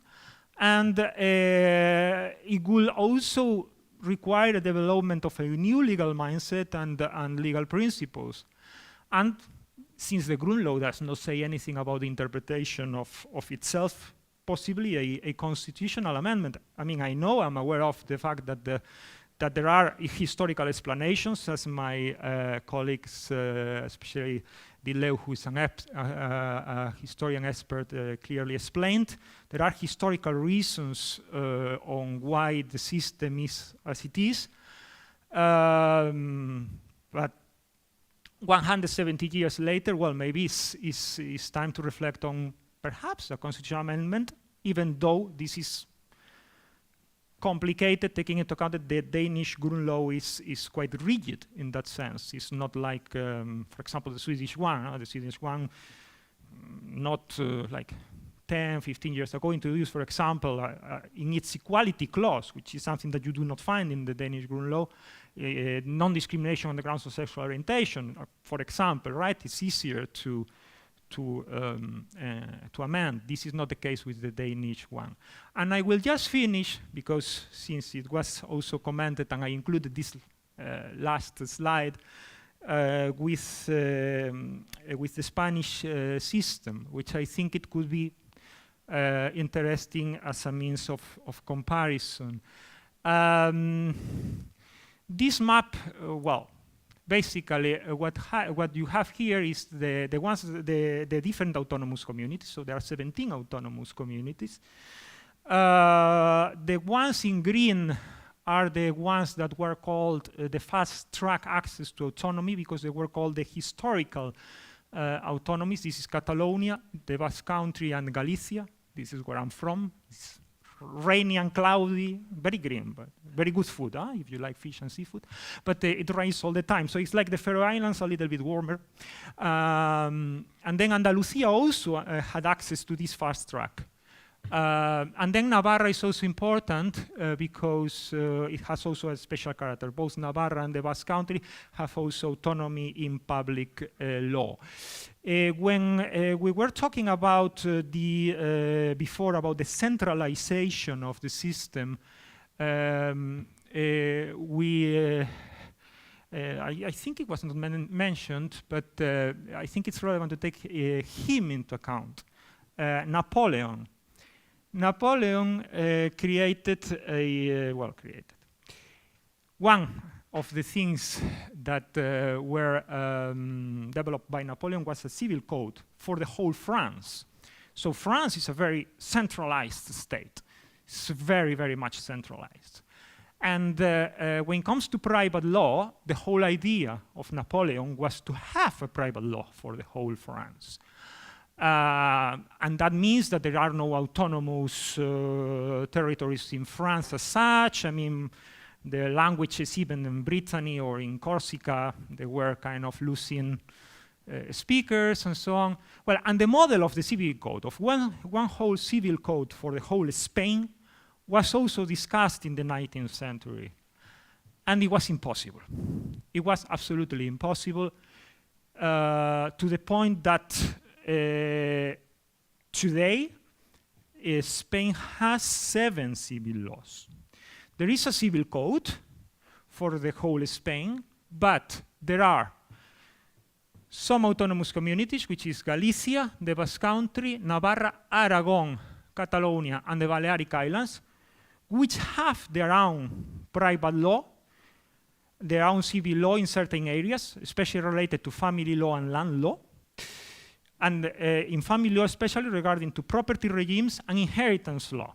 If you go to Galicia, for example, and you visit it, you will see that there are like very small plots of land.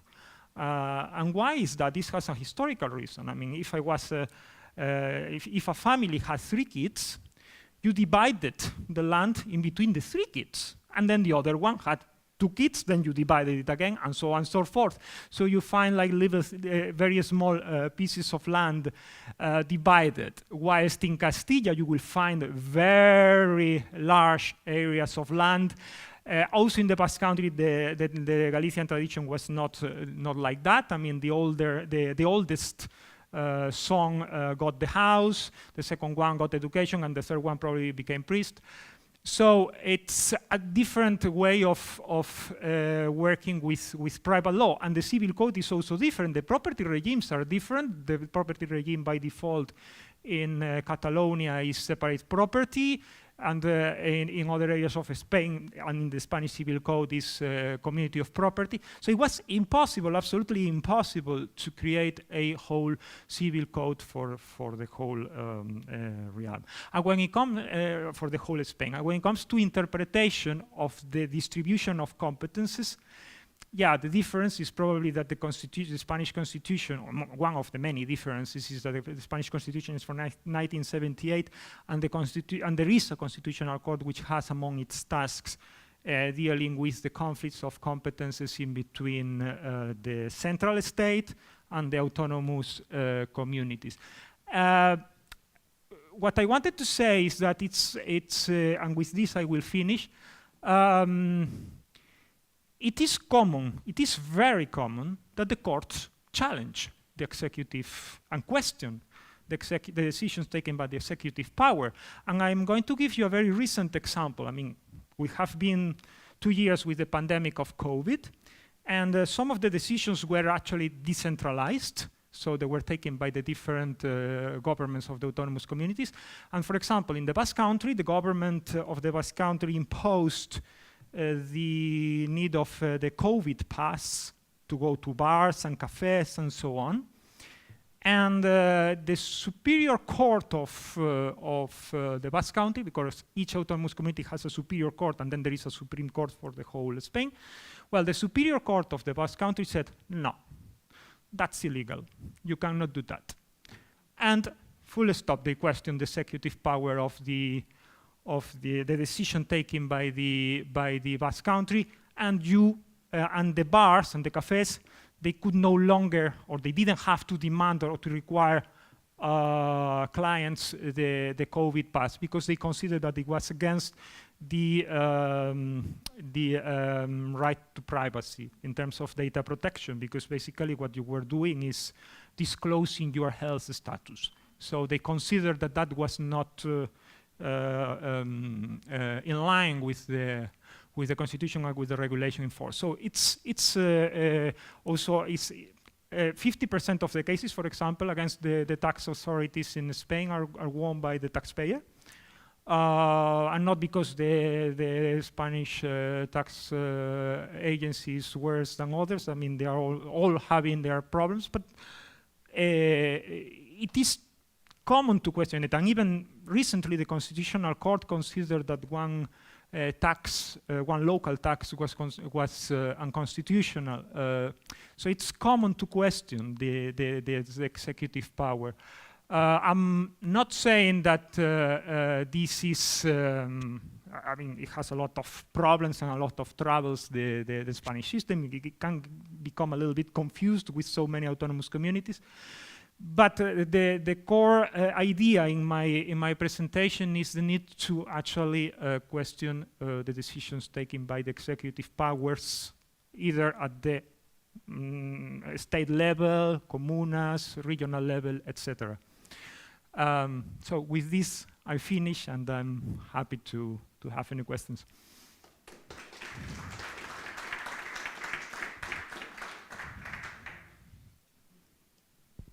Yes, thank you very much. Thank you. Yes. Make it brief. I have a question, or probably more a comment. When one reads international or foreign constitutional scholars, one of the first things one hits on is their interest for the final interpretive authority. And I see you touching on that point in this Riksfellesskap's context, because nobody has ever looked very much into that aspect. And in terms of the doctrine about the Riksfellesskap has so deep theoretical implications that we cannot approach it. We don't have time for that. But if you're talking about the final interpretive authority, it is the Secretariat of the Minister of Justice. And the Minister of Justice is a politician, and he has an agenda to come across Parliament and get some things enacted. So why one should assume that Secretariat had the incentives or the institutional apparatus around it to ensure objective or neutral interpretation is very puzzling, I think. And recently, current Supreme Court Justice in Denmark has made a career out of proving Alf Ross wrong, that constitutional interpretation is more political than regular interpretation, whatever that is. I don't know how you measure regular interpretation and constitutional interpretation. And his strongest argument is a failure to distinguish discourse from cognition, because he takes the textbooks of Max Sørensen and Paul Andersen and the older textbook authors, and their failure to classify their own activity as being political as first-hand argument that they are not political. Yes. And I just think that's not a very convincing argument. So I think that it's very peculiar. If you read the Ministry of Justice in the Twin case, in their report to the 29 pages report to justify this proposal, the proposal, and then they just flag with a few sentences that this might have legal, political, rättspolitiska doubts or betänkligheter.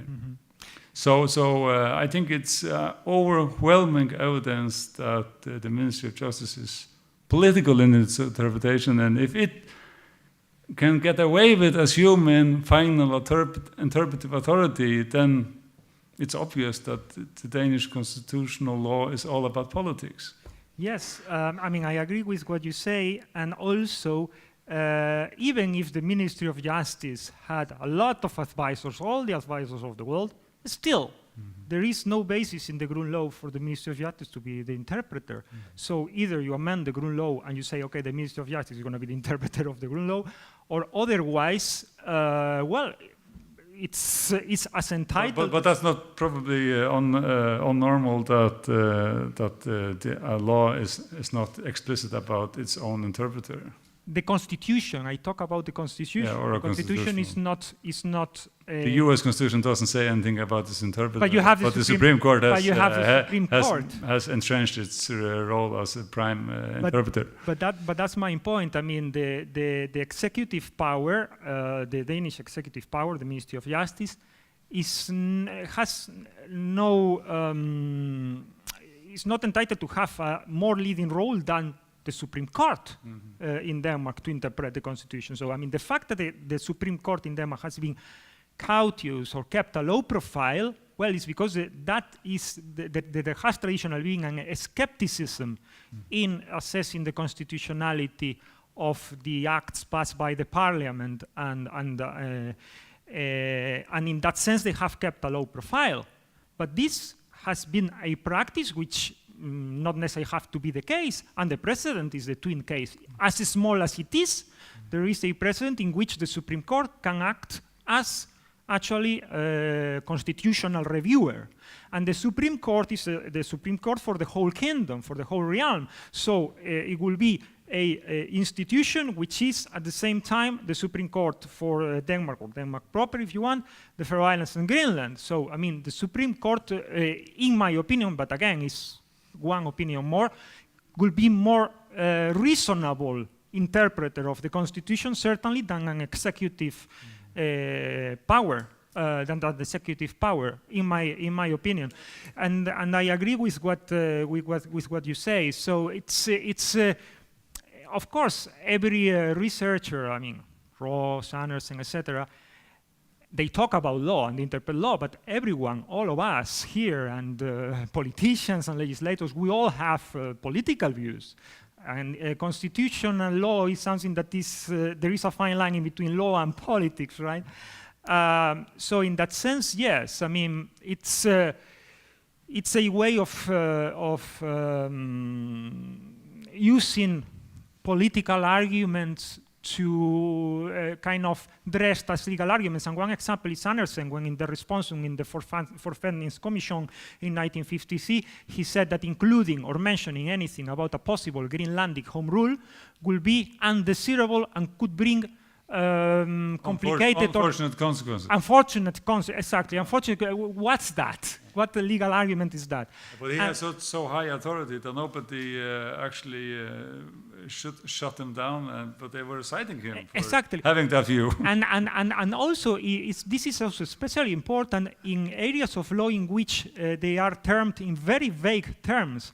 If we look at the latest amendment of the Folkeoplysning law, the Kommune, the Danish Kommune, they actually were not very happy with that amendment because they were supposed to assess a notion which was undermining democracy.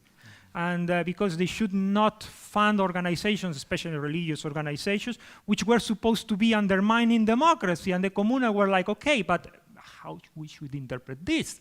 So when you have a legislation that using very vague terms, you need an interpreter. So what is the interpreter? I will go to the courts, yes.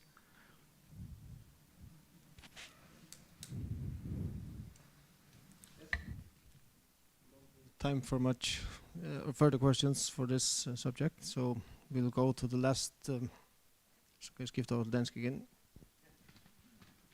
Så går. Mange tak.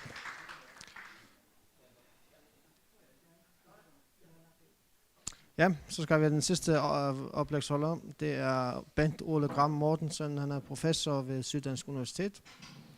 Og hans oplæg hedder Begrænsning af administrativ rekurs i Danmark. Værsgo.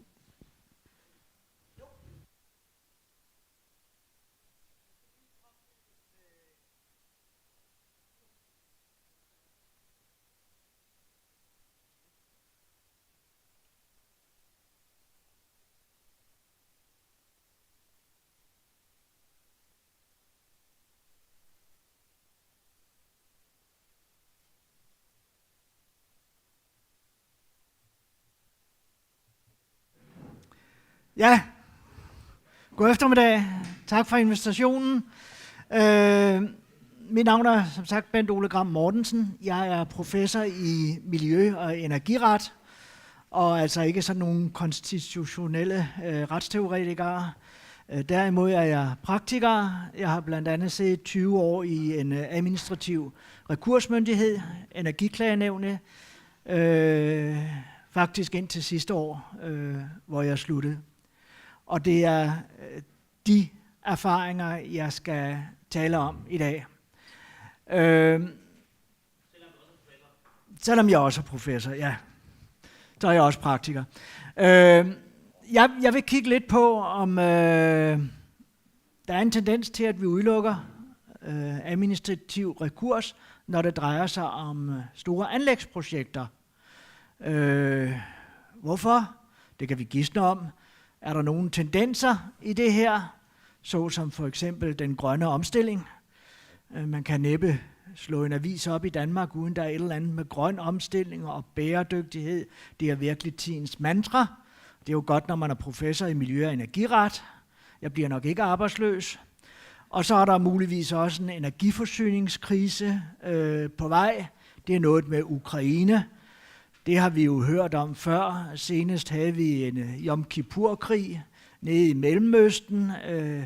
Det kaldte de også en energiforsyningskrise.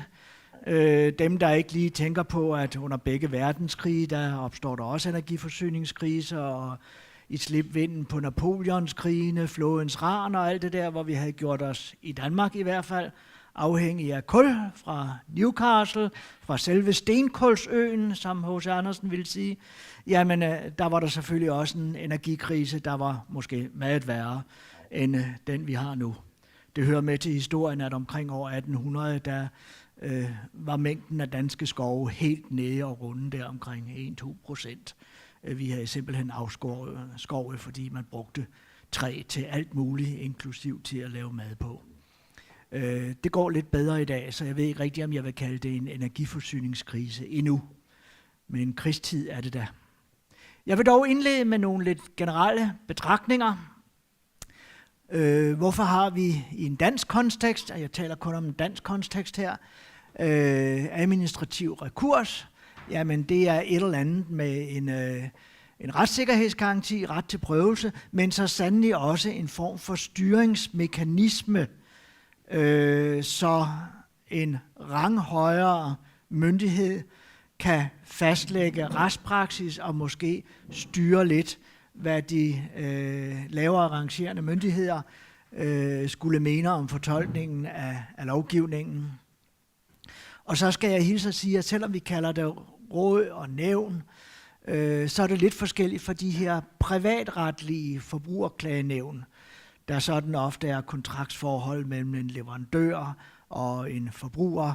Inden for mit eget område har vi ankenævnet på energiklagenævnet, og det er sådan en typisk med partsrepræsentanter fra en energileverandør og nogle forbrugerorganisationer. Har måleren, elmåleren nu vist rigtigt, og den slags småfnider. Kendetegnene for en rekursmyndighed, i modsætning til en tilsynsmyndighed, det er også, at der er pligt til at klagebehandle, hvis man ellers er klageberettiget. Det er ligesom at gå til domstolene. Man skal have en eller anden procesberettigelse. Vi har rigtig mange forskellige typer rekursmyndigheder, der er opstået på rigtig mange forskellige måder. Men Ditlev har lige været inde og harcelere over nævnenes hus.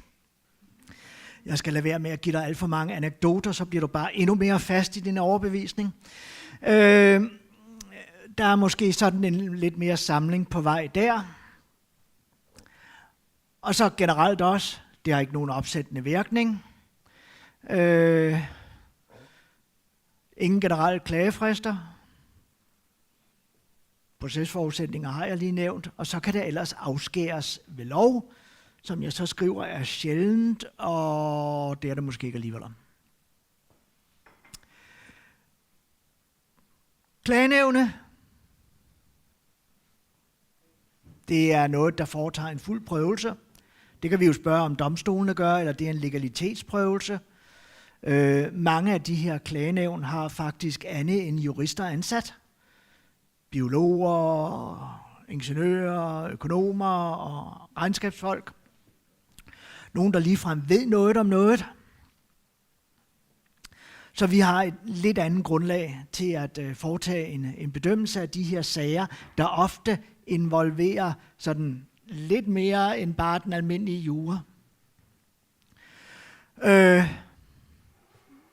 Klagenævnets medlemmer er ikke generalister, som domstolene er så glade for at være. Vi er ofte specialister, professorer og den slags ting. Og idealet det er jo, at vi kan kvalificere en afgørelse, så en domstolsprøvelse ikke bliver nødvendig. Det sker ikke altid. Så vil jeg også lige nævne et par bekymringer, vi har. De nævnsmedlemmer i sådan en administrativ rekursorgan, vi er ikke beskyttet som dommere. Vi kan i princippet afskediges. Det sker dog meget sjældent. I stedet for sker der blot det, at vi ikke bliver genudnævnt, fordi det er tidsbegrænset. Man kan jo sige, at den samme beskyttelse vil vi opnå, hvis vi ikke kunne genudnævnes overhovedet, for så vil der ikke være noget incitament til at være lidt følagtige over for den til enhver tid siddende minister, som jo tilfældigvis er den, der udnævner. Da jeg startede under Svend Auken i Energiklagenævnet, der var det faktisk ressortministeren, energiministeren, der udnævnte mig. Senere, kort før vi lavede Nævnenes Hus, der var der omlagt til erhvervsministeren. Det var sådan lidt en forbedring, for så var der dog ikke den minister, hvis embedsværk skulle kontrolleres, der udnævnte folk som mig. Men det er stadigvæk sådan, at det er ministeren, det er reglen, embedsværket, ministeren ved ikke noget om det, det er embedsværket, der styrer det her. Det er embedsværket, der kontrollerer budget, sekretariatet, inklusiv størrelsen under Nævnenes Hus, Gud bedre det, brevveksling og den slags. Så hvor stor er vores uafhængighed? Jeg lader det svæve lidt i luften.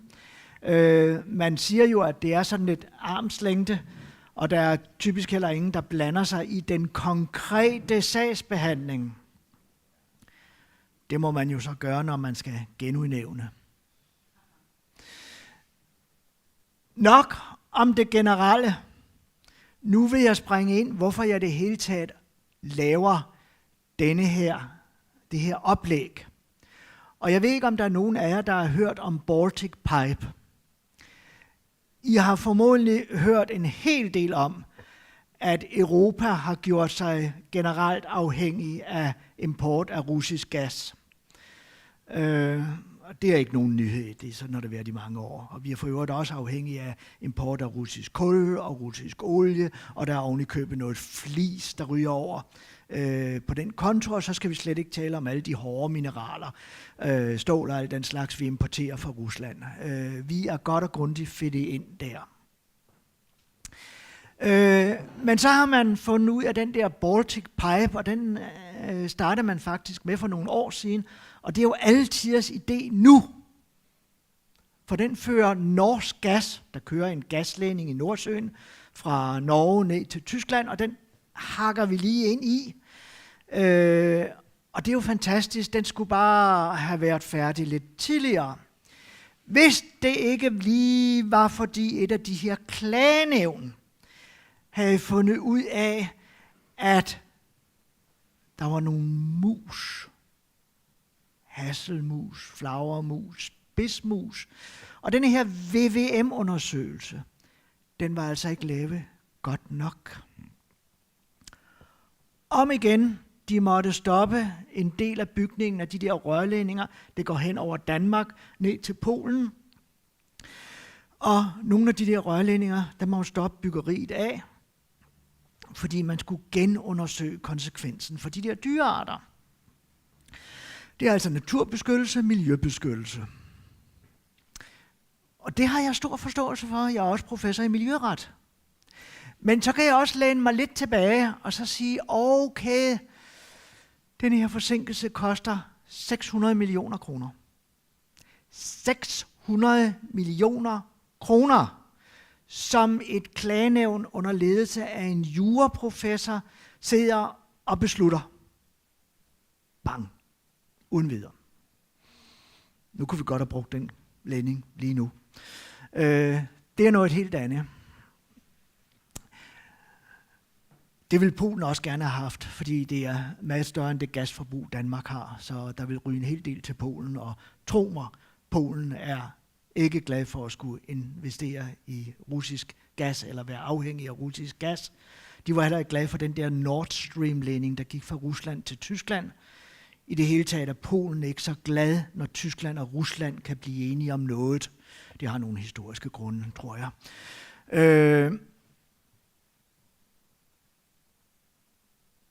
600 millioner kroner, folkens. Et andet stort projekt, der ligger i Danmark, det er en energiø. Det her er et arkitektfirma udarbejdet illustration. Der er ingen, der ved, hvordan den bliver. Men man vil i hvert fald ofre nogle 100 millioner kroner på at bygge en ø, sådan, jeg mener, de er 80 kilometer ud fra Thorsminde. Der er pænt dybt, så det bliver pænt dyrt, og det er relativt hårdt farvand. Så der skal bygges ordentligt. Og der skrev man så i en paragraf, at andre afgørelser efter denne her lov, bla bla bla, ikke kan påklages til anden myndighed. Altså underforstået de her klagenævn, der jo nu havde ødelagt det der med Baltic Pipe. Og i forarbejderne, loven her L29, der står der, at afskæring af klageadgangen er fundet nødvendig af hensyn til projektets fremdrift samt grundet projektets særlige karakter. Altså, det her er for vigtigt til, at vi kan lade det forsinke af et eller andet klagenævn. Det er det, der står.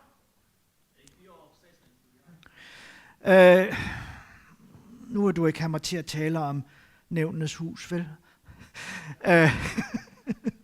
Nej, ombudsmanden har været efter nævnenes hus på grund af nogle klagesagsbehandlingstider. Det er vist blevet lidt bedre.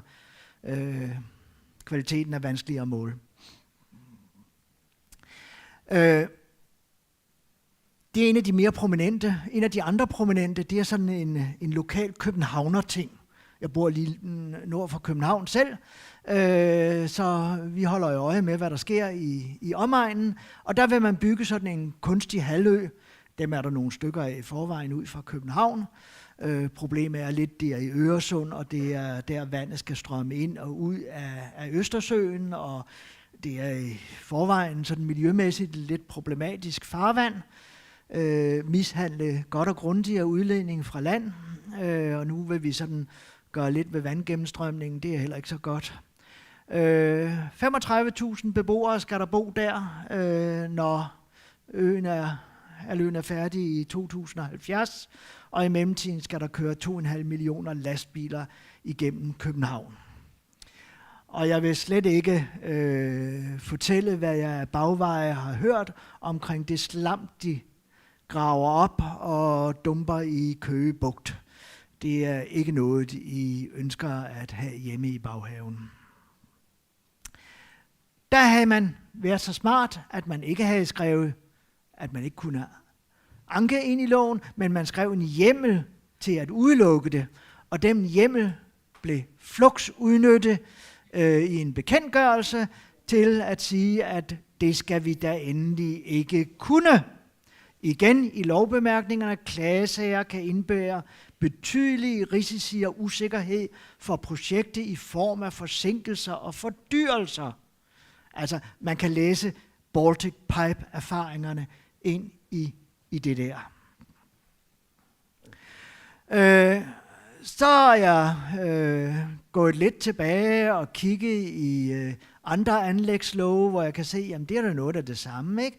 Især sådan lidt nyere inden for de sidste 10 år, der kan man se, at der har vi det samme. Endda i et udkast til en lov om Limfjordsforbindelsen. Det er deroppe ved Aalborg. Det er faktisk et temmelig trafikeret område. Jeg tror, det er 80.000 biler i døgnet, der passerer der. Og 2 gamle tunneller, der synker lidt, fordi man ikke har funderet det ordentligt og lavet ordentlige jordbundsundersøgelser. Hvordan er det med tunnellerne heroppe? Har I husket jordbundsundersøgelser? Gør det grundigt første gang, ellers bliver det dyrt anden gang.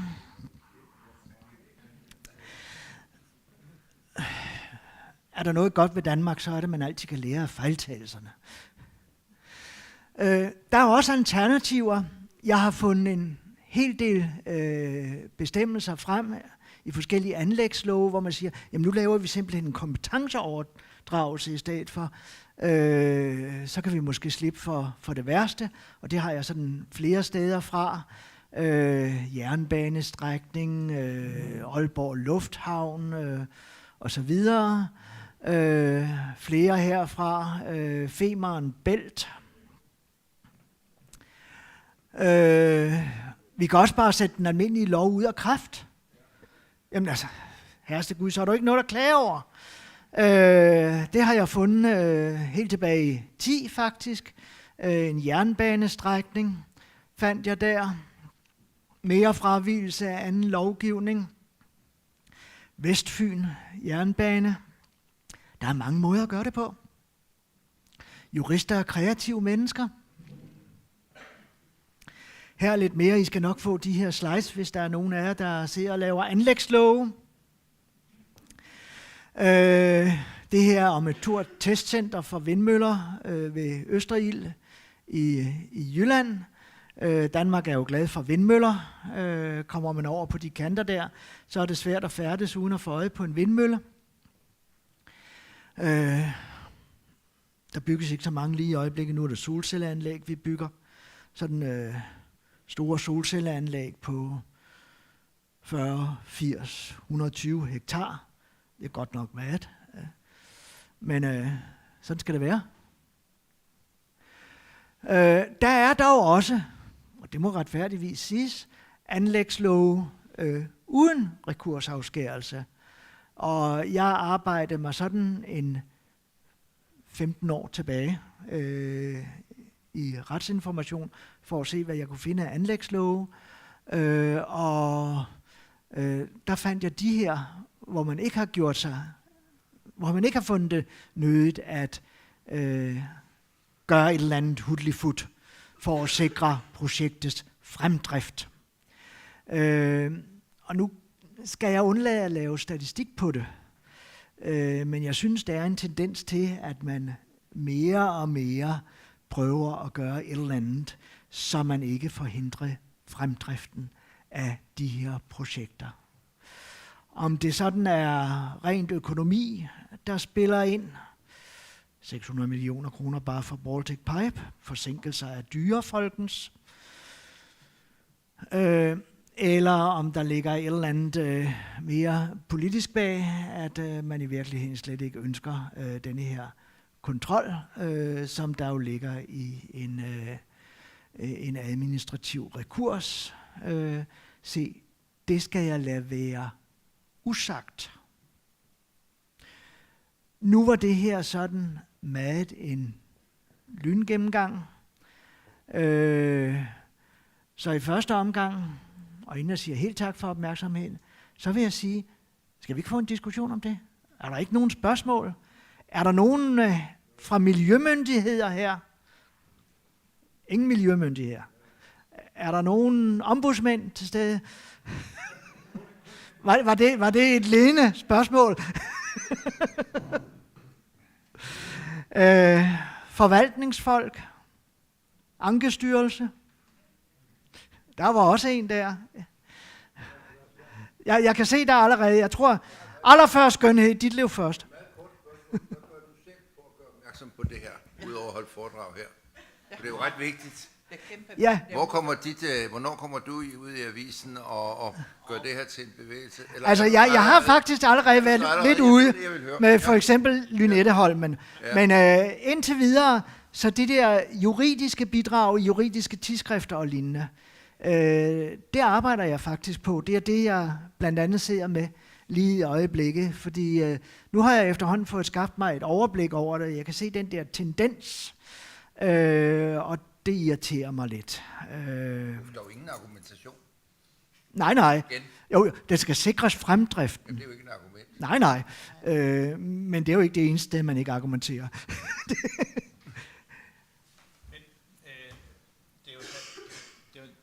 Det er jo interessant i perspektiv af den diskussion, vi lige havde omkring forvaltningsdomstole og ret til prøvelse. Fordi for det første, hvis vi siger, at en af de vigtigste grunde til, at vi ikke har forvaltningsdomstole i Danmark, det er, at man har råd og nævn, som er en billig og god løsning for borgeren at komme til sin ret på.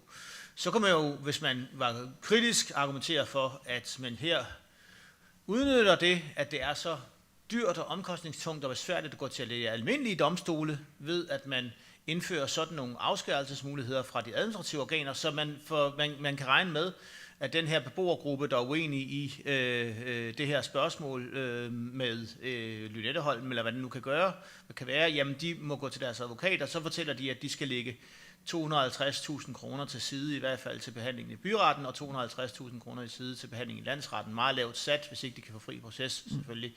Og så må de også brede sig på, at det bliver en lang sagsbehandling. Så man udnytter jo, kan man sige, man kunne jo godt, hvis man var meget kritisk, kunne man jo sige, at man udnytter det, at det er så besværligt at gå til de almindelige domstole, som til at få retten trumlet.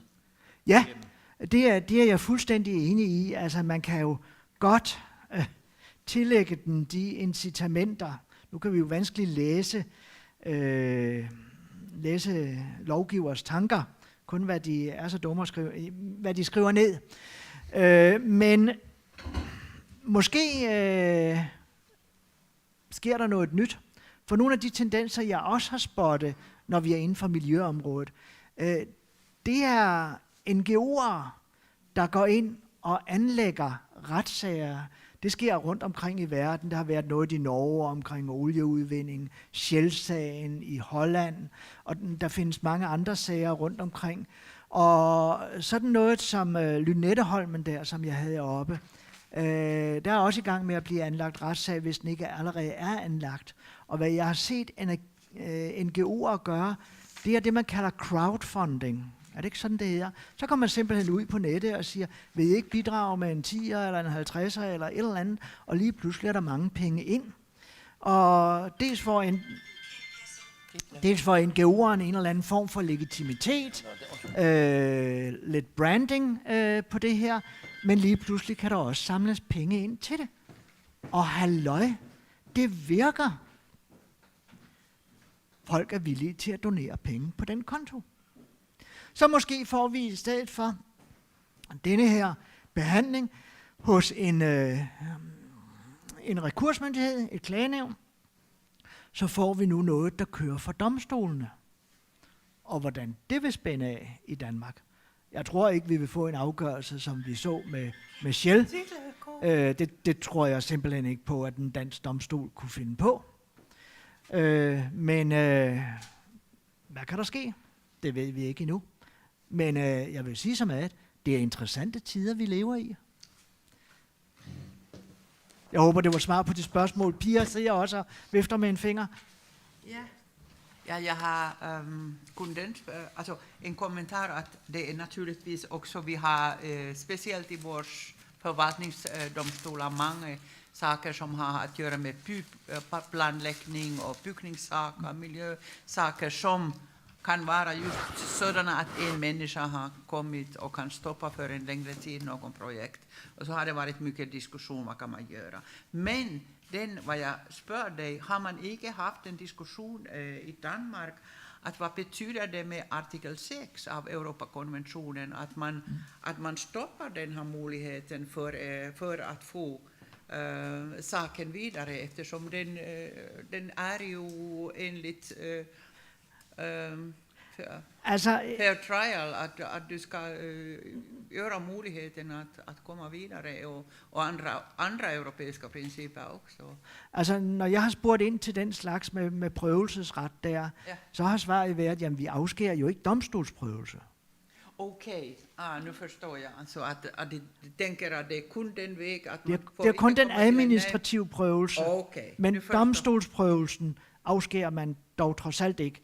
Der kan jo netop, som du nævner, Frederik, være sådan nogle økonomiske problemer med at anlægge retssager, medmindre man er en NGO, der kan crowdfunde. Men det understreger jo bare igen, at den her idé om vores domstolsprøvelsesordning i Danmark, som med billige alternativer og vores forvaltningsdomstolssystem, at det i realiteten ikke holder, når Bent Ole kan fremhæve bare de første 10 eksempler her på en slide. At så falder det, altså der falder det jo i virkeligheden sammen, vores billedet her.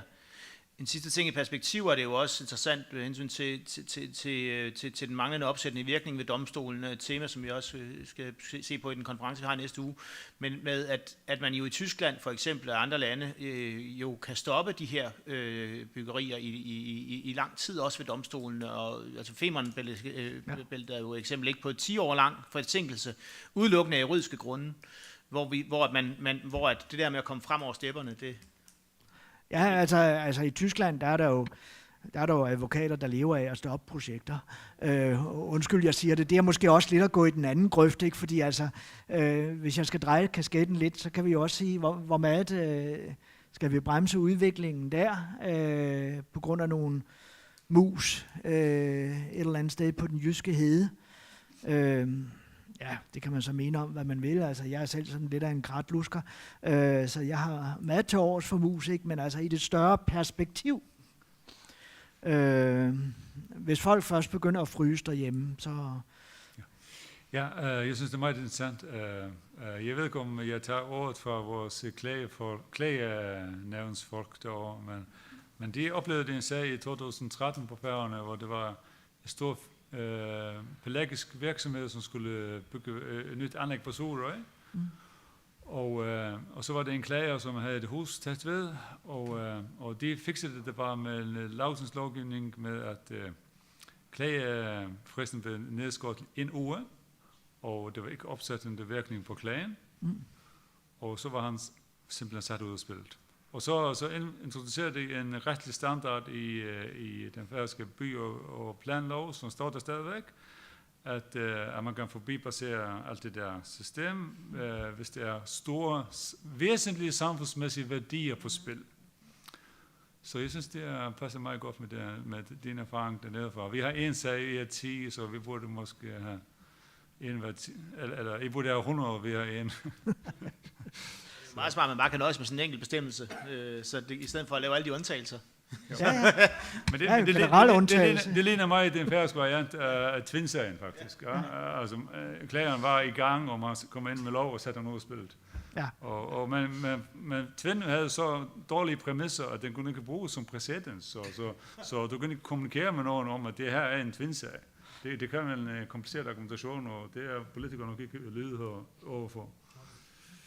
Jeg tror, Pia Jag kunne mena att förvaltningsdomstolar är ikke så farliga eftersom det finns en tendens både i många länder att man behöver tillstånd att få saken från den första instansen till den högsta.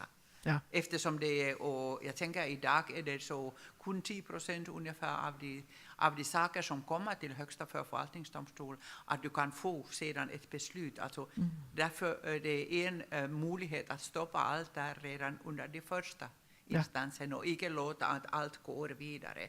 Och det har vi gjort nu. Hvordan er det i Finland? Er der opsættende virkning forbundet med en forvaltningsdomstol?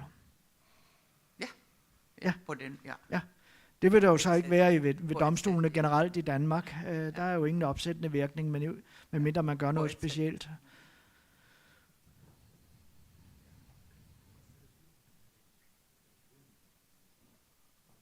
Er der flere spørgsmål, reaktioner fra salen?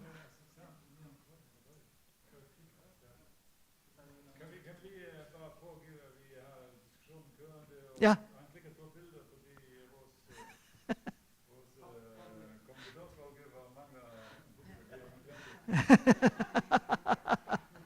Jeg skal prøve at se lidt levende ud her.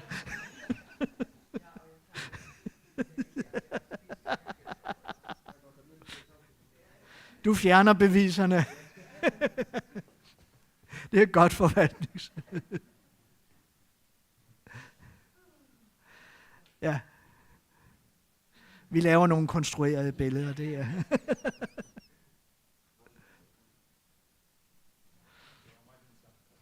Ja. Hvis der ikke er flere spørgsmål, så vil jeg takke af. Og takke panelet for de mange gode kommentarer. Jeg tror, jeg skal gå videre med det her.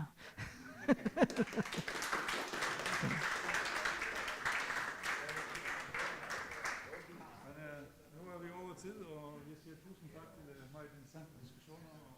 Jeg ved ikke, om det er nødvendigt. Hallo, har du med? Og takk for ordentlig god oppmøting. Hun er sin lærer nå, men hun var ordentlig god. Vi vil gå alle deg. Ja, og jeg har hørt. Tusen takk for det.